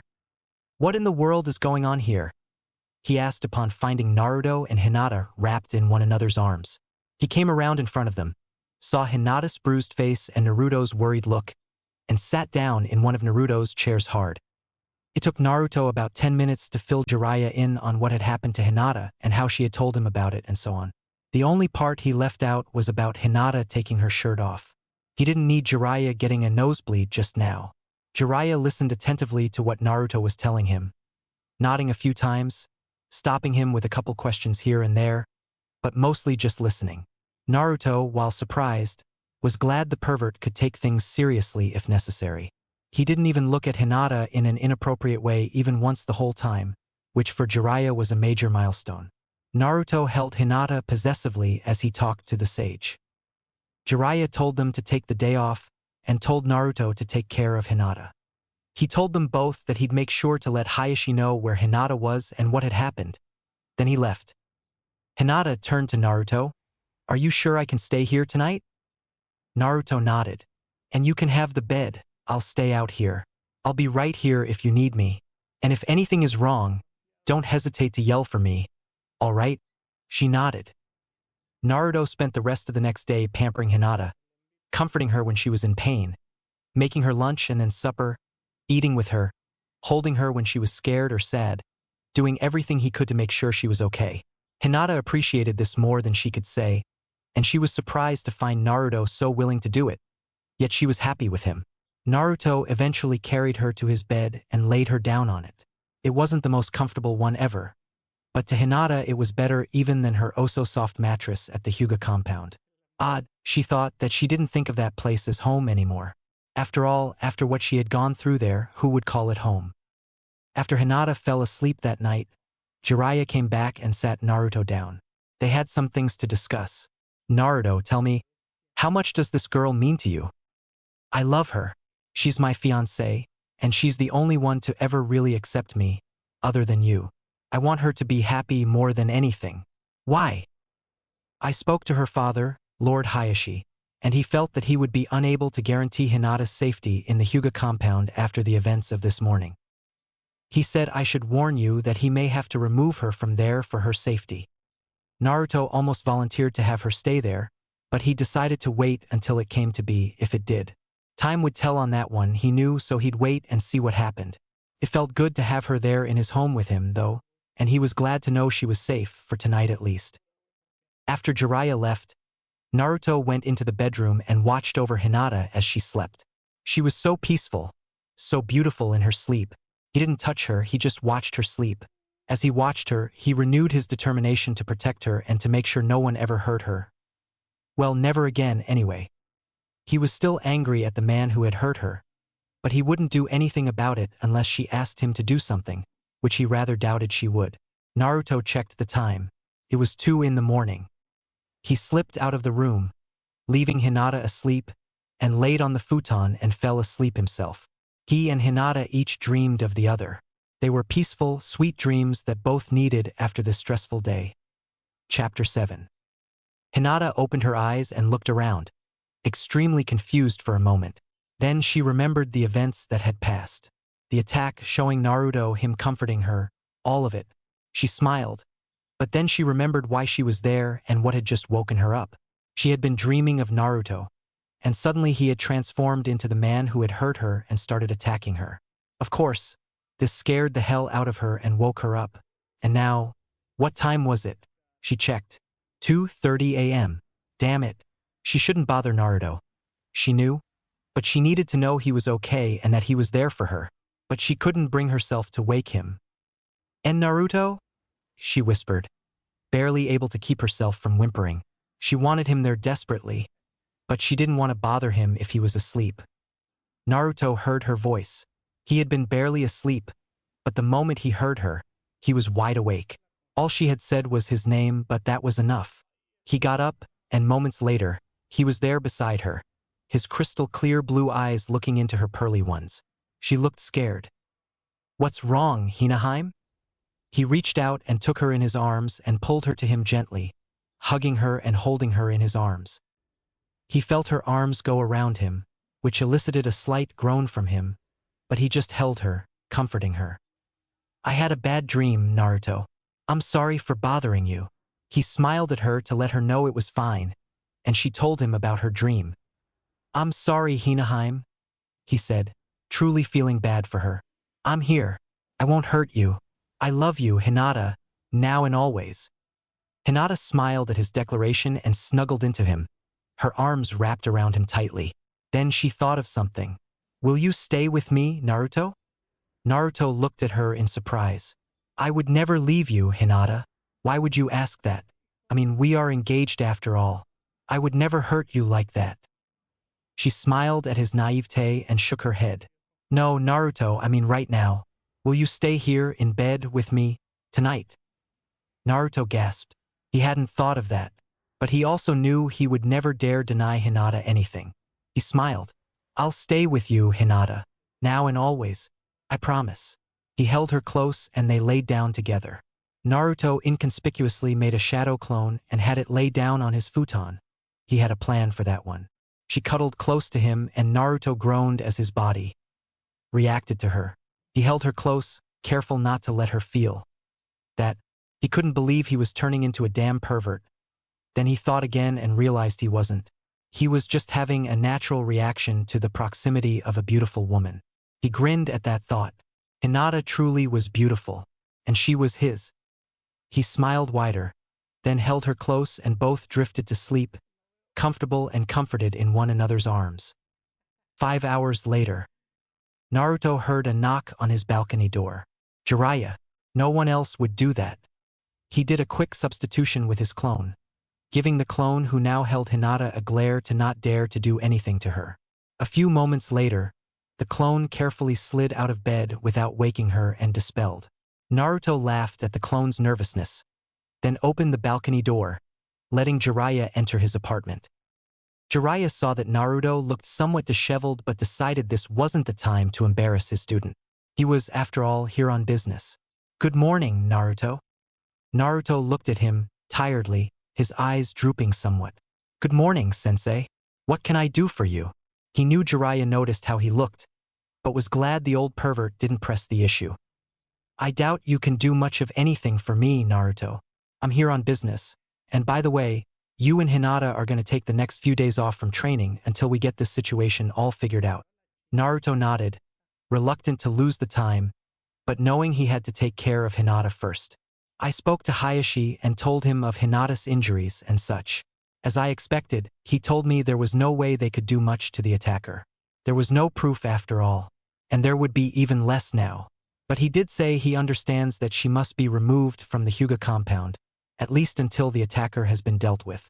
"So, what happened with you?" Naruto gave Jiraiya an odd look, then saw the perverted grin he was getting and the slight drip of blood coming from his nose. "Pervy sage," he yelled. "We didn't do anything, you jerk. And we have no intention of doing anything anytime soon." Little did Naruto know, Hinata was dreaming of just that in the next room, which is why she didn't wake up when he yelled. Jiraiya grinned at Naruto, who slowly smiled back, then continued. "Look, we didn't do anything, but I won't deny I feel better having her here. As long as she's here, I know she's safe and I can protect her if something happens. So I won't deny I like that. But seriously, I would never dishonor her like that." Jiraiya smiled at Naruto's reaction, laughing at his reaction to the nosebleed, that had been intentional, and then beaming proudly at his assertion to protect Hinata and her honor. He came over and hugged Naruto after he was done talking. Naruto, surprised, slowly hugged back. Jiraiya said, "I'm proud of you, kid. Your dad would be, too." Naruto blushed a little, then smiled at the sage. "Thanks, Jiraiya-sensei. You may be an old pervert, but you're precious to me. You're the only connection I have to my father, and you're one of the only 3 people in my life who actually accept me. I have 2 in my home right now, and the third." Jiraiya smiled at Naruto's play on words. "My life was such a wreck before, and now I have a sensei who cares for me. A fiancé who just happens to be the most beautiful girl I've ever met, and everyone knows who my father is, including me. You've done so much for me, sensei. Thank you." Jiraiya smiled, tears in his eyes. He hadn't exactly expected Naruto to open up to him like that, but he was glad the kid had. After all, he owed it to Minato to take care of his son. He smiled, thinking of Minato. "I meant what I said, kid. Your father would be proud of you. You're quite a kid." Naruto smiled, blushing slightly at the praise. "Oh, Jiraiya, about Hinata." Naruto trailed off, not sure what to say. "It's all right, Naruto, you can tell me." Jiraiya knew the kid had something in mind. "All right, if she has to leave her family home. I want to talk to her about this, but if she's willing, and if her father is okay with it, I'd like to have her here." Jiraiya thought a moment, sweat dropped, then burst out laughing. After a few moments, he was rolling on the floor laughing, tears running from his eyes from laughing so hard. Naruto didn't know what was so damn funny. "Okay, sensei, calm down." Jiraiya finally stopped laughing, gasping for air. "Okay, now, what the hell is so damn funny?" "I was just thinking of when your father first met your mother." She had been wounded in a battle and he immediately offered her his tent and sleeping bag, fed her, helped her wash, and basically saved her life. The whole idea of you sheltering Hinata like that made me think of those two. /n. I made this up. I don't know anything about Minato and Kushina's meeting. I just thought this would make an impact on Naruto. Naruto thought about it a moment, then chuckled. So you're saying that what I'm doing for Hinata is like what my dad did for my mom? Jiraiya nodded. Good. So, Dad really would be proud of me. Naruto smiled, thinking on that. Jiraiya nodded again. Told you so, kid. Your father was a great man, and you're just like him. He would be very proud. Naruto blushed. After that, Naruto got up and got to work making breakfast for him, Jiraiya, and Hinata. He laughed as he made clones to do everything at once. Then, once it was all ready, he dispelled them and went into his room to wake up Hinata. He smiled as he realized he wanted to do this himself as opposed to letting one of his clones do it. Bending down, he kissed Hinata on the forehead, smiling at how beautiful she was. He thought a moment, then realized that he wanted her to always be happy. He wanted to make her happy and spend his life with her. He really did love her. He smiled, then kissed her closed eyes, her cheeks, then her lips. The first few kisses woke her and she responded eagerly when he kissed her lips. Then she put her arms around his neck and they kissed deeply and passionately a little bit, then pulled apart, smiling at one another. Naruto whispered, "Time to wake up, my love. Breakfast is ready." She smiled and got up, and he went back to the other room to wait for her. Naruto sat with Jiraiya to wait for Hinata. Hinata slowly undressed from her night clothes and looked at her bruises, which were fading a bit, but she was still sore. She sighed, thinking of everything that had happened, then smiled as she remembered Naruto's reaction to all of this. She smiled, whispering to herself, "I love you, Naruto." She got dressed in her typical black mesh shirt, beige pants, and baggy jacket, then went out and found Naruto and Jiraiya talking quietly, waiting for her. The three sat down to breakfast. Hinata was surprised a bit that it was so good. She looked at Jiraiya. "Did you help with this, sensei?" Jiraiya laughed and Naruto blushed. "What, you think your fiancé can't cook? Naruto did all this on his own, my dear, and I can tell you he didn't do it for me." Hinata smiled and blushed, then whispered to Naruto, "You did this for me?" He nodded. "Why?" "Well, you've had a stressful few days, for one thing, and you're my fiancé, and I wanted to make sure you were okay, so I made this all for you. Besides, Hinata, I love you." She blushed like mad, then smiled. "I love you too, Naruto." Jiraiya was scribbling like mad, but Hinata sent a gentle fist strike at the notebook with a tiny bit of fire chakra, causing the pad to burst into flames. Jiraiya looked at her in surprise and she simply told him, "You will not use us, Jiraiya? Got me?" He nodded slowly, wondering when this girl got claws. "This is a special moment for me and Naruto, and I will not have you using it in your perverted books." I'm sorry. Jiraiya smiled at her protectiveness and nodded. They sat and ate together, Naruto and Hinata smiling at one another every once in a while, and Jiraiya chuckling at thoughts of Minato and Kushina, and how similar they were to Naruto and Hinata. After breakfast, the three went to train a little while, since they simply had nothing better to do. That done, they all went to the Hyuga compound and gathered up Hinata's belongings, clothing, and everything else she wanted. They left the room empty of any identifying mark that it was hers, leaving just the furniture pretty much. Hinata realized what was going on, but she was more than happy to do this. By the time they had brought Hinata's things back to Naruto's apartment, it was lunchtime, so they ate a light lunch, then sat and talked for hours, all three relaxing and getting to know one another more. Hinata told Naruto and Jiraiya about growing up in the Hyuga compound. Jiraiya told them both about their parents when they were younger, and Naruto talked about his early years. He kept back what had happened that made him so bitter before finding out about Hinata's feelings and what had made him so willing to move so fast with her. Though, Naruto felt somewhat guilty keeping this back, but he knew it wasn't time to tell Hinata in particular yet. He knew he'd have to tell her sooner or later, but now wasn't the time. Soon, he promised himself he'd tell her soon. After telling stories and talking together, they ate dinner, then Jiraiya finally left the two kids to themselves, telling them he'd see them the next morning, and to Naruto in particular, he said he'd want their answer by then. Naruto nodded, and the sage left via the balcony door. Naruto turned to Hinata and smiled. Stay here again tonight? She nodded, blushing. I'll even sleep with you if you want again. She smiled, blushing even deeper, then nodded. He smiled. I'm glad you feel so comfortable with me, Hinaheim. Hinata smiled at him. He really cared for her. She realized then that he was willing to do anything she needed to help her, and she was happy. She smiled and put her arms around him and cuddled close to him, sighing contently. Naruto held her, running his hands through her hair and kissing her head lovingly. She smiled at him and held him close, reveling in how happy she was. Hinata! She looked up at him, slightly worried when she saw he looked nervous. Jiraiya was talking to me about this whole situation with you and your family and such. She nodded. He and I talked about having you move in here with me. She gasped, then nodded for him to continue. I would be more than happy to have you live here with me, Hinata. I love you, and having you here I'd know that you were safe and that you were taken care of. So, it's up to you really. Do you want to move in here with me? Hinata thought a moment, surprised. He was asking her to move in with him? She thought about her father and the rest of the clan.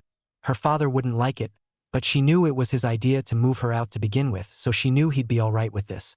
Then she looked at Naruto. Live with him? That's what she wanted with her life forever, so why not now? She thought a few more moments, almost laughing as she saw how nervous he was. She finally smiled and said, I'd love to move in here with you, Naruto. I love you and I want to spend the rest of my life with you. So yes, I will move in here with you. Naruto smiled, took her in his arms, and kissed her deeply. She responded eagerly and each one ran their hands over the other. After a few minutes, they each realized how their bodies were reacting to one another, and they both backed off, blushing. Naruto smiled and she smiled back. Then they kissed again, softly this time. Naruto smiled at her and whispered, I love you, Hinata. She smiled. Let's get ready for bed, all right? She nodded and got off his lap. You first, love. You get your shower and I'll get stuff out here taken care of. Then we can trade off, all right? She nodded and went to shower. Naruto laughed at his reaction to Hinata and hers to him. Then he got up and picked up the leftovers from dinner, did the dishes and dusted a bit, just doing stupid things that needed to be done. He chuckled, thinking how easy this was when using shadow clones. Just as he was done doing his cleaning, he heard the shower turn off and smiled, deciding to pull a prank on Hinata. Hinata was showering slowly, enjoying the heat and the feel of the water flowing over her body, her muscles relaxing and her bruises feeling less and less painful. She felt so right here. Her body was relaxed. Her heart was content. She just felt right. She grinned at herself as her mind drifted to Naruto's body having been against hers. She felt her body reacting again and she shivered. She laughed at herself and finished washing herself and rinsed off, then turned off the water. She slowly pulled back the shower curtain, smiling, slowly realizing she had just showered at Naruto's house. No, she was moving in their house now. She smiled. She was so distracted by her thoughts. She didn't even notice right away when the bathroom door opened. Then she turned and looked, and there he was, staring at her. Naruto had planned on bursting in, finding her still in the shower and tripping and falling and accidentally seeing her. But when he came in, there she was, standing in front of the sink, totally naked, totally involved in her own thoughts. He blushed, but he just couldn't look away. Her body was so perfect. Her skin, that alabaster white he had come to find so beautiful, was completely without blemish everywhere. And yes, he did see it all. She finally saw him standing there, blushed, then smiled and struck a pose, showing off her curves to him. He blushed and turned away a little, then looked back at her and whispered, You're so beautiful, Hinata. She blushed. Naruto, you really think so? He nodded. I'm glad you approve. Naruto smiled at her. Of course I approve. She grinned. Your turn. Naruto looked at her, confused. You've seen me, now show me you. Naruto blushed and told her, I'm sorry, Hinata. I don't want you to see me right now. He didn't want to tell her he was sporting a massive erection from looking at her. That would be really embarrassing. Why not, Naruto? You saw me. Now come on, I want to see you. It's just, My body, I'm reacting to you. She looked at him a moment, then laughed when she realized what he meant. Come on, Naruto, show me. He blushed, then slowly undressed for her. He blushed even redder as he slid his boxers off and his reaction showed. She stared at his body, marveling at the definition of his muscles and the obvious strength in them. Then she saw his erection and blushed, then smiled. She knew that would be hers one day. She couldn't help wanting it now, but she knew the time wasn't right yet. She'd wait. She came over, hugged him, kissed him, and whispered, I love you, Naruto, and one day, everything I see will be mine, just as everything you see will be yours. I promise. Naruto blushed and whispered back, I love you too, Hinata, and I promise you we will be together forever. Then he had an idea. Hinata, would you like to join me in the shower? She blushed a moment, knowing he wasn't thinking anything sexual, then nodded. I just got clean, but I'd love to join you. They climbed in the shower together and both cleaned up. Hinata needed it again. She was sweating like mad. Then the two got out, dressed in their night clothes, and went and laid down together in bed, smiling at one another in the dark, the only light in the room coming in through the window from the full moon outside. Hinata kissed Naruto gently. He responded in kind, and the two laid together and marveled at how peaceful they felt like that. Naruto smiled and asked Hinata, When did you fall for me, Hinata? Hinata gasped. She had been thinking back to those days when they were younger herself. Had he been reading her mind? No, that couldn't be. She looked at him and said, You remember the time you protected a young girl from a bunch of bullies, and then they all turned on you? He nodded. That was me. Really? She nodded.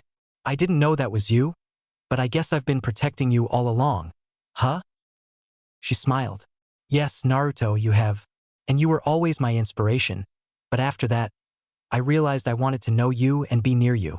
So, I guess when you saved me that day was when I fell for you. Naruto put his arms around her and pulled her closer. She sighed and cuddled with him. I love you so much, Naruto. Thank you. Between that and now, you've done so much for me. He sighed and held her close. I love you too, Hinata, and you've done more for me than I could ever do for you. Trust me. She smiled, but she was curious. She looked at him, questioning. I'll tell you soon, my love, I promise. I'm just not ready to tell you just yet. Please, just trust me and wait for me. She sighed, disappointed, but then she nodded. I'll wait, my love. I'm just glad I have you. That's all I need.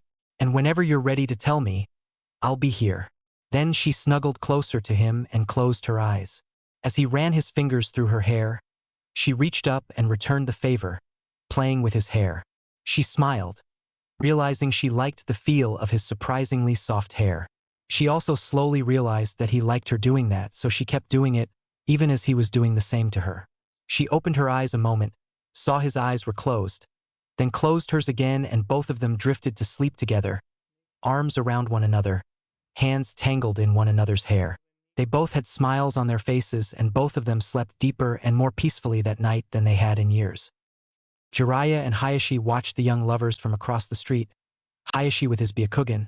Then both smiled at one another, nodded, and faded into the night, satisfied that Naruto and Hinata were going to be good for one another and were going to be happy together. No one saw the two as they silently agreed that the next generation was secure and faded into the darkness of the night. Chapter 8. Naruto awoke slowly, then nearly leaped from his bed when he realized he wasn't alone. No, Naruto. Calm down, think, remember, he thought to himself. He opened his eyes and smiled when he saw Hinata. That's right, he slowly remembered. She's here now with me. I'll never be alone again. He was still staring at her and smiling softly when Hinata awoke and slowly opened her eyes. She had been awake for a few moments, going through most of the same thoughts Naruto had upon awaking. She felt fine, but was confused at first when she felt strong arms around her. Then she opened her eyes, saw Naruto and the smile on his face, and she couldn't help smiling back. Good morning, Hinata, he said, smiling lovingly at her. Did you sleep well? Yes, Naruto, thank you. She snuggled into his chest, feeling suddenly shy for some odd reason. Naruto smiled at her reaction and held her gently to him, rubbing her back softly. Then his prankster side kicked in, and he started to tickle her. Not hard, not mean, just playing. He tickled her sides, her legs, her feet, making her giggle like mad. Hinata was surprised when he started, but soon she was giggling wildly. Then she decided to give as good as she got and started tickling Naruto back. Soon both were laughing like maniacs to the point they could barely breathe, and both had tears flowing from their eyes. "Well, you two seem to be having fun," a voice said, followed by a rather loud laugh.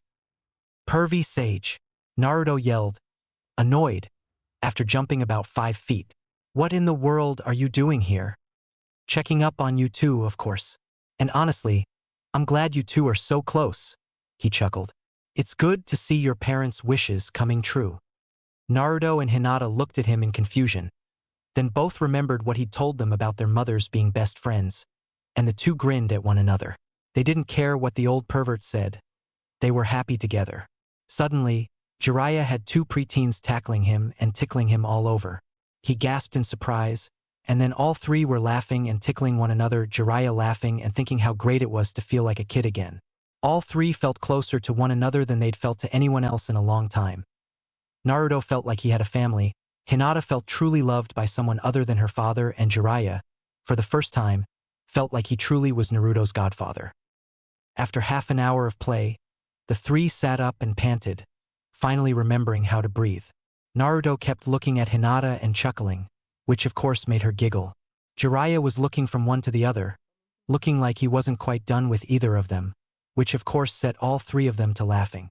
They spent about an hour like that, just enjoying one another's company, feeling like a family.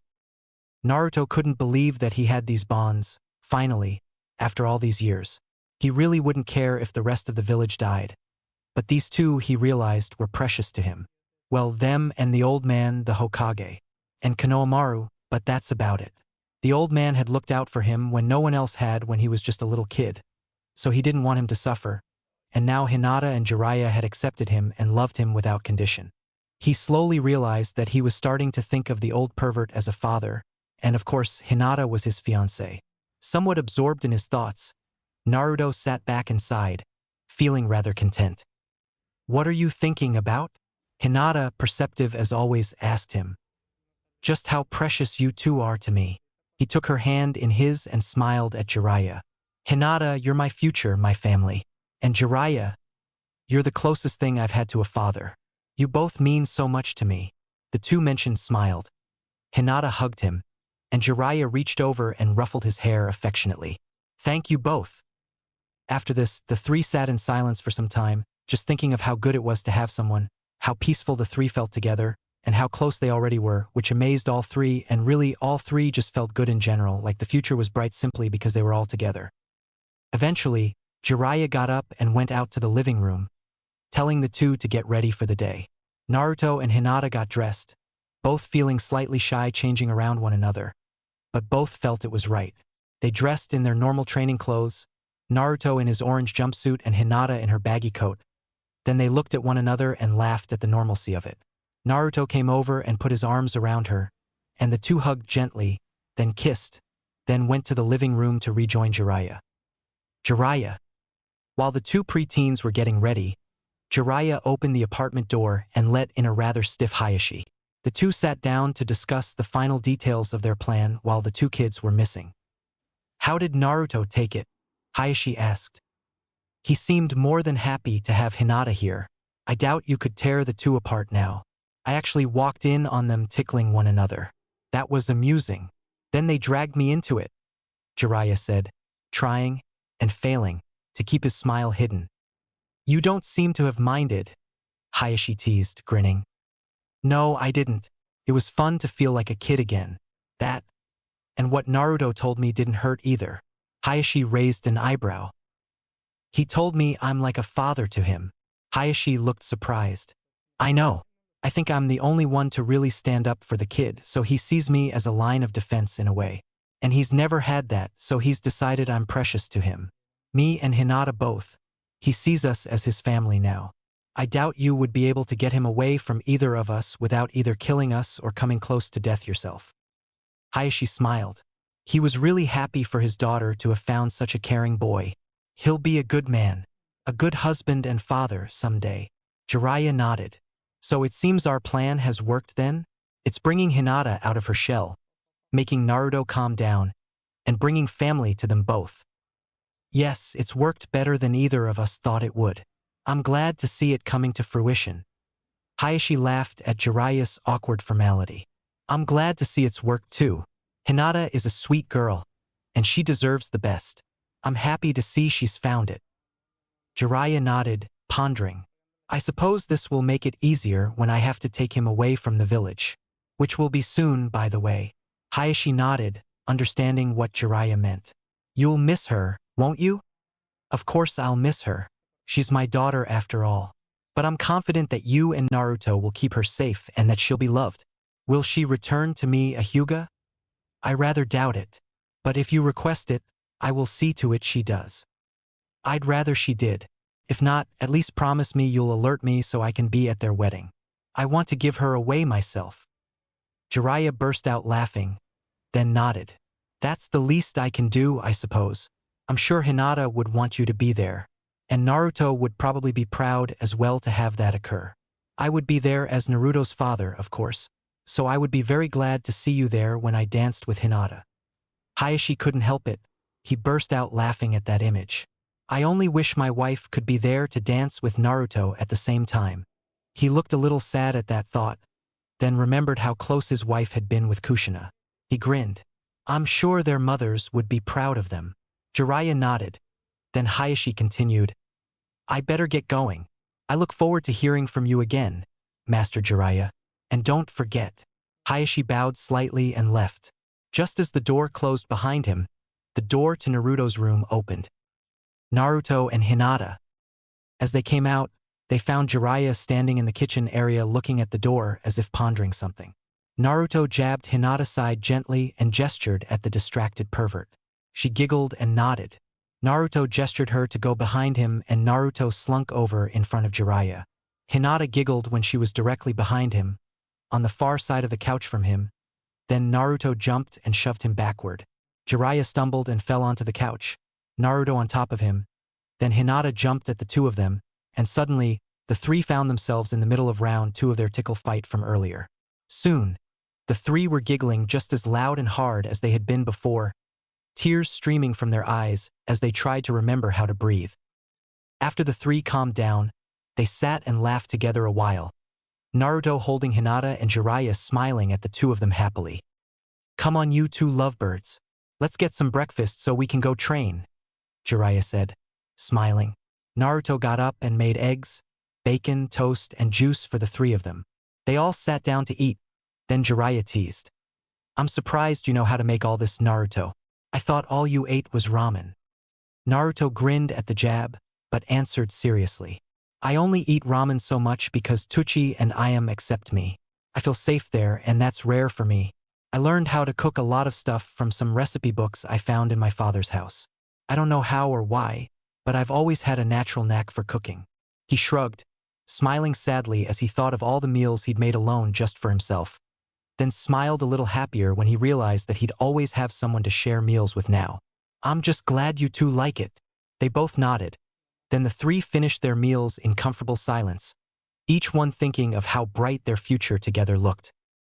After breakfast, they left and headed to a nearby training ground, Naruto and Hinata walking hand in hand, Jiraiya just behind them, watching to make sure they weren't bothered by any of the villagers.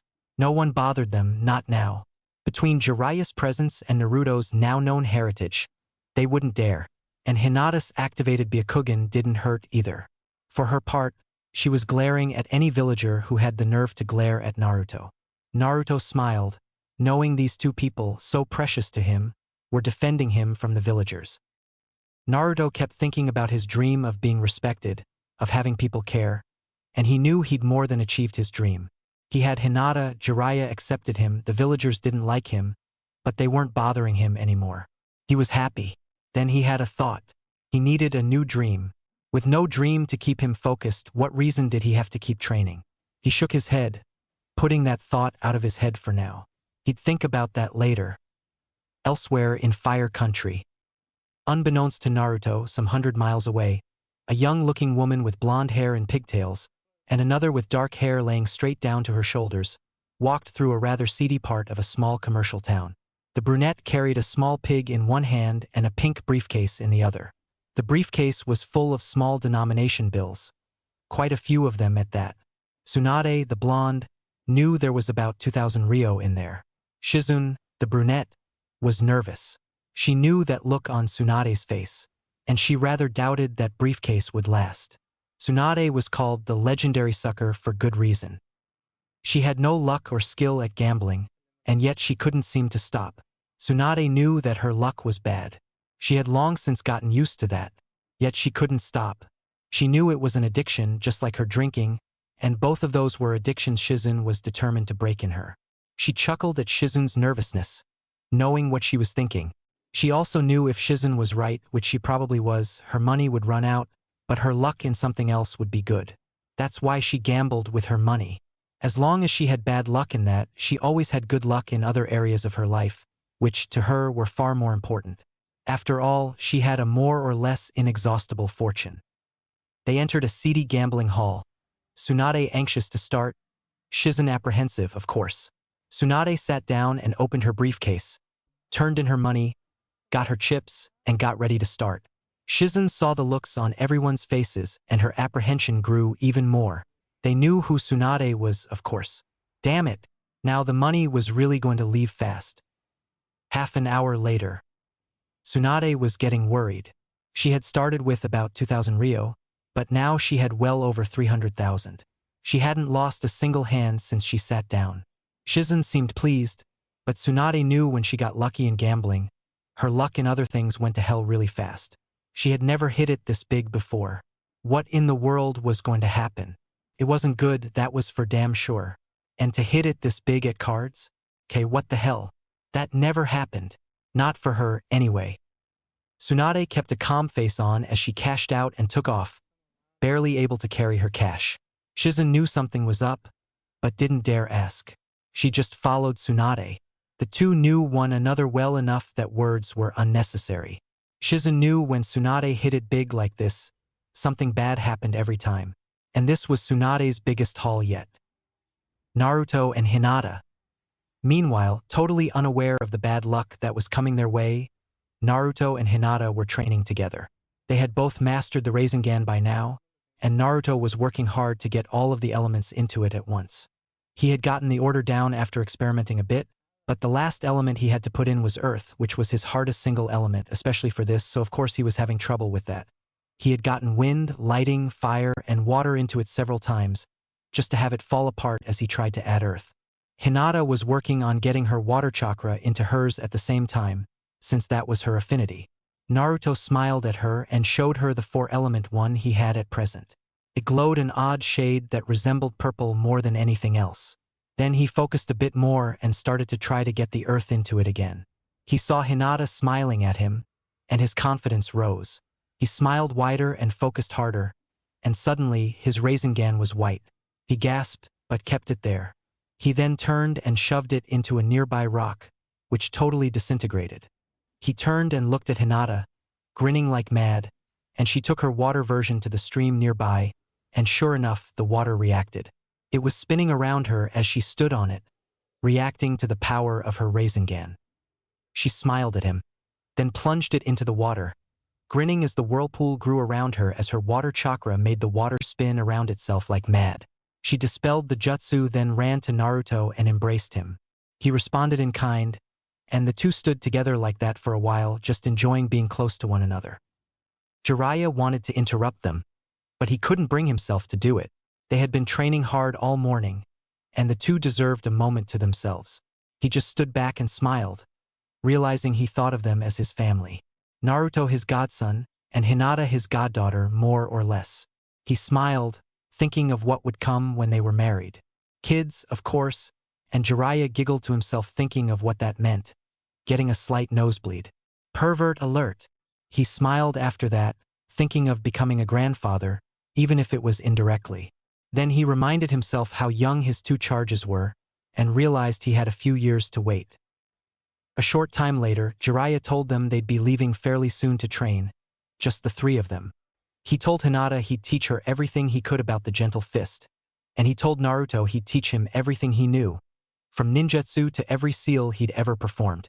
When they asked why, he simply replied, "You'll need it, both of you." He then refused to say any more about it. Naruto decided to be happy about this. He was going to spend a long time with just his precious people, his father figure and Hinata. He smiled, once again thinking of how bright the future was.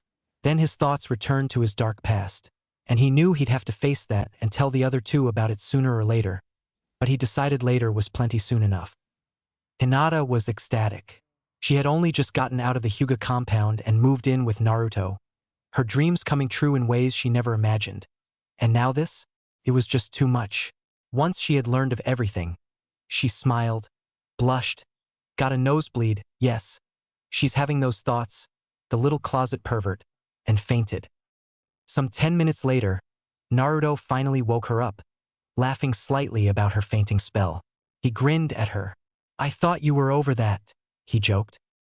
"I did too," she responded. "But apparently not. Did you hurt yourself or something? Your nose is bleeding." He sounded worried.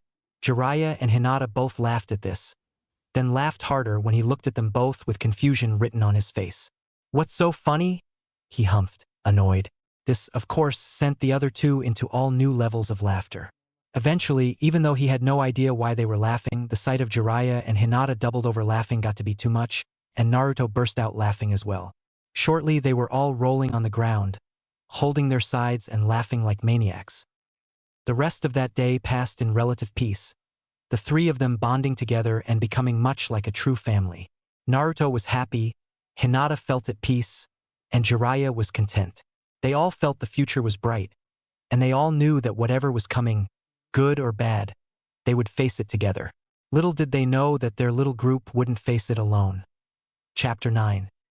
The morning after Naruto, Hinata, and Jiraiya had their bonding session, the three of them found themselves summoned to the Hokage's office. The three bowed to Sarutobi. "You called for us, sensei?" Jiraiya asked. "Yes, Jiraiya. I wish to tell you that the three of you are going to be assigned another team member. I have spoken to the young man and he is aware of your special nature, Naruto, and he accepts it. Team 7 is gaining a member from his team, and his team is being dissolved. Incidentally, it's one of your old teammates, Hinata. Your team has been disbanded. Shino will be joining you too, and Kiba will take Naruto's place on Team 7. Sarutobi said all this as clearly as he could. He was somewhat worried about how the three would react to this. Understood, Lord Hokage. The three spoke as one. Naruto thought a moment, then said, "So Shino knows, huh?" Sarutobi nodded. "How did he find out?" "I told him. Given the reaction of your former teammates, I wanted to make sure whoever you were teamed with now, you would be accepted by that person. Shino sees you as a comrade and one who is worthy of his loyalty regardless of what is inside you. So I doubt you'll have any problems with him." Naruto nodded. He was glad to have another true friend. He smiled. Things were finally looking up for him. He put an arm around Hinata gently. She smiled and blushed, not really caring who saw what they were doing. "Thank you, Lord Hokage," Naruto said. "Okay, now this is not exactly normal procedure, but since all three of you were enrolled in the Chunin exams, and since the finals are individual anyway, I'm going to allow you to compete. However, there is a mission I need the three of you to complete before then," Sarutobi said, feeling every one of his years weighing on his bones. He sighed. He hated doing this to them, but he had no choice. "I need the four of you, counting Shino, to find and bring back my successor. I have made my choice, and I need the four of you to retrieve her. I would normally not send you on missions before the exams, but I need her here before then, so I have no choice. Your squad is the only one available. Obviously, this means you have a rather tight time limit. I need you to find her and get her back here within 2 weeks. Oh, and Naruto, that promise I made you still stands. I just realized that I need to retire a bit sooner than that." The three nodded, then bowed slightly. Naruto was slightly disappointed, but he understood. Sarutobi was an old man, after all. They turned to leave to find Shino and get on their way. Naruto was the only one who spoke. In his old goofy way, he grinned at the Hokage and said, "Leave it to me, old man. I'll find her and get her back here for you." Then all three were gone, leaving Sarutobi chuckling and shaking his head. In spite of himself, he was glad to see Naruto coming back to his old ways, at least a little. Half an hour later, Naruto arrived at the gate of the village, grinning when he saw the other three waiting for him. Hinata had found Shino at his home, and then all three had met up and gone to the gate to wait for Naruto. Hinata smiled shyly at him. Shino nodded, and Jiraiya gave him a kindly smile. Jiraiya waited till his whole team was there, then spoke. "Let's move out, kids." Moments later, all four of them were jumping through the trees from branch to branch. Naruto and Hinata naturally gravitated toward one another.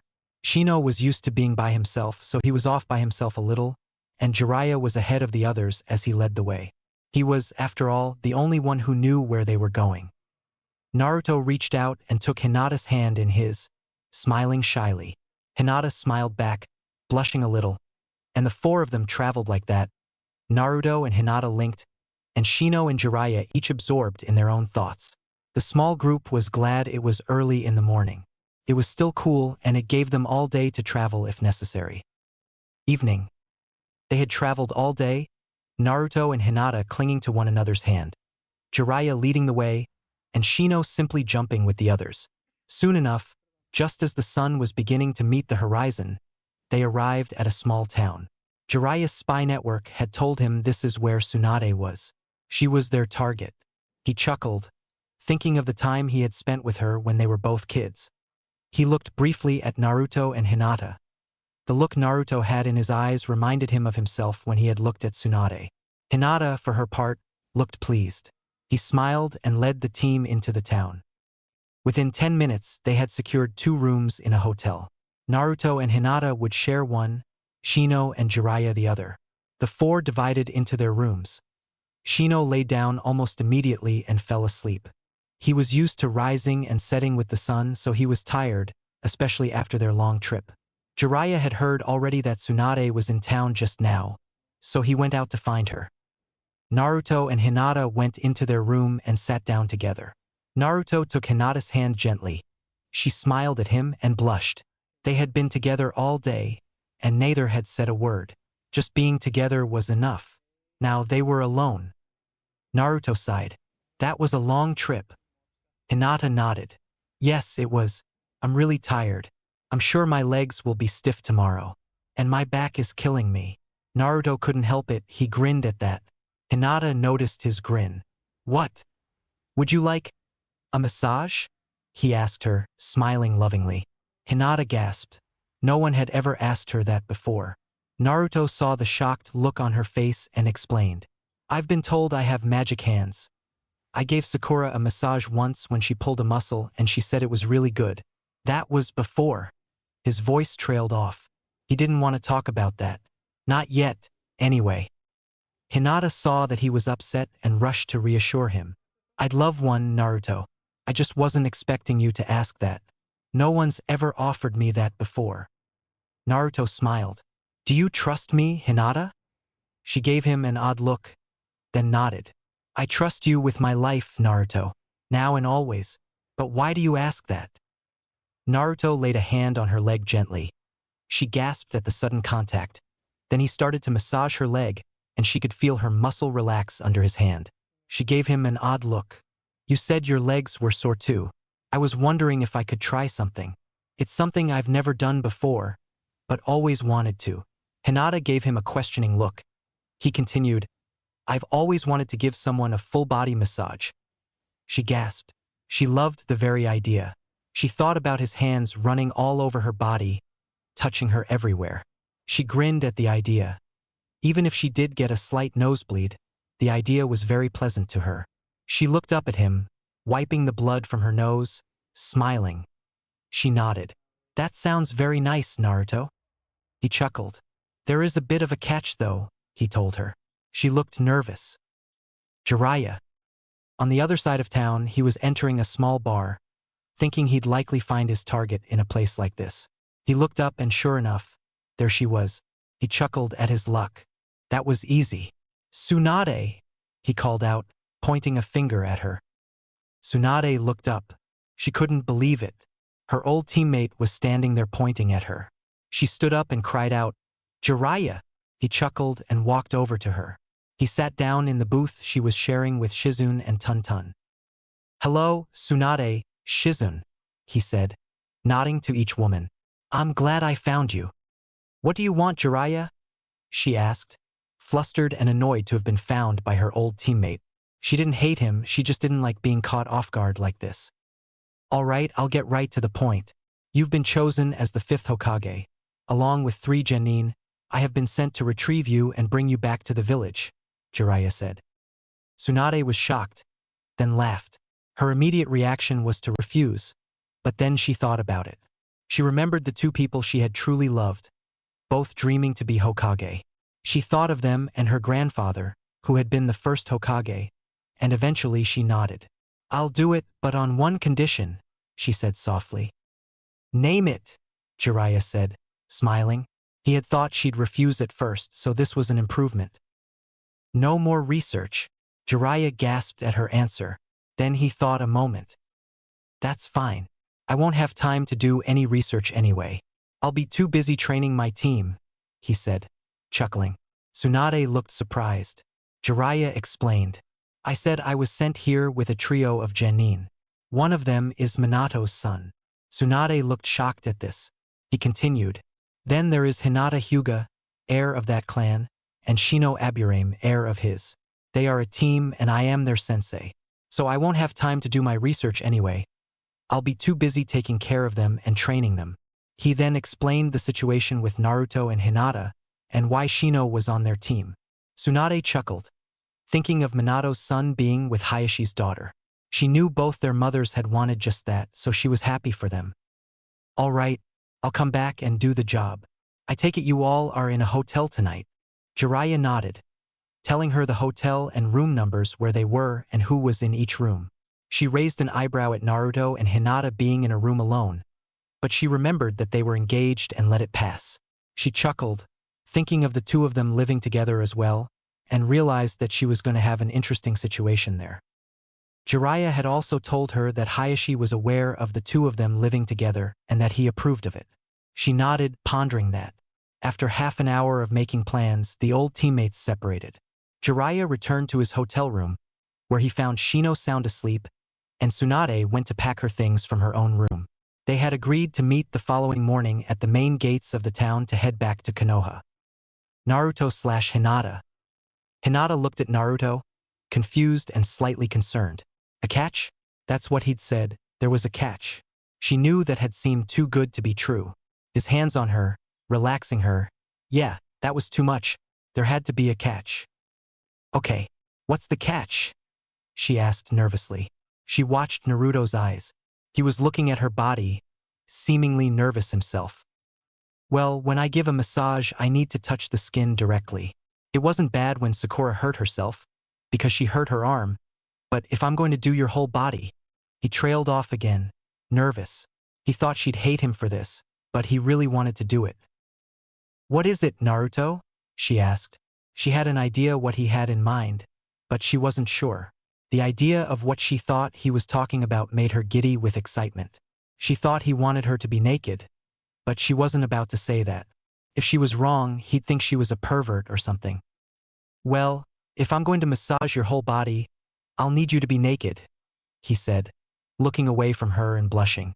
I promise I won't look. I just need your skin to be bare, so I can massage you. She blushed. She was right. He did want her to be naked, and he'd said it. She thought a moment. Yes, she wanted this. She wanted him to see all of her. She was nervous thinking about it, but it excited her, too. She turned and looked at him, seeing hope and fear in his eyes. She smiled at him. All right, and it's okay, you don't have to look away, Naruto. He blushed bright red. Are you sure, Hinata? I don't want you to feel uncomfortable. She nodded. All of me is yours, Naruto, so it's perfectly all right for you to see me. They were both blushing as they thought of this. Naruto came to her and kissed her gently. She responded, kissing him back. The 2 put their arms around one another and kissed each other over and over, never getting any deeper or harder, simply enjoying the contact between one another. After several minutes, the 2 pulled back, Hinata having ended up sitting on Naruto's lap during the kiss. They smiled at each other. Naruto turned and pulled out a scroll. He laid it on the floor and touched 2 spots on it. It spread out in a seal and covered the walls of the room, along with the windows and the door. He turned to Hinata. Now no one can see or hear into here. They'll see a black room if they look and they'll hear nothing. I'm glad I learned that seal, he explained, chuckling. Hinata kissed him again, gently, then she turned away from him. Naruto watched her. She felt his eyes on her as she slowly removed her jacket. She slowly lifted her top off, then unfastened and removed her bra as well, tossing both things aside. Then she turned to face him slowly, blushing. She had her arms covering herself. She slowly lowered her arms, exposing herself to him. Naruto blushed, surprised at how well-developed Hinata was. He almost looked away, but instead he looked up into her eyes and smiled. She blushed deeper and smiled back. After hesitating a moment, she bent down and removed her pants and panties as well. He blushed, looking at her whole body. Hinata looked at him. "What?" she asked, seeing him looking at her. "You're so beautiful, Hinata," Naruto said, smiling at her. He came to her, took her in his arms and kissed her again. She responded eagerly, her body excited by him being so close to her and by her nudity. Naruto led Hinata to the bed and laid her down on her stomach. She turned her head to the side, getting as comfortable as she could. Naruto went over to her, marveling at her body. He couldn't understand why she hid her beauty in her baggy clothes like she did. But, in a way, he was glad she did. That way, only he would ever see her this way. Naruto chuckled and got onto the bed. He straddled her and rested his weight on her butt. He reached up, put his hands to her shoulders and started massaging her. His hands gripped her shoulders and rubbed, gently but firmly. She could feel a slight bit of his chakra going into her and her muscles relaxed under his hands. She moaned in pleasure, feeling her stiff muscles relax. Naruto smiled at her. He kept massaging her shoulders and leaned down and kissed her back. She stiffened a little in surprise, then relaxed even more. He moved to her arms, massaging every muscle in them until they relaxed completely.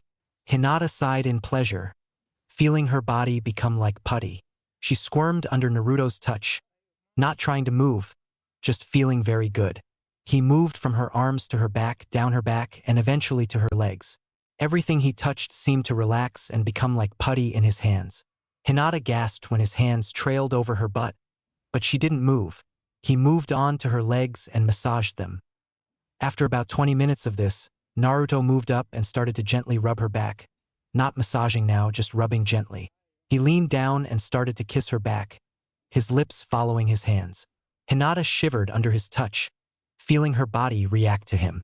She felt warm inside, her body getting excited, a warmth touching every part of her body, starting deep in her core. She shivered, her eyes closed in pleasure.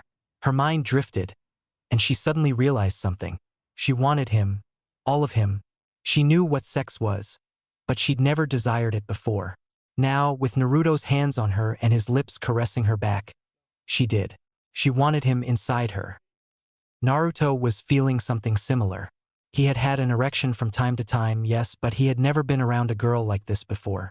He didn't know how sex even worked. All he knew was that every time he touched Hinata's body, his body reacted. Her reaction said she enjoyed what he was doing, so he kept doing it. His lips caressed her back. His hands rubbed up and down her back and sides, and his legs rubbed against hers gently. Hinata decided what she would do. She wanted him, but she wasn't ready for that just yet. She did want to see his body, though. She shifted and tried to roll over. He felt her move and lifted off her. She rolled onto her back, then pulled him down and kissed his lips deeply. Naruto reacted eagerly. Hinata, blushing deeply, reached up and unzipped Naruto's jacket. She slipped it off him. He blushed, but let her do what she wanted. She lifted his top off, then marveled at the sight of his trim chest, his firm abs. She blushed, then put her hands on him, feeling his firm muscles. Naruto closed his eyes, the pleasure of her touch coursing through him. His body was reacting to her, and he knew he wanted her, but he didn't want to make her do anything she wasn't ready for. After a few moments, Hinata reached down and removed his pants and boxers as well. He rolled off her and laid by her, not wanting her to feel uncomfortable from having his body against hers. Hinata's eyes roamed over Naruto's body. She blushed, her body desiring his, but knowing it was too soon.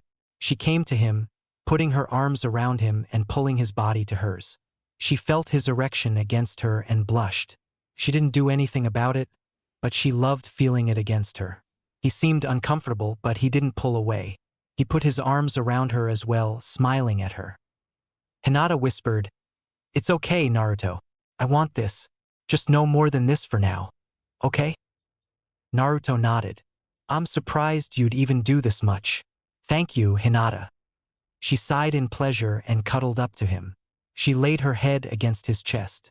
Naruto held her close and closed his eyes. She saw this and knew they both were tired. She closed her eyes as well. Both were asleep within moments, neither bothering to pull a blanket or sheet over themselves. The next morning, Naruto awoke slowly. He realized after a moment that he was naked. Then he realized he wasn't alone. Hinata, also naked, was in his arms. After a moment, he remembered the night before and smiled, rubbing her back. Hinata slowly stirred in his arms. She looked up at him, coming to the same realizations as him and remembering the previous night. The two kissed and held one another close, not even caring they were both naked. That is, until they heard the door open. Naruto looked and saw the very last person he wanted to see at that exact moment. Jiraiya was standing there, mouth having fallen open, eyes trailing over both people in the room. Hinata squeaked and Naruto threw himself over her, covering her body from Jiraiya's wandering eyes. "Get out of here, Jiraiya!" Naruto shouted. The old man came to his senses. Well, as much as Jiraiya ever does that anyway. "Way to go, kid. I knew I trained you well," Jiraiya said proudly, flashing Naruto 2 thumbs up. Naruto flew out of bed, not bothering to cover himself, and shoved Jiraiya out the door. He slammed the door and locked it, then turned back to Hinata. Her face looked to be on fire from blushing, and she was covering herself with the sheets from the bed. Naruto went over to her and slowly moved the sheet aside. He smiled at her. "It's okay, Hinata. I'm here." He took her in his arms. She shuddered from embarrassment, shivering, then put her arms around Naruto. Somehow just knowing he was there made it better. After a few moments, both had calmed down and Naruto got up to retrieve their clothes. He picked up Hinata's clothes first and handed them to her. She dressed slowly, almost reluctant to hide from him again. Then she watched him dress, thinking again how amazing his body felt against hers. Hinata turned to Naruto. "Naruto." He turned to her, a questioning look on his face. She came and wrapped her arms around him. She pressed her face to his chest. Naruto wrapped his arms around her. "I love you so much, Naruto." "I love you too, Hinata. I always will," he said, smiling. The two stood together, wrapped in one another's arms for a few moments. Then Naruto smiled at Hinata. "We should check on Jiraiya. I hit him pretty hard." The two opened their door and looked out into the hallway. Naruto shook his head and Hinata smiled at how protective Naruto had gotten of her. Jiraiya was embedded in the wall a solid foot and was out cold. The two went over and pulled the old pervert out of the wall and carried him into the room he had shared with Shino. Shino was already up and dressed. The three genin sat and waited for Jiraiya to wake up. Naruto and Hinata told Shino what had happened, leaving out their own nudity. Shino seemed impressed by Naruto's strength. "It would seem you're very protective of Hinata, Naruto," Shino said. Naruto nodded. "This is logical. You are protective of your mate, a very admirable trait." Hinata blushed when Shino called her Naruto's mate, but the young couple both smiled and stepped closer to one another.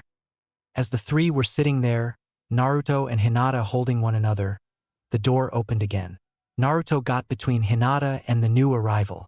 He took up a defensive position as two women stepped in. One had blonde hair in 2 pigtails and a green dot on her forehead. The other was a trim brunette carrying a pig. Naruto thought about what he was looking at a moment and, realizing the blonde was Tsunade, he cracked up laughing. Tsunade looked at him, She was shocked at his appearance until she realized he must be Minato's son. "So you're Naruto, huh? And the young lady behind you must be Hinata." She turned to Shino. "And you're Shino, yes?" Shino nodded. Naruto nodded through his laughter, then fell onto the floor, still laughing. "Okay, Naruto, what is so funny?" Naruto, still laughing and holding his sides, gasped out, "Your hair is in pigtails and she's carrying a pig." Upon hearing this, Hinata started giggling, and soon enough, Tsunade and Shizen both started laughing too. Before long, all of them except Shino and Jiraiya were rolling on the floor laughing.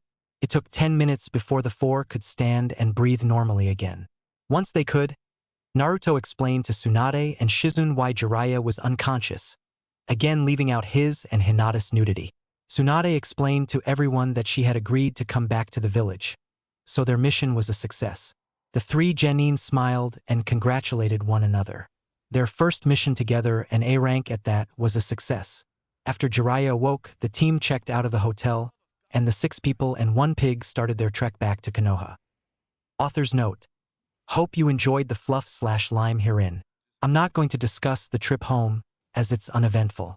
Also, next chapter, Naruto's past will be revealed. Yes, I'm gonna finally explain what caused this AU to be so different. Well, I hope you all enjoyed. Chapter 10. Naruto, Hinata, and Shino had returned to the village after being gone a mere 2 days. Sarutobi was impressed, to say the least. Upon seeing his old student, Tsunade, he immediately announced his retirement to the village, and Tsunade was sworn in as the 5th Hokage the next day. That was the official occurrence, but in truth, she would be training to be Hokage for several months, during which time her old sensei, Sarutobi, would remain the acting Hokage except for meetings and so forth, during which he would act as her assistant. Naruto spent the next several days with his team, getting to know Shino somewhat, introducing Shino to the training routine, bonding even more with both Hinata and Jiraiya, the latter of whom he was coming to see as a father almost, and allowing Shino to join their bond somewhat as well. The 4 of them trusted one another implicitly now. If Naruto yelled jump, 2 teens and an old man could be seen clearing the trees seconds later. The same went for the other 3, though if Jiraiya was yelling, 3 teens cleared the trees. This principle applied to anything any one of them might yell or say. Naruto, for the first time in his life, felt truly accepted. He couldn't get rid of the memories, however, of the last time he felt that way, only to have it ripped away from him. Naruto was spending time alone, away even from Hinata for a while. He had told her he was just going for a walk, which was true, but he was really going out to think and relive those times. It was a torture he subjected himself to a few times a month before he had been with her, and he had bypassed it of late, so he felt he needed to do it today. He was about a mile from the house, where the team's training had been that day, when he found a large boulder. He climbed onto it and sat down. He laid back on the boulder and closed his eyes, letting the memories flood over him. Flashback. Naruto walked into the classroom. Today was the day they were going to be assigned to teams. He sat by himself as always. He didn't notice it at the time, but in hindsight he realized a certain young girl was watching him that day, as she always was. Hinata was the only one who seemed pleased that he was there. The rest of the class either didn't care, or would have preferred if he wasn't there. He had been sitting there a little while when the door burst open and Sakura and Ino came in, panting and both claiming to have won the right to sit with Sasuke. He groaned. "It's always about Sasuke," he thought to himself. He got up and went over to Sasuke. He was trying to figure this out, so he got onto the desk and glared at the Uchiha boy. He just didn't get it. Naturally, all the girls were scolding him about glaring at Sasuke. He didn't care. He glared at the boy all the harder. What in the hell did they see in the guy? He was cold, harsh, a royal prick. What in the hell did they see in him? He was still glaring at the boy, trying to figure out what the hell they saw in him when someone behind him bumped him. Flashback end. Naruto chuckled to himself. He'd rather not remember the details of what happened just then. That was the day he first met them, and they were assigned as his team. He nodded. That was when it started. As was typical of this torture, his mind moved on to the next significant event with them. Flashback. Naruto was tied to the post. The 3 of them had failed to get the point of Kakashi's test and had been failed as a result. The other 2 had been told they could eat, but Naruto himself was tied to the post for trying to eat alone, and the others had been told not to give him any. Sasuke was saying something about Naruto being weak hurting the team. After a short debate, Sakura got up and fed him a bite. Kakashi appeared before them, enraged. Both Sasuke and Sakura jumped in his defense. Sakura said, "We gave our lunch to him because the three of us are one." Naruto would always remember those words. They accepted him. Kakashi grinned and simply stated, "You pass." The three were confused, so he explained that they had seen past his traps and deceptions and gotten the point that they needed to think of the team before themselves, so they had passed. Naruto couldn't really care less about that. His teammates had accepted him, that's all he could think of. Then they all left, forgetting to untie him. He groaned. Figured. Flashback end. Naruto chuckled as he thought back to that time. In spite of the smile on his face, tears ran from his eyes as he remembered how good it felt to have them accept him. As his mind was getting ready to move on to the memory he always dreaded. When he lost that acceptance, he heard a voice. He turned and found Hinata there with him on the boulder. She saw the tears on his face. Hinata came to him and wrapped her arms around him. "What's wrong, Naruto?" she asked. "Please, tell me, why are you crying? What happened to you?" Naruto held her close. He sighed. She deserved to know what had happened. He turned to her and pulled her down onto his lap, holding her gently. She smiled up at him and ran her fingers through his spiky hair. He smiled. "All right, Hinata, I'll tell you. You deserve to know. After all, since you're with me, you deserve to know what you're getting yourself into," he said, forcing himself to smile for her sake. "You remember when my old team got sent to the Land of Waves, right?" She nodded. "That's where it happened," he said. Then he started his story. Flashback. Naruto had arrived at the bridge. He saw Haku's ice mirrors. In the middle was Sasuke. He watched as Sasuke seemed to be getting pelted by needles from every direction. He couldn't seem to do anything about it. He felt more helpless than he ever had before. Maybe announcing his presence like that hadn't been such a good idea. Hinata giggled at that. Naruto stood there, shock setting in, as he watched Sasuke's body begin to resemble a porcupine from all the needles being thrown at him. Naruto felt totally helpless. He couldn't get inside the dome of mirrors, and he could tell Sasuke couldn't get out. Then Sasuke looked straight at him as he sat on his knees in there. Then he closed his eyes and fell forward and didn't move again. Naruto gasped, his eyes filling with tears. True, he and Sasuke had never really gotten along, but still, he didn't want Sasuke to die. Naruto felt a sudden rage building up inside him.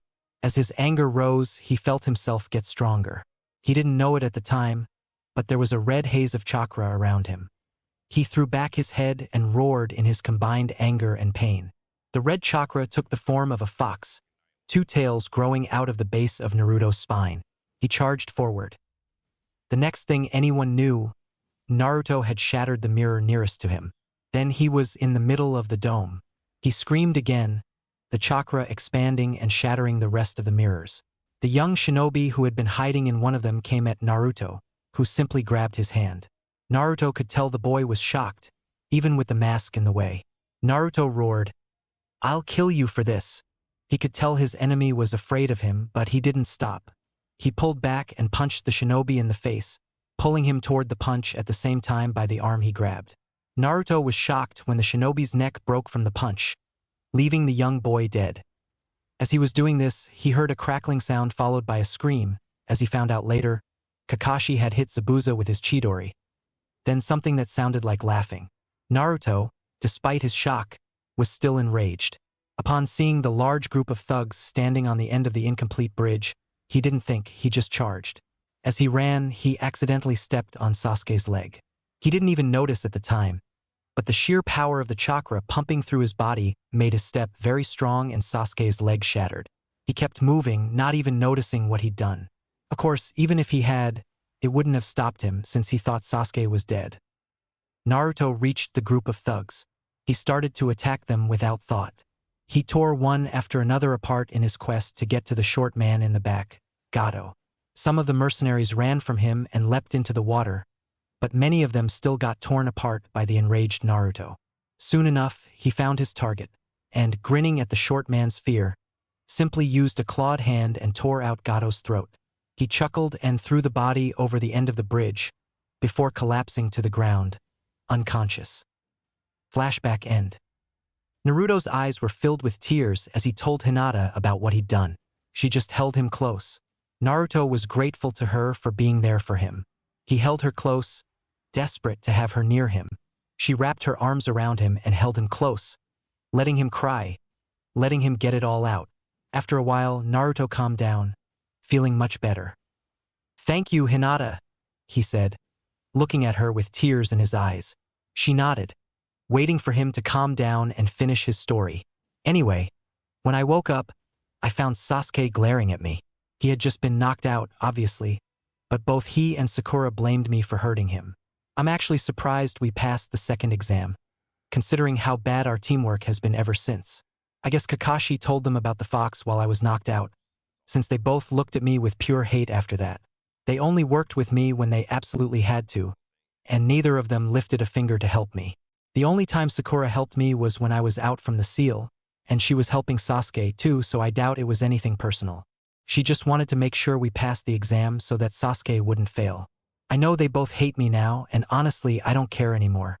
That's why the old man said what he did about our team accepting me and that being a big deal because of what happened with my old team. Remember when I said I would tell you why I was so willing to move so fast?" Hinata nodded.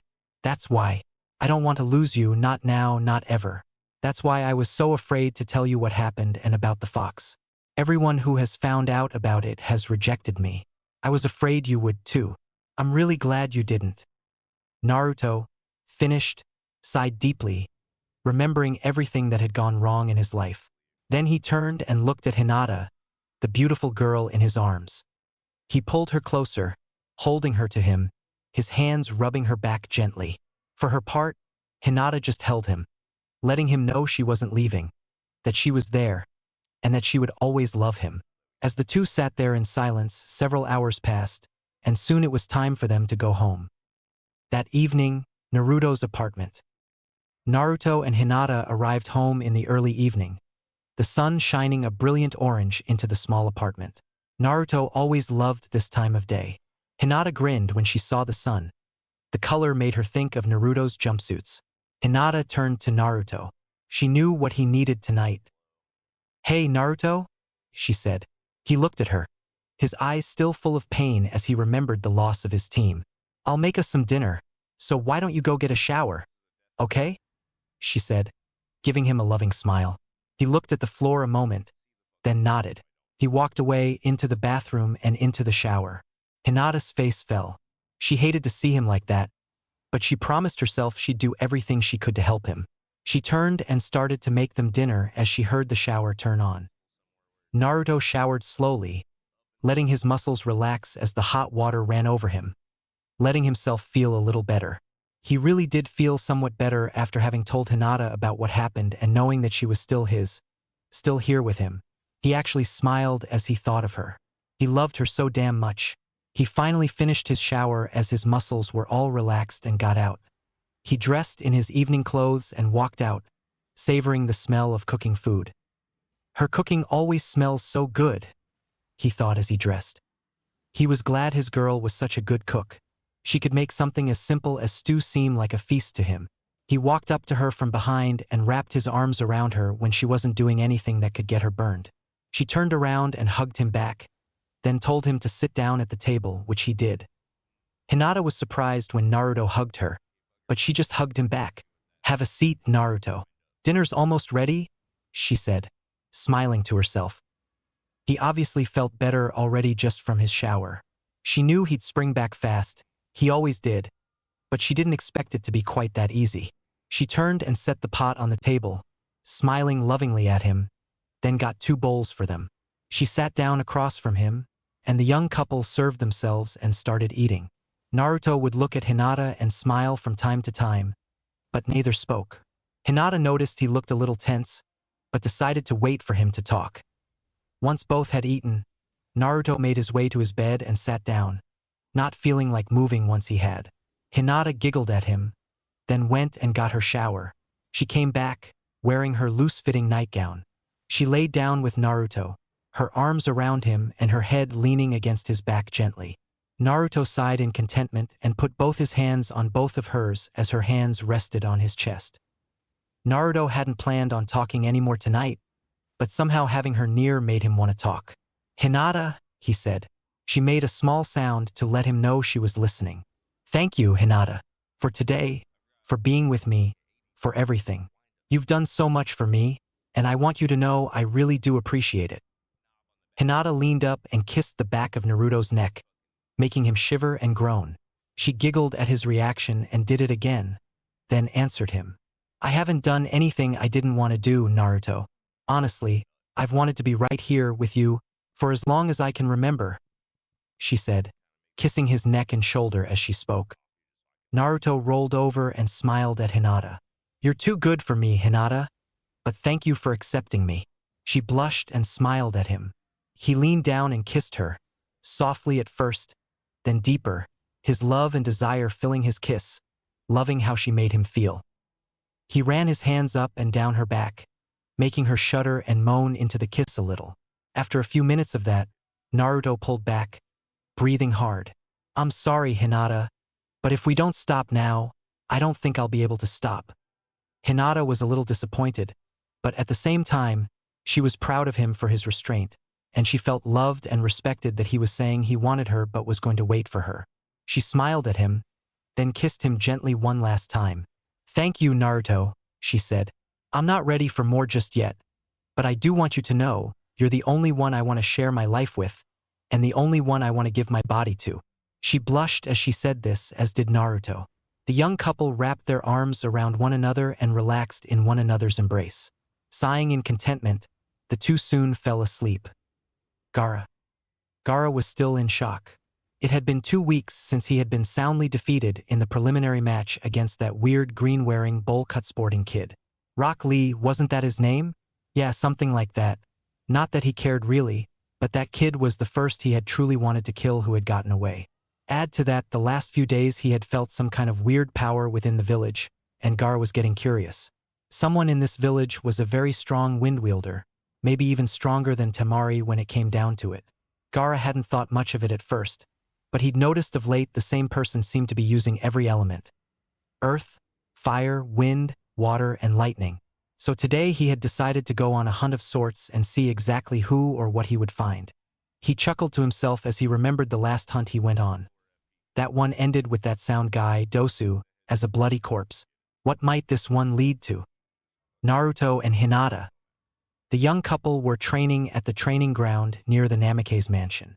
Naruto was working on perfecting his elemental Rasengan, while Hinata was perfecting her Rasengan and working on figuring out ways the spinning of chakra in a Rasengan could be incorporated into her gentle fist.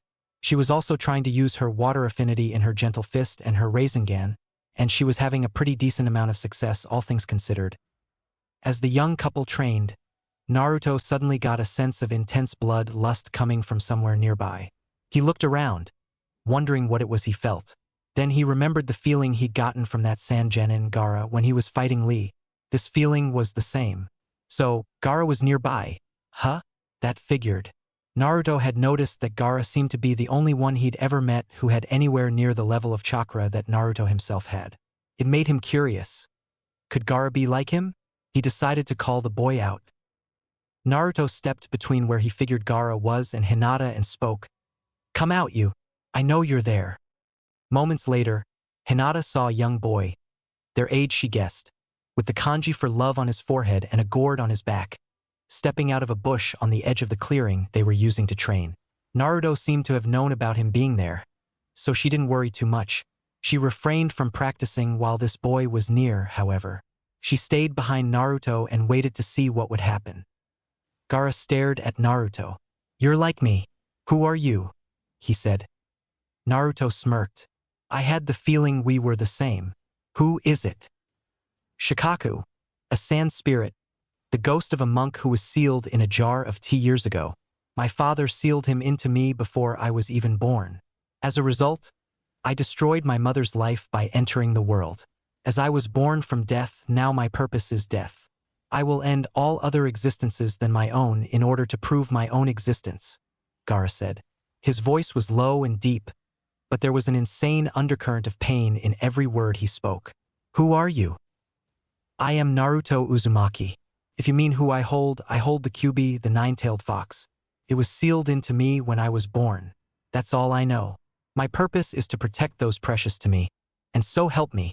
If you come after them, I will end you, Naruto said, his voice getting lower, darker near the end. Gaara looked shocked. This existence, this presence, this power was greater than his own. It had come from nowhere just then, and he knew if he were to try to attack this boy, he would die. He didn't even know how he knew, but he knew in an instant that this boy could destroy him utterly in a single move. Gaara watched closely, yet Naruto was able to get around behind him. Gaara turned and saw the blonde standing there. He heard something and looked down. Naruto was holding a white ball of pure chakra inches from Gaara's stomach. Naruto chuckled. My water chakra would destroy your sand armor. My fire chakra would burn you. My lightning chakra would shock you. My wind chakra would cut you. And my earth chakra would grind you to dust. Oh, and the non-elemental chakra that is the base of this sphere would simply tear you to pieces. I could have easily killed you just now, Naruto told the stunned Gaara. Gaara stared not only at the jutsu before him, but the boy holding it. How are you so strong? What drives you? And why would you use this power for anyone but yourself? He asked. He was actually partly curious, but mostly he wanted to know what it was that made this boy so much stronger than himself. Naruto pointed at Hinata. See her? He asked. Gaara nodded. She is the one I would use it for the most. She saved me from my darkness, from myself. She accepted me when no one else did. When all others hated me, she loved me. When all others rejected me, she clung to me. She brought me from the darkness and into the light, and I love her more than life itself. Gaara was stunned. Love? He said. Is that what makes you so strong? You become strong because you desire to protect someone precious to you. He was fighting hard to not go into shock at this thought. Naruto nodded. Gaara, I know how hard it is to have no one, but you're not alone now. We may not be friends, at least not yet, but you and I are alike. We are both Jinchuriki and now you have me. I accept you, I won't hate you, and I won't try to attack you. Gaara felt like something in his mind shattered. His beliefs, his thoughts no longer held true. He wasn't alone. There was one like him. He looked at Naruto thinking hard. He eventually held out a hand to Naruto. Naruto was momentarily confused, then took Gaara's hand and shook it. Gaara looked stunned. In truth, he was far beyond stunned. This boy had, in mere minutes, using words and a single move, changed everything he believed. Naruto favored Gaara with a true smile, then took his hand back. Oh, and Gaara, just so you know, I would fight just as hard to protect anyone in this village as I would to protect Hinata here. One day, I will be the Hokage and protect this whole village, because every single person in this village will be precious to me, no matter what they think of me. Find your precious person, Gaara, and put your life into protecting them. Then you will find true strength, Naruto said, having no idea how huge an impact his words were having on Gaara.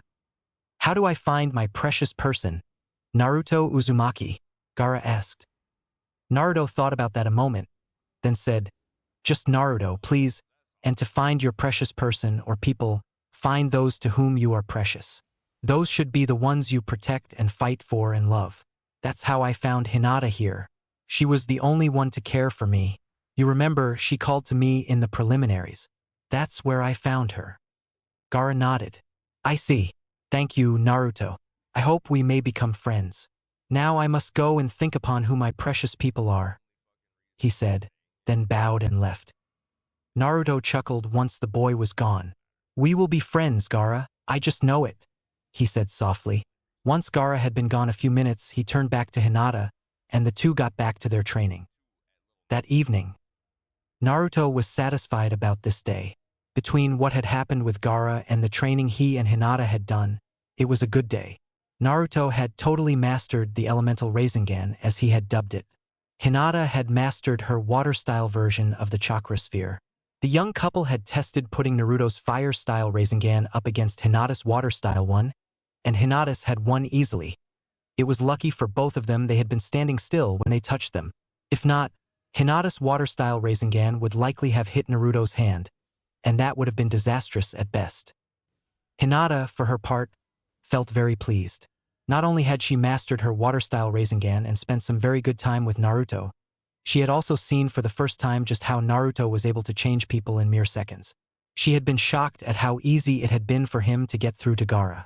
But, really, deep in her heart, she was proud of her fiancé. She was more in love now than she'd ever been before. She knew. As the two entered their apartment together, she stopped a moment and kissed him as she closed the door. Naruto locked the door, then went to make dinner for them. Gaara. Meanwhile, unbeknownst to the young couple, the red-haired boy entered the rooms he and his siblings were sharing in one of Konoha's hotels. He looked at his two siblings, wondering what they felt about him. If they felt anything beyond fear, he knew they could easily be his precious people. He chuckled at himself, realizing he'd never even considered that as possible before. Yet when he thought about it, he realized they were always there and they trained to be able to fight with him. He'd have to talk to them tonight, feel them out, and see what was going on. Upon his approach, Temari and Kankuro tensed somewhat, which made him sad, but he knew why. After all, he was something of a homicidal maniac prior to this. He'd have to talk to them and figure this out. Temari, Kankuro, I need to speak to you, he said softly. They both nodded. Am I precious to you? He asked them. Temari was shocked. Of course you're precious to us, Gaara. You're our little brother, she said. Kankuro nodded his assent. Gaara thought about that a moment, then decided he had nothing to lose. Do you love me? He asked them both. Both seemed stunned at hearing this, but eventually both nodded again. Like I said, Gaara, you're our brother. Now what's this all about? Temari asked. Gaara decided not to tell them exactly what had happened, but to feel them out a bit more. I could have died today, he said. Both Temari and Kankuro looked both shocked and scared. I see from your face you know the level of power that would take. But believe me when I say my life was in the hands of another and he gave it back to me. I see you are afraid of this power. I do not fear it, but I do fear for us if we go through with this plan. He spoke, as his siblings knew, of the plan to invade the Leaf Village. Of course, the order had come from their father, the Kazekage, but without Gaara, the plan would fail, there was no question of that. In fact, I believe the Kazekage is no longer himself. He has betrayed the best interests of our village.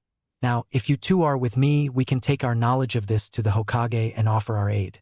We must break our alliance with the Sound. Temari and Kankuro looked at one another.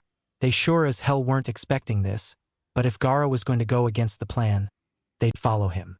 Not only was he their brother, but if he was against them, they knew they would die, never mind if there was one stronger than him against them. They looked at their brother and nodded, signifying they would follow him. Tsunade. It was evening. Tsunade was finishing up her duties for the day. Sarutobi had left her to the paperwork while he went home for the night. She chuckled. Even though she knew this was training for her new position, that didn't mean she had to like it. She was just finishing up her last stack of papers when she heard a knock at the door. Come in. She spoke just loud enough for those outside to hear her. Tsunade got a hell of a shock when she looked up and saw the 3 sand genin in front of her. She set down her stamp and her pen and looked at the 3 youth in front of her. What can I do for you? She asked. The redhead, Gaara she thought his name was, responded. It is not what you can do for us, Lady Hokage. I have information that will have very dire consequences for the Leaf Village. I have come here, along with my siblings, to warn you that the Sand and Sound Villages plan to betray and invade the Leaf Village during the Chunin exam finals. Chapter 11.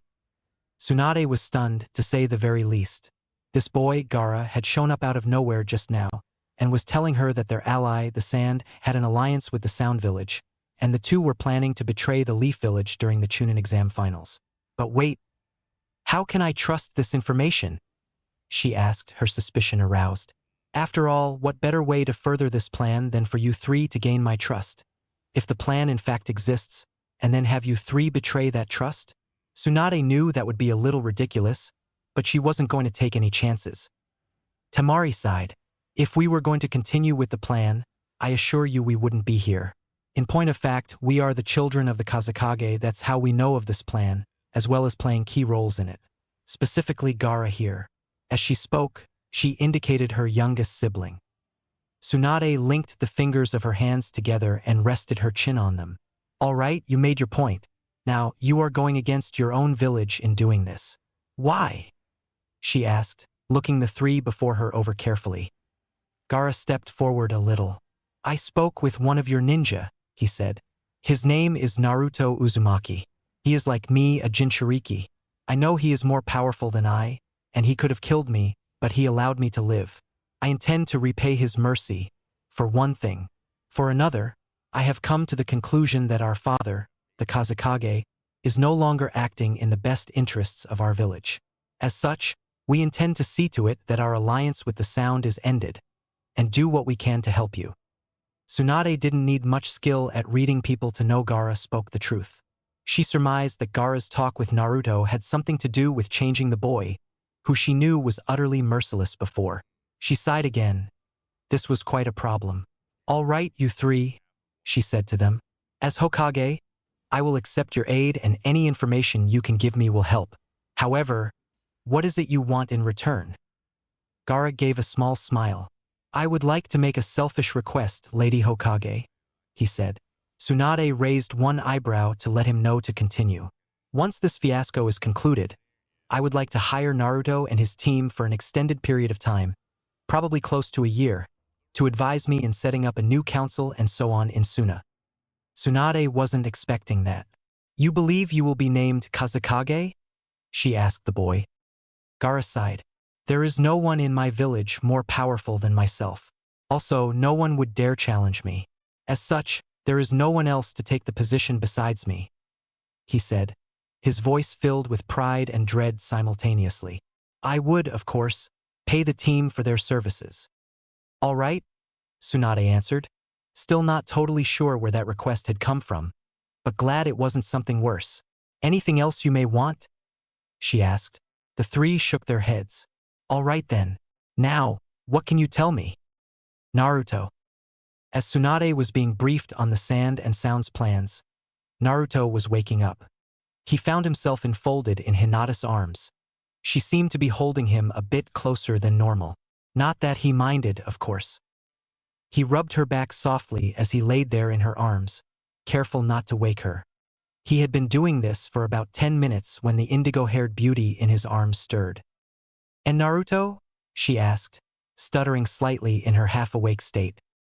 I'm here, Hinata, he answered her. He chuckled as she rubbed her eyes, waking up slowly. Where am I? She asked. Naruto slowly realized what was happening. Or so he thought anyway. You're at home, Hinata. Where else would you be? He told her, thinking that would bring her out of whatever had her so befuddled.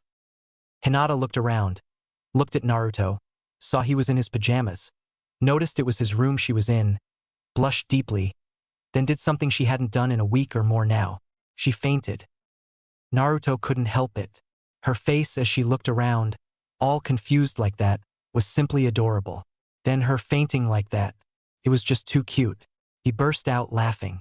By the time Hinata awoke 5 minutes later, he was holding his sides and laughing so hard he was crying. And Naruto?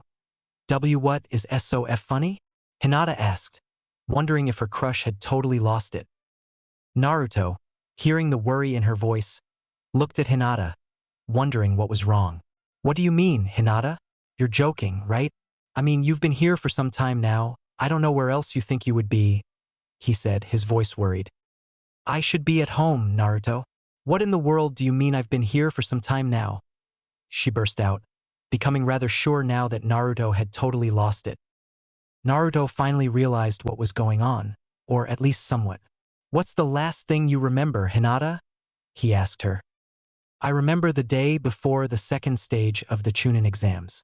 We need to get to the 44th training ground, don't we? She said. Naruto chuckled.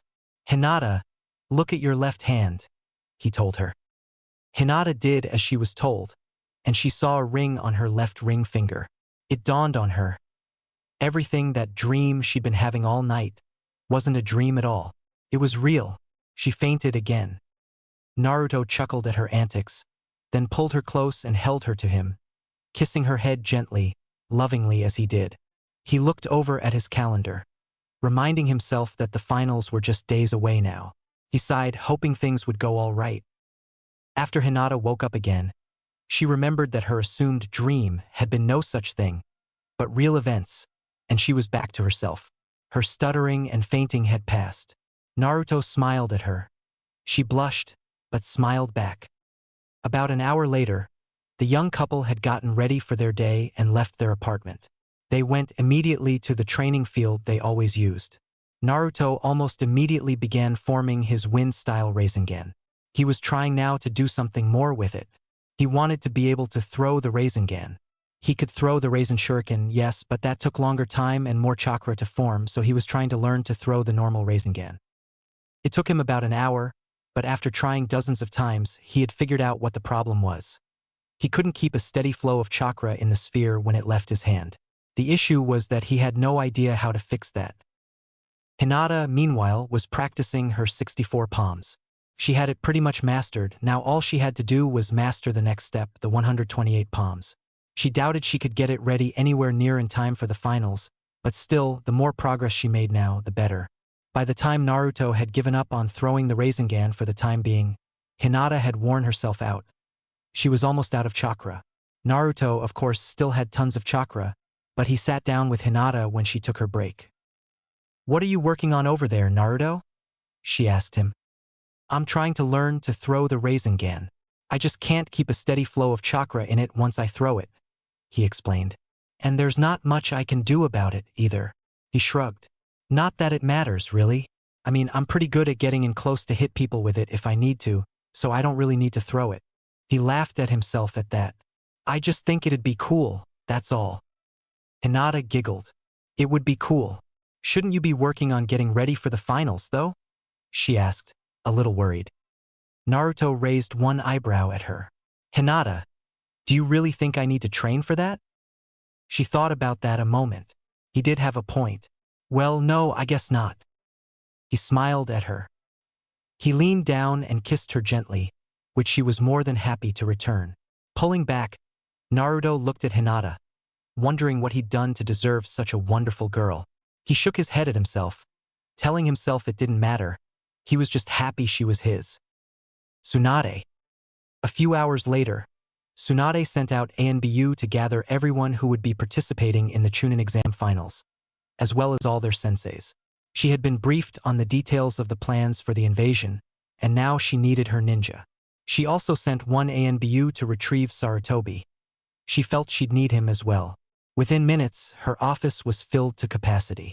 Naruto, Hinata, Gaara, Lee, Shikamaru, Temari, Kankuro, Shino, and Sasuke were in the room, most of them looking confused. Jiraiya, Guy, Kakashi, Asuma, and Kurenai had come in moments after their students. The Sand siblings, naturally, bore looks of determination rather than confusion, but the others all looked lost, wondering why they were there. After a few moments, Sarutobi entered the room, and Tsunade called the meeting to order. "All right, everyone, we have a situation here," Tsunade said. "I've been told by Gaara, Temari, and Kankuro here that we are going to be betrayed. Their village has made an alliance with the Sound Village, and they intend to attack us during the Chunin exam finals." As she expected, everyone in the room except the Sand siblings, Naruto, Hinata, and Shino yelled out, "What?" She was a little surprised Naruto and Hinata didn't react, but didn't say anything about it. "You heard me," she said, giving them all a glare to let them know to shut up and listen. They did. "Now, since we have this information, we can plan accordingly. And from what they've told me, I believe the leader of the Sound Village to be Orochimaru. So we must plan for that as well." Shikamaru stepped forward, surprising everyone except Asuma, who knew the boy to be a genius. "Please, Lady Hokage, allow me," he said. Everyone began to listen to him. "First, I need to know who will be available for this operation." Shikamaru talked long into the night that night. By the time everyone went home, it was well after dawn, but they had a solid, workable plan in place and everyone knew their part in it. They only had 2 days left before the finals started, and they needed rest. So, the group went their separate ways and rested for the following 2 days. Hinata went to the Hyuga compound the day before the finals and spoke to Hayashi about his part in their plan. He agreed to do what was required of him. Shikamaru spoke to his father about his part.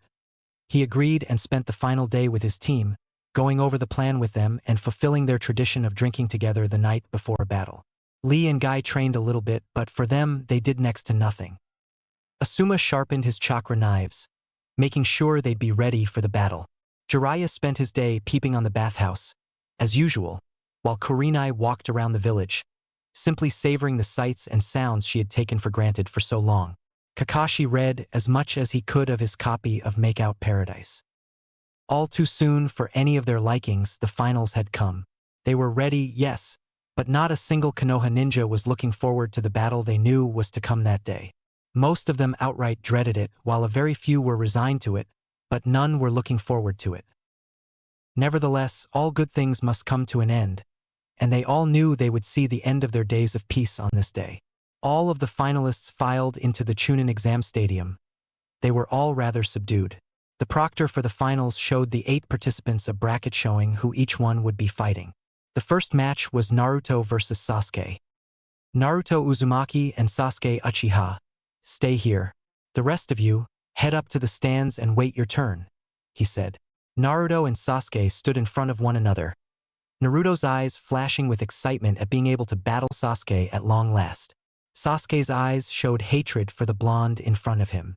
The proctor stood between the two. He said a single sentence. Everyone who knew what was going on felt his statement was the sealing of their fate. He said, "Let the final tournament of the Chunin exams begin." Author note: this chapter was just too much of a pain to write, so I kept it short. The next chapter will cover the first round battles of the finals, so it will probably be pretty long to make up for this one being so short. Sorry, and I hope you enjoyed it anyway. Chapter 12.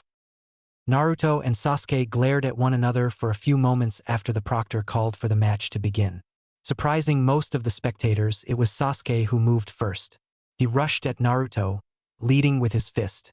Naruto ducked backwards, easily dodging the Uchiha's move, and swiped at his legs with a low sweeping kick. The Uchiha leapt over Naruto's attack and attempted to punch down at Naruto's head. Naruto rolled slightly and kicked up at Sasuke's midsection at the same time. Naruto's kick drove into Sasuke's stomach hard, knocking the wind from the dark-haired boy. Sasuke backed away, panting heavily, arms gripping his stomach hard. Naruto pressed his advantage and punched Sasuke across the face, sending him flying into the wall of the arena. Sasuke pulled himself out of the wall and ran at Naruto again, rage clear on his face. Naruto waited in his ready stance. Sasuke threw an angry punch at Naruto, leaving himself wide open. Naruto saw this but didn't take it too seriously and let the opening go, not bothering to attack Sasuke. Sasuke saw this and snarled. His rage increased by the way Naruto was clearly not taking this fight seriously. He rushed at the blonde again, intending to force him to take it so. As Sasuke got close and attacked, Naruto said quietly as he dodged, "Don't take this so seriously, Sasuke. Remember the plan." Naruto wrapped a hand around Sasuke's wrist as he said this. Sasuke yanked his arm, pulling Naruto around in front of him and decked him once across the face. Hard. "This is deadly serious to me," Sasuke told the blonde. "Even if it means every single person in this village dies, I will defeat you." This enraged Naruto, who kicked as hard as he could from his awkward angle. Sasuke, not expecting Naruto to attack from a position like that, took the full brunt of Naruto's attack, which landed right between his legs. Every male in the stands gripped their own crotch in sympathy. "That was just dirty. Just what I'd expect of a Jinchuriki," Sasuke yelled at Naruto when he could breathe again.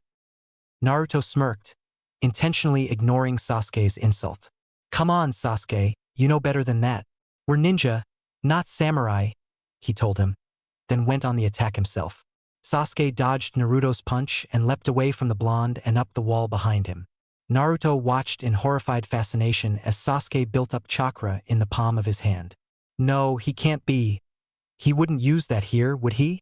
Naruto thought to himself.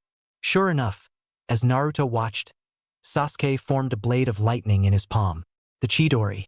Naruto turned to the proctor and said quietly, "If he uses that on me, I will not be held responsible for what happens to him." The proctor simply nodded as Sasuke began his charge. Naruto sighed. "I was hoping I wouldn't have to use this," he said softly, then held out a hand and formed an elemental Rasengan. Just as Sasuke was coming within range to strike at Naruto with his Chidori, the blonde held up his hand to meet the chakra blade with the spinning sphere he'd formed. The two jutsu clashed, chakra flying everywhere for a few moments. Then, the wind chakra in Naruto's elemental Rasengan cancelled the lightning chakra in Sasuke's Chidori, causing it to fail. Sasuke's momentum carried him forward, despite the loss of his own jutsu. Naruto's attack proceeded to tear into Sasuke's hand, then his arm, and eventually stopped when Sasuke's momentum ran out. By then, the elemental Rasengan was buried in Sasuke's chest. It had turned the Uchiha boy's heart into a boiling liquid. The Uchiha was dead before he hit the ground. The proctor nearly gagged when he saw the wreckage that was Sasuke Uchiha's body. Naruto scoffed and commented, "He threatened my precious people." The proctor had no choice. "Winner Naruto Uzumaki," he said. Naruto didn't waste time bowing to the crowd. Most of them were shocked into silence anyway. Naruto simply walked away, leaving the proctor and Sasuke's body on the ground of the arena. The proctor then pulled out his copy of the tournament bracket. Round 2. Shikamaru Nara versus Kankuro. Will you two come down here, please? Meanwhile, in the Kage box, Tsunade was speaking to the Kazekage. By now, she suspected that this man was not who he seemed. In fact, she suspected that he was, in fact, Orochimaru in disguise, based on the information she'd been given by Gaara, Kankuro, and Temari. That was an unexpected outcome, the man said, his voice sending slight chills up Tsunade's spine.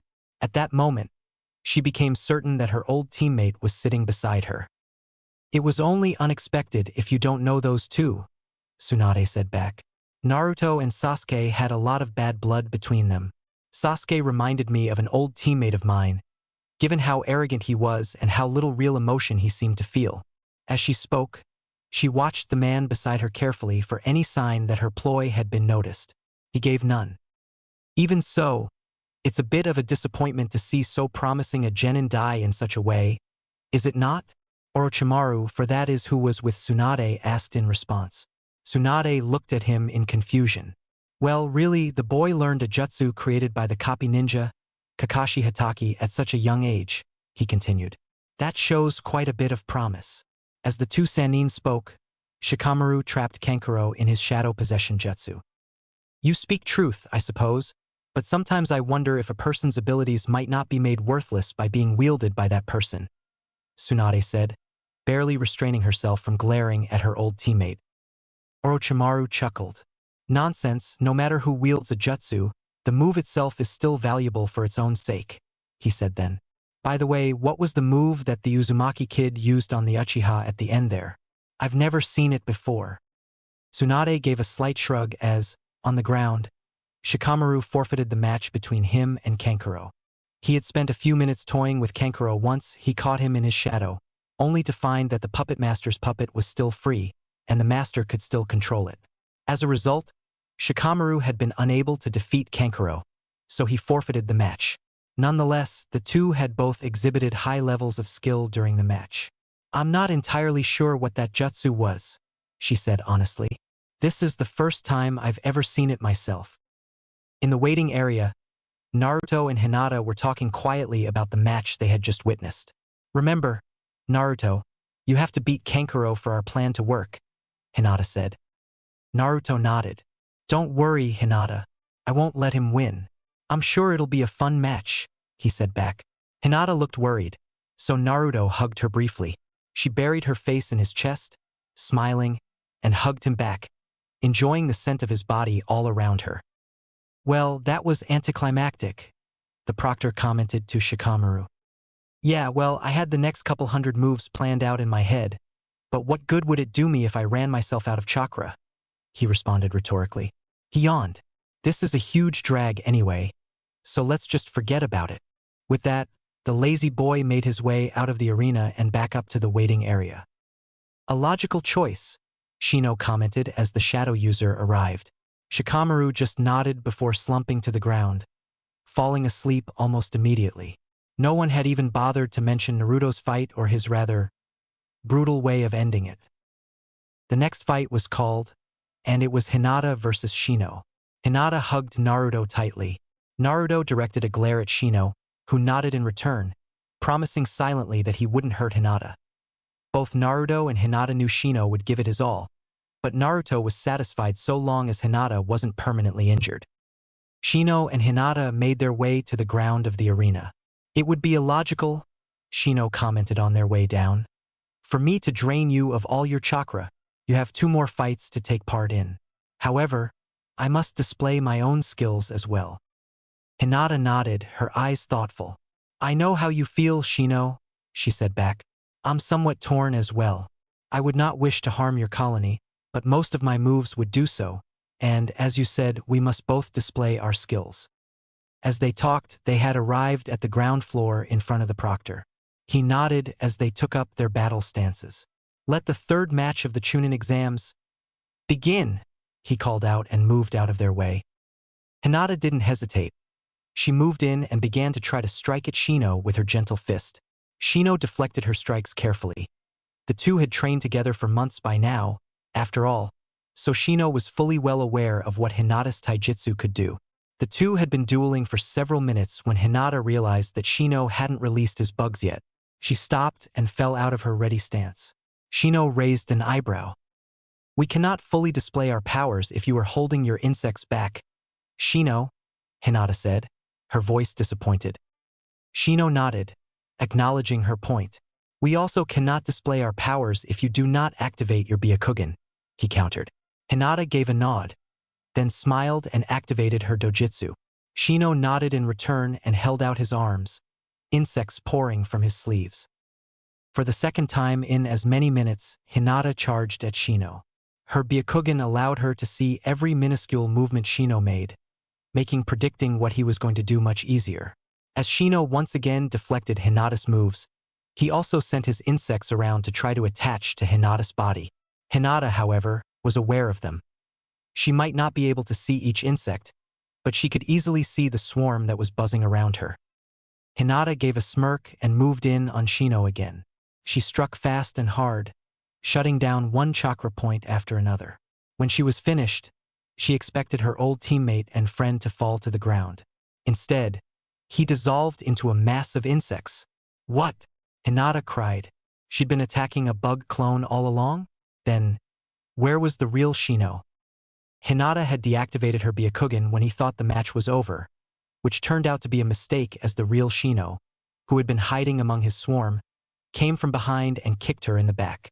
Hinata pitched forward, then used the momentum of Shino's attack to roll back to her feet. By the time she regained her feet, Hinata's Byakugan was active again. So, you hid in your swarm while I attacked your bug clone, then attacked from behind when I dropped my guard. Smart, she said to her teammate. Shino nodded, admitting that she'd figured out what he'd done. I doubt it will work again, however, he said idly. It would be illogical to expect you to fall for the same trick twice. Hinata smirked. Indeed it would, my friend.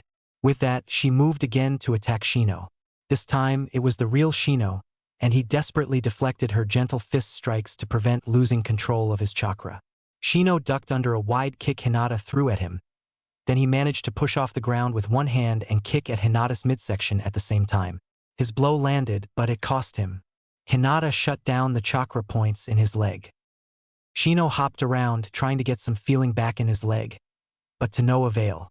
Hinata used the time to catch her breath. Shino turned his dark gaze upon Hinata. In an attempt to catch the girl off guard, he ran at her. Engaging Hinata in taijutsu was a reckless move and he knew it, but he thought it might be worth a try. Hinata saw him coming and, using her superior speed and flexibility, dodged Shino's moves with aplomb. Nice try, Shino, she commented at one point, when she was doing the splits on the ground after ducking under one of Shino's punches, which had carried him past her. But not good enough. Rising to her feet, she made to seal the chakra point in one of Shino's shoulders. But, to her surprise, Shino preempted her by swinging with his other arm and backhanding her across the face. Hinata flew a few feet and landed hard on the ground. Wiping blood from her mouth, she rose to her feet and grinned at the bug user. Okay, that was good, she granted. Shino grinned. I've told you many times, Hinata, that you should never underestimate your opponent, no matter how weak they may seem, he told her. Hinata nodded. Indeed you have, she answered. I will not be making that mistake again. With that, the Hyuga girl moved again, this time in a diving kick that would have swept Shino's feet from under him. Shino carefully calculated the risk, then jumped to avoid the kick. He would have been unable to fight had he lost both his legs. Hinata rose quickly and, as he was coming down, hit his right shoulder, effectively numbing his dominant hand. Shino nodded to Hinata, who dropped out of her ready stance. Proctor, Shino said in his normal monotone. I withdraw. The proctor grinned around the sunbon needle in his mouth and called the match. Winner Hinata Hyuga, he said. The crow cheered. Despite the relative brevity of the match, especially compared to Shikamaru's time-wasting tactics, it had been a fun one to watch. Hinata bowed. Then she and Shino made their way back to the waiting area to rejoin their friends. As they walked, Hinata unsealed Shino's chakra points. That was an awesome match, you two, Naruto said enthusiastically as the two returned to the balcony. Yes, most invigorating, Lee yelled out.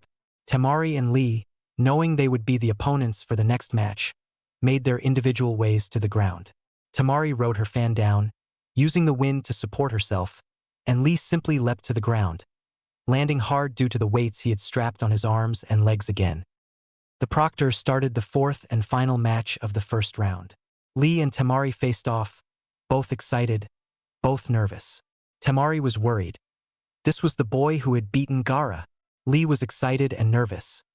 This girl had brutally defeated Tenten, but she no longer looked the same as she had then. Then, she had had the look of a killer, now she had the look of an honorable opponent. Lee couldn't wait to fight her. Let us make this a most glorious match, he called to the blonde kunoichi. Temari gave a small smile. Yes, I think that is a good idea, she said, pulling out her fan with all 3 moons showing. Temari swung her fan. Wind Scythe Jutsu, she cried, sending a gust of cutting wind at Lee. Lee moved, dodging to the side. Temari's jutsu slammed into a tree and tore it apart. Lee grinned. This girl wasn't messing around. Lee decided it was time for him to attack this time. He circled Temari in an ever-tightening circle, kicking up dust as he went to obscure her view. Temari sighed, rolled her eyes, and swung her fan again. This time, rather than doing a jutsu, she just blew away the dust Lee had produced. Lee snarled, frustrated, then made a second attempt at getting closer to Temari. She could see him coming, sort of, but Lee was moving so fast Temari couldn't do much about it. Lee swung, his fist crashing hard into Temari's face and sending her flying. She made a matching imprint next to Sasuke's from earlier. The way the shapes lined up, it looked like the two had been holding hands when they slammed into the wall. Naruto, noticing this up in the balcony, snickered. By the time Temari pulled herself out of the wall, Lee was nowhere to be seen. Suddenly, what looked like a rock came hurtling out of one of the trees, straight at her. Temari swung her fan. Unfortunately for her, it wasn't a rock, it was one of Lee's leg weights, tearing through the wind like it wasn't there. The weight slammed into Temari's fan, tearing a huge hole in it and slamming into the ground beside the kunoichi. Lee threw his other weight, which flew just over Temari's head and slammed into the ground near the first one. Temari jumped and looked behind her at the 2 weights.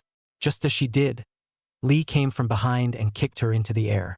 Jumping quickly, he got above her, planted both feet on her back, and shoved her back toward the ground. Temari slammed into the ground, face first, and didn't move again. Lee flipped over once, then landed on all 4s not far from Temari. The proctor checked on Temari, then called out, "Winner, Rock Lee." Temari groaned and rolled over, leaving a shallow imprint of her body in the ground. Lee came over to her and looked into her eyes. "You should not have insulted my teammate," he said simply, then held out a hand to the girl. Temari accepted it. Lee hefted her to her feet, and the two departed the arena floor, making their way back to the balcony. Tsunade stood and walked to the front of the Kage box. "Would the 4 contestants who will be proceeding to the second round please return to the arena floor?" she called out. Naruto, Hinata, Lee, and Kankuro made their way back down. "I am proud of you 4. Now we will have a brief break to allow our contestants to rest. Feel free to move about the stadium, but we ask that no one leave the premises until the other 2 rounds are complete. We will reconvene in half an hour. That said, the spectators rose and began milling about the stadium, while the 4 remaining contestants took a much-needed break. This would be one of their last moments of peace until after the invasion, and they all knew it. The ominous feeling in the air made each of them savor these few moments of peace. Hopefully, the battle to come could be ended before it really got going. Chapter 13. The half-hour break between rounds had passed relatively peacefully. Murmurs could be heard around the stadium about Sasuke's declaration to Naruto during their brief battle. Not a single person, spectator, judge, or otherwise, was taking up Sasuke's cause. The Uchiha had as much as declared he hoped his own village was destroyed, or, at the very least, that he flat out didn't care what happened to it. As everyone geared up for the second round, Naruto and Kankuro were tense, expectant.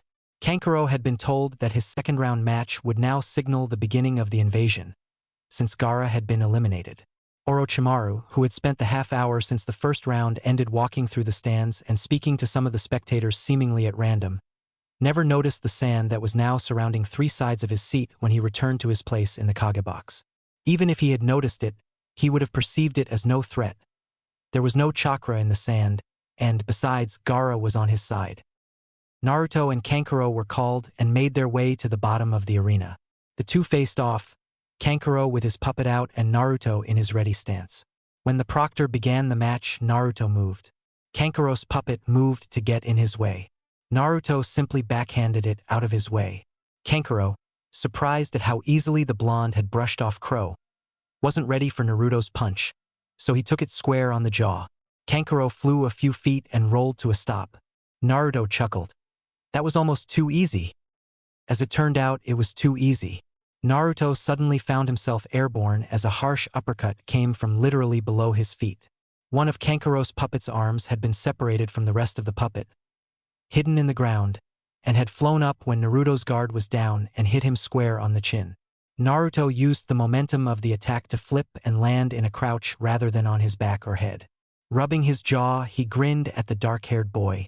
"Good move, Kankuro," he said. "But it won't be working again." Kankuro just grinned and twitched his hands as he regained his feet.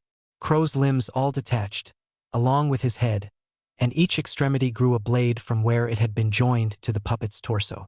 Kankuro sent these 5 blades flying at his blonde opponent at insane speeds.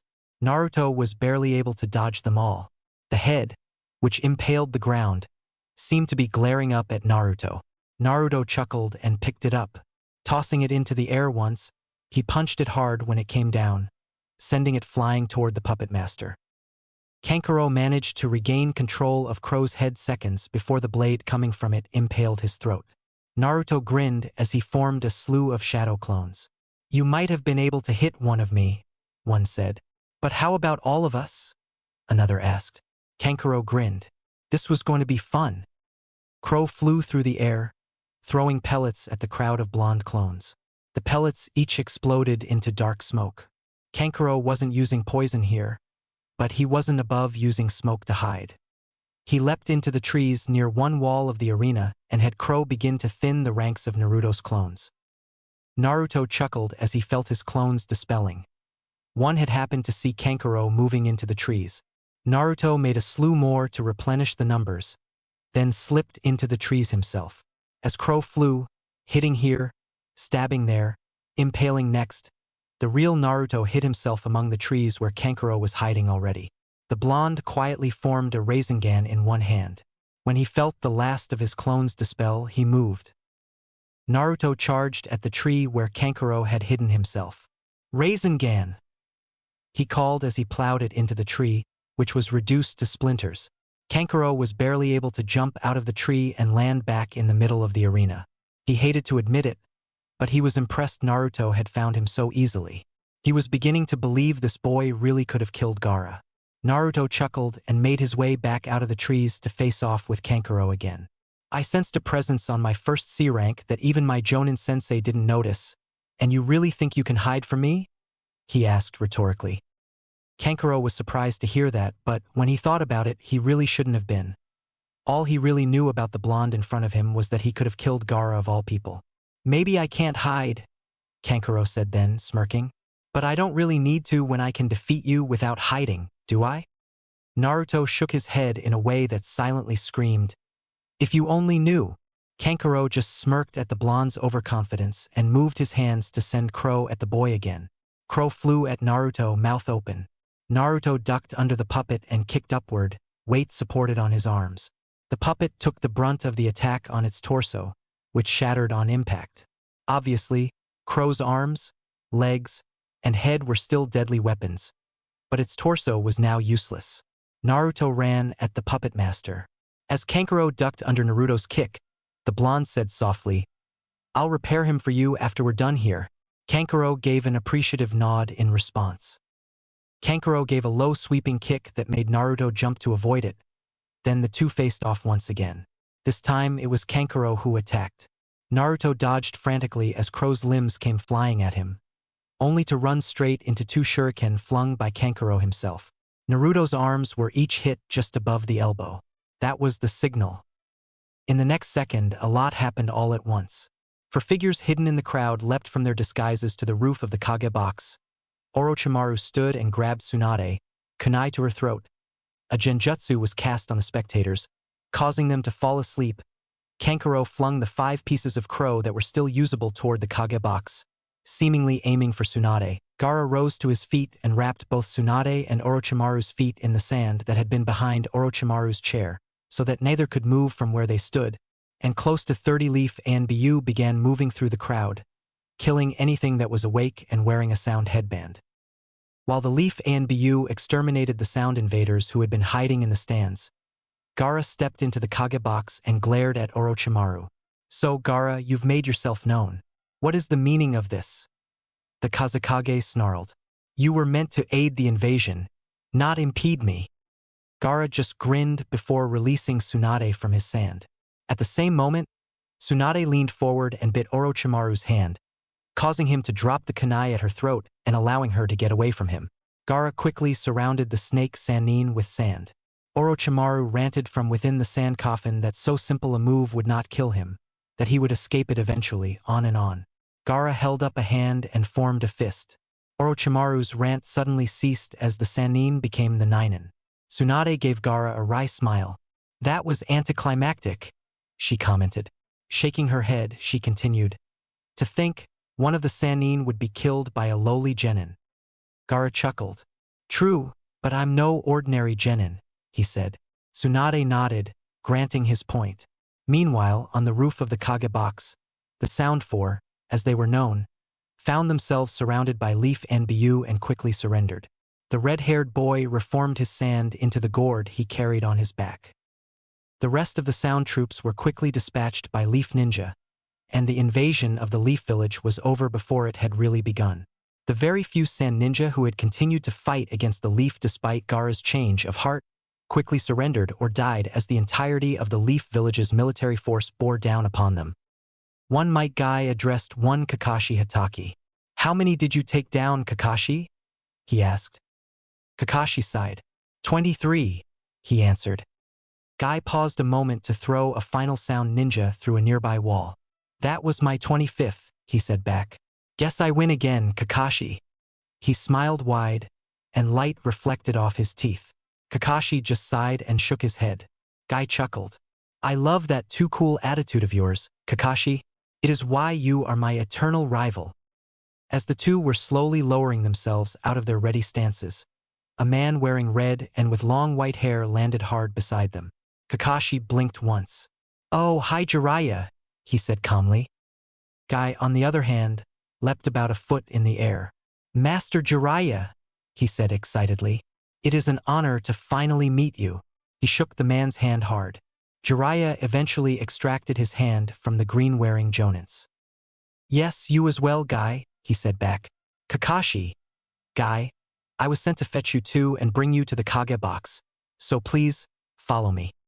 Within minutes, Gaara, Temari, Kankuro, Naruto, Tsunade, Kakashi, Jiraiya, and Guy were all in the Kage box, and a silencing seal was in place to keep their conversation private. Tsunade spoke quietly. "We have a problem." Everyone came to attention at that. Shikamaru is missing. XXXXXX. Meanwhile, Baki was running toward the main gate of the Leaf Village with a human-shaped bundle under his arm. He was one of the very few Sand Jonin who had remained loyal to the Kazekage, despite Gaara switching sides. Now, he was the only Sand ninja left who was brave enough or stupid enough to stand up against the Jinchuriki. He had made his way to the waiting area for candidates and abducted one Shikamaru Nara. Now he was running. Shikamaru, meanwhile, was slowly waking up. Baki hadn't bothered to cast a sleeping jutsu on the already asleep shadow user. Suddenly, Baki tripped and landed flat on his face, leaving Shikamaru to roll away from the Jonin as the two landed hard on the ground. Shikamaru rolled to his feet quickly and faced the man. Baki rose and the two glared at each other. Neither wanted to make the first move. Shikamaru chuckled. The Sand Jonin had taken him to the ideal environment for him. They were surrounded by shadows. Baki eventually made to attack Shikamaru, wind chakra building around him as he moved with the intent of cutting Shikamaru to bits as he had recently done to a certain Leaf Jonin who had seen him and Kabuto talking. Shikamaru groaned. This was going to be such a drag. He reached out with his chakra and took control of as many shadows as he could in the immediate vicinity. Baki found himself being pushed around hither and thither by the shadows. Shikamaru snarled at the man. You know, this is a total drag. But you really should have known better than to try to attack the Leaf Village. Every single one of us will put our lives on the line to stop you, regardless of our rank. With that, the young boy began to send sharper shadows at the Jonin.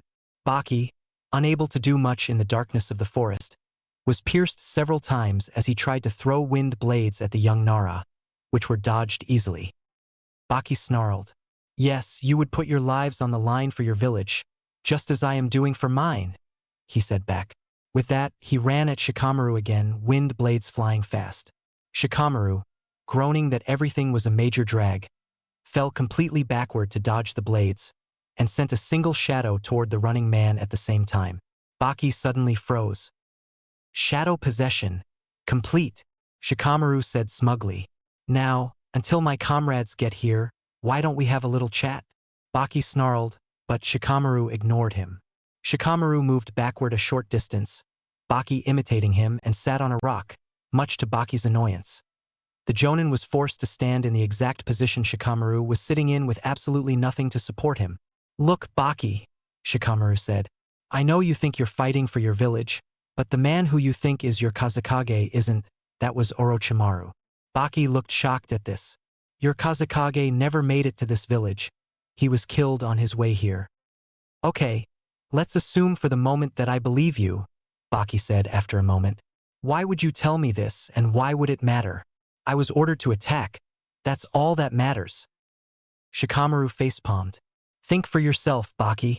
Do you really think Orochimaru would be true to his word and not betray your village the way he betrayed his own years ago? Come on, man, think, he said exasperatedly.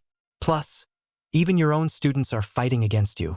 So why keep fighting when even they don't think what you're doing is in the best interests of your village? Baki slowly nodded. All right, I surrender, he said.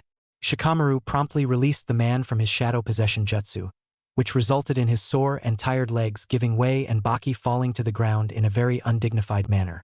Just then, Kakashi and Guy arrived on the scene with Pakken leading them. XXXXXX. Back in the arena, the crowd was waking up. Tsunade called out to them, "We apologize for the interruption. The previous match was called due to circumstances, and Kankuro forfeited, so Naruto will advance to the finals. Proctor, please begin the next match." The proctor nodded. "Hinata Hyuga and Rock Lee, please come down," he yelled. When the two contestants were both on the ground of the arena, he called, "And now the final match of the semi-finals begins." That said, he jumped out of the way.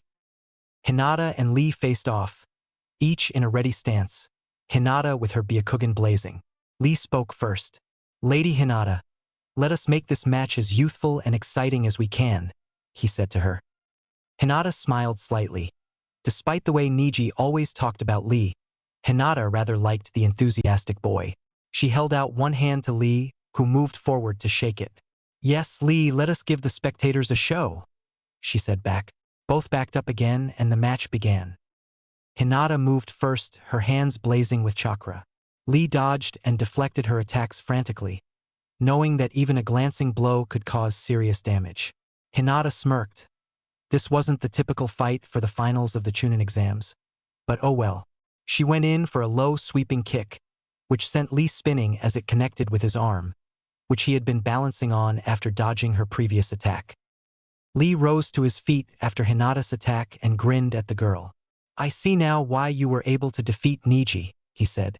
Hinata just smirked. "All right then, my turn." With that, Lee ran at Hinata, arms and legs flying quickly. Hinata dodged and blocked his attacks easily, but just then Lee put on a burst of speed. "Leaf Whirlwind!"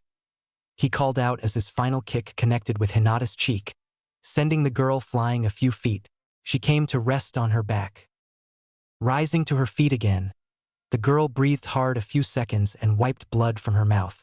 She smiled at Lee and commented lightly, "A fine attack, Lee." Lee grinned and nodded. "But not good enough." She ran at him again, Byakugan active, hands flying quickly. Lee, unprepared for her to attack again so quickly or aggressively, was barely able to block or deflect her moves. Hinata made a single clone with neither word nor hand sign, which formed a low-powered Rasengan and attacked the distracted Lee from behind.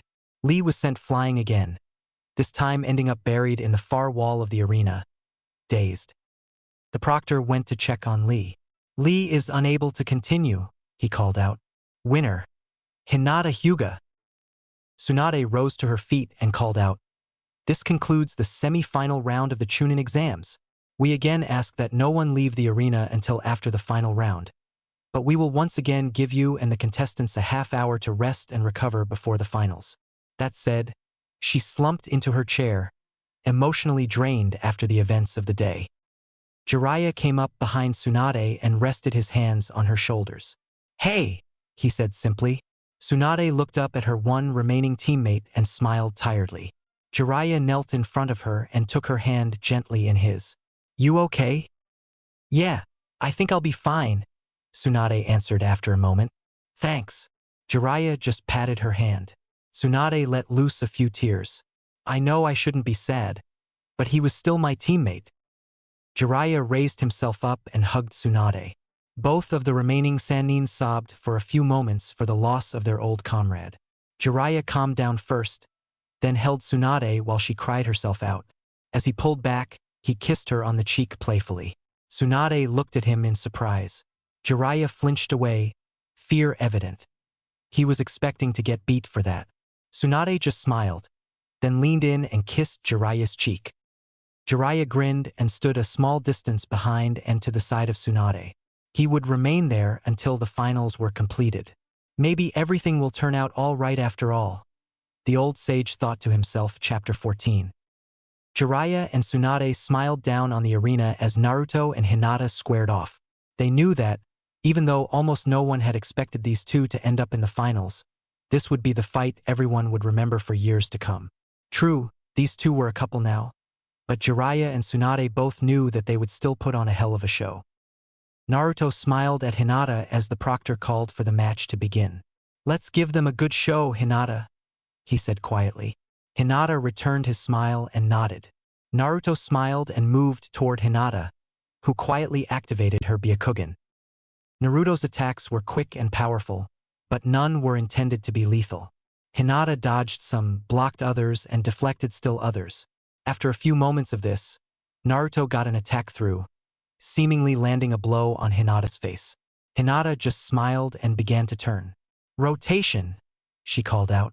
Naruto was surprised as her chakra sent him flying away.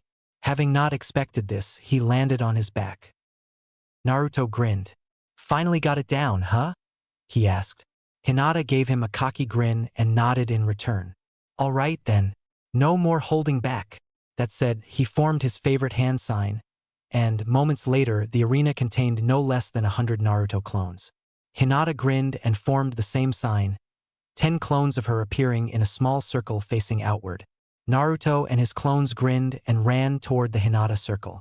As each one came within range, Hinata and her clones attacked with one gentle fist strike after another, each of her clones dispelling at least 5 of Naruto's before being dispelled.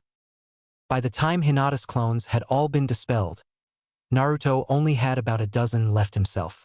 Hinata sighed.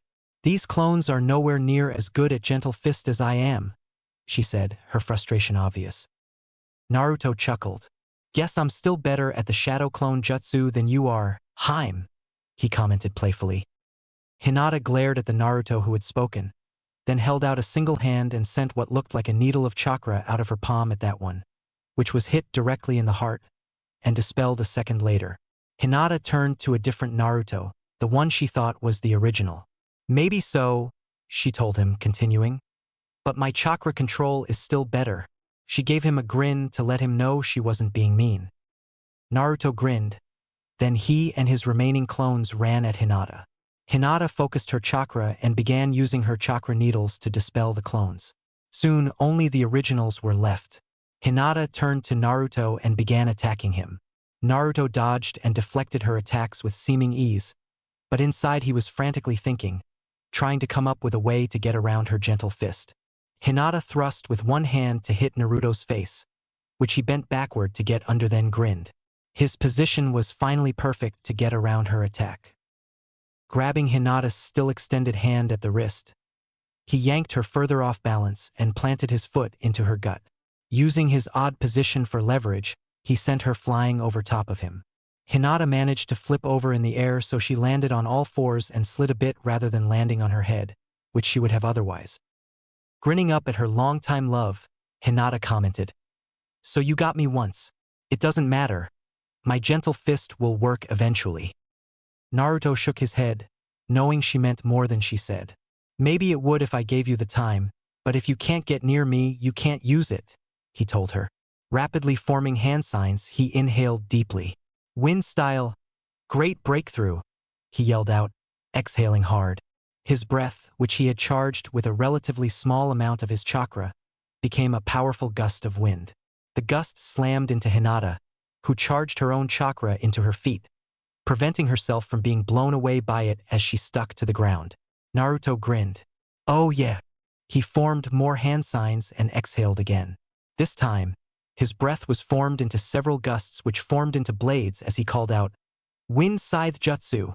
Hinata concentrated her chakra around her body, barely protecting herself from the chakra-charged wind. Meanwhile, in the stands, Temari snarled, "He stole that from me." Gaara patted her arm and told her, he wouldn't have bothered to learn it if he didn't think it was worth his time. "You should feel honored, sister."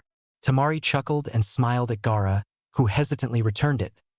He still wasn't quite used to this whole smiling thing. Naruto chuckled as he watched his attack do nothing to Hinata.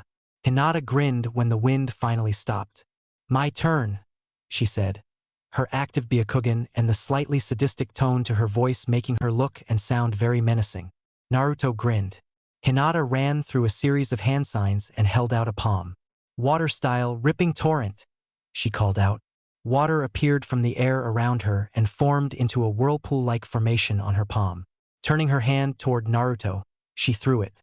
As it moved, it grew as Hinata continued to feed the jutsu chakra. Naruto charged his feet with chakra, then jumped just as the attack reached him. He barely cleared the torrent of water. As he came down, he used his chakra to run along the top of the water. Hinata, surprised at this tactic, was unable to dodge his punch, which connected hard with her cheek. Hinata flew to the side and rolled a few times before stopping. Once she had stopped, she slowly climbed back to her feet and turned toward Naruto once again. Said blonde was standing with a confident smirk on his face, arms crossed. Hinata giggled slightly. "Oh, come now, Naruto. You can't mean to tell me you really think you know every jutsu I've learned," she said. Naruto's arms fell to his side and his smirk became less confident. Thinking hard for a moment, he made to jump, but he was too late.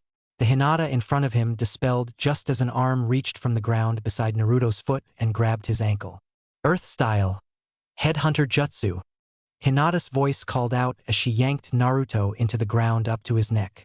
Naruto found, after a moment of struggling, that he couldn't move at all. He was not amused. Glaring up at Hinata, who was now standing above him, he growled, "That was a cheap move, Hinata." Hinata just giggled as she knelt down beside his head. "Yeah, I know, but we are ninja after all." she told him. Leaning down, she kissed his forehead and whispered, "Besides, I had to end the match somehow, and I didn't want to hurt you, so this was the best thing for me to do." Naruto smiled slightly. "Love you," he whispered. Hinata blushed. "Love you too," she answered. Rising, she turned to the proctor. "You can call this one, he can't continue like that," she told the man. Said proctor moved to check on Naruto. Seeing that the blonde couldn't move, the man nodded. "Since Naruto cannot continue, this match is over. Winner, Hinata Hyuga," he called out. At the announcement of Hinata's victory, everyone in the stands burst into cheers. Hinata blushed bright red as she turned and released Naruto from her jutsu. Naruto chuckled and made a sweeping gesture at the spectators. "Take a bow, Haim. You're the star today," he exclaimed. Hinata blushed even deeper, then smiled at the fans and bowed deeply. Everyone cheered all the louder for her. Just then, Shikamaru appeared seemingly from nowhere beside Naruto. "Hey Naruto, Hinata," he greeted them. "Just wanted to let you two know. I'm throwing a party for everyone who was in the finals tonight. It'll be at my place at 7, so I hope to see you guys then." Naruto turned a questioning look to Hinata, who nodded quietly. Naruto smiled at Shikamaru. "Sure, we'll be there," he said. Shikamaru rested a hand on Naruto's shoulder and his other on Hinata's, grinning. "Good, good. See you tonight then," he said, then jumped up into the stands, presumably to let the rest of his guests know. "You think it's a good idea for me to go to that?" Naruto asked. Hinata knew what he meant. "I do, Naruto," she said.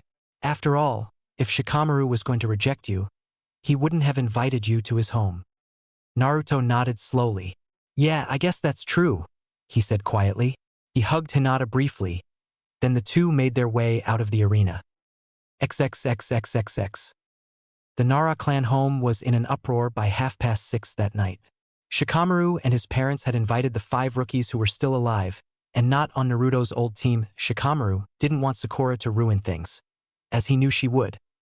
And they were now running around frantically trying to get everything ready for Naruto and Hinata's arrival at 7. Contained within Shikamaru's foyer were Tsunade, Jiraiya, Kakashi, Kurenai, Asuma, Hiruzen, Gai, Shikaku, and Yoshino Nara, Shikamaru himself, Choji, Ino, Shino, Kiba, Gaara, Temari, Kankuro, Lee, Niji, and Tenten, all of whom had been hard at work for a solid half an hour already and would likely be so for another half hour at least.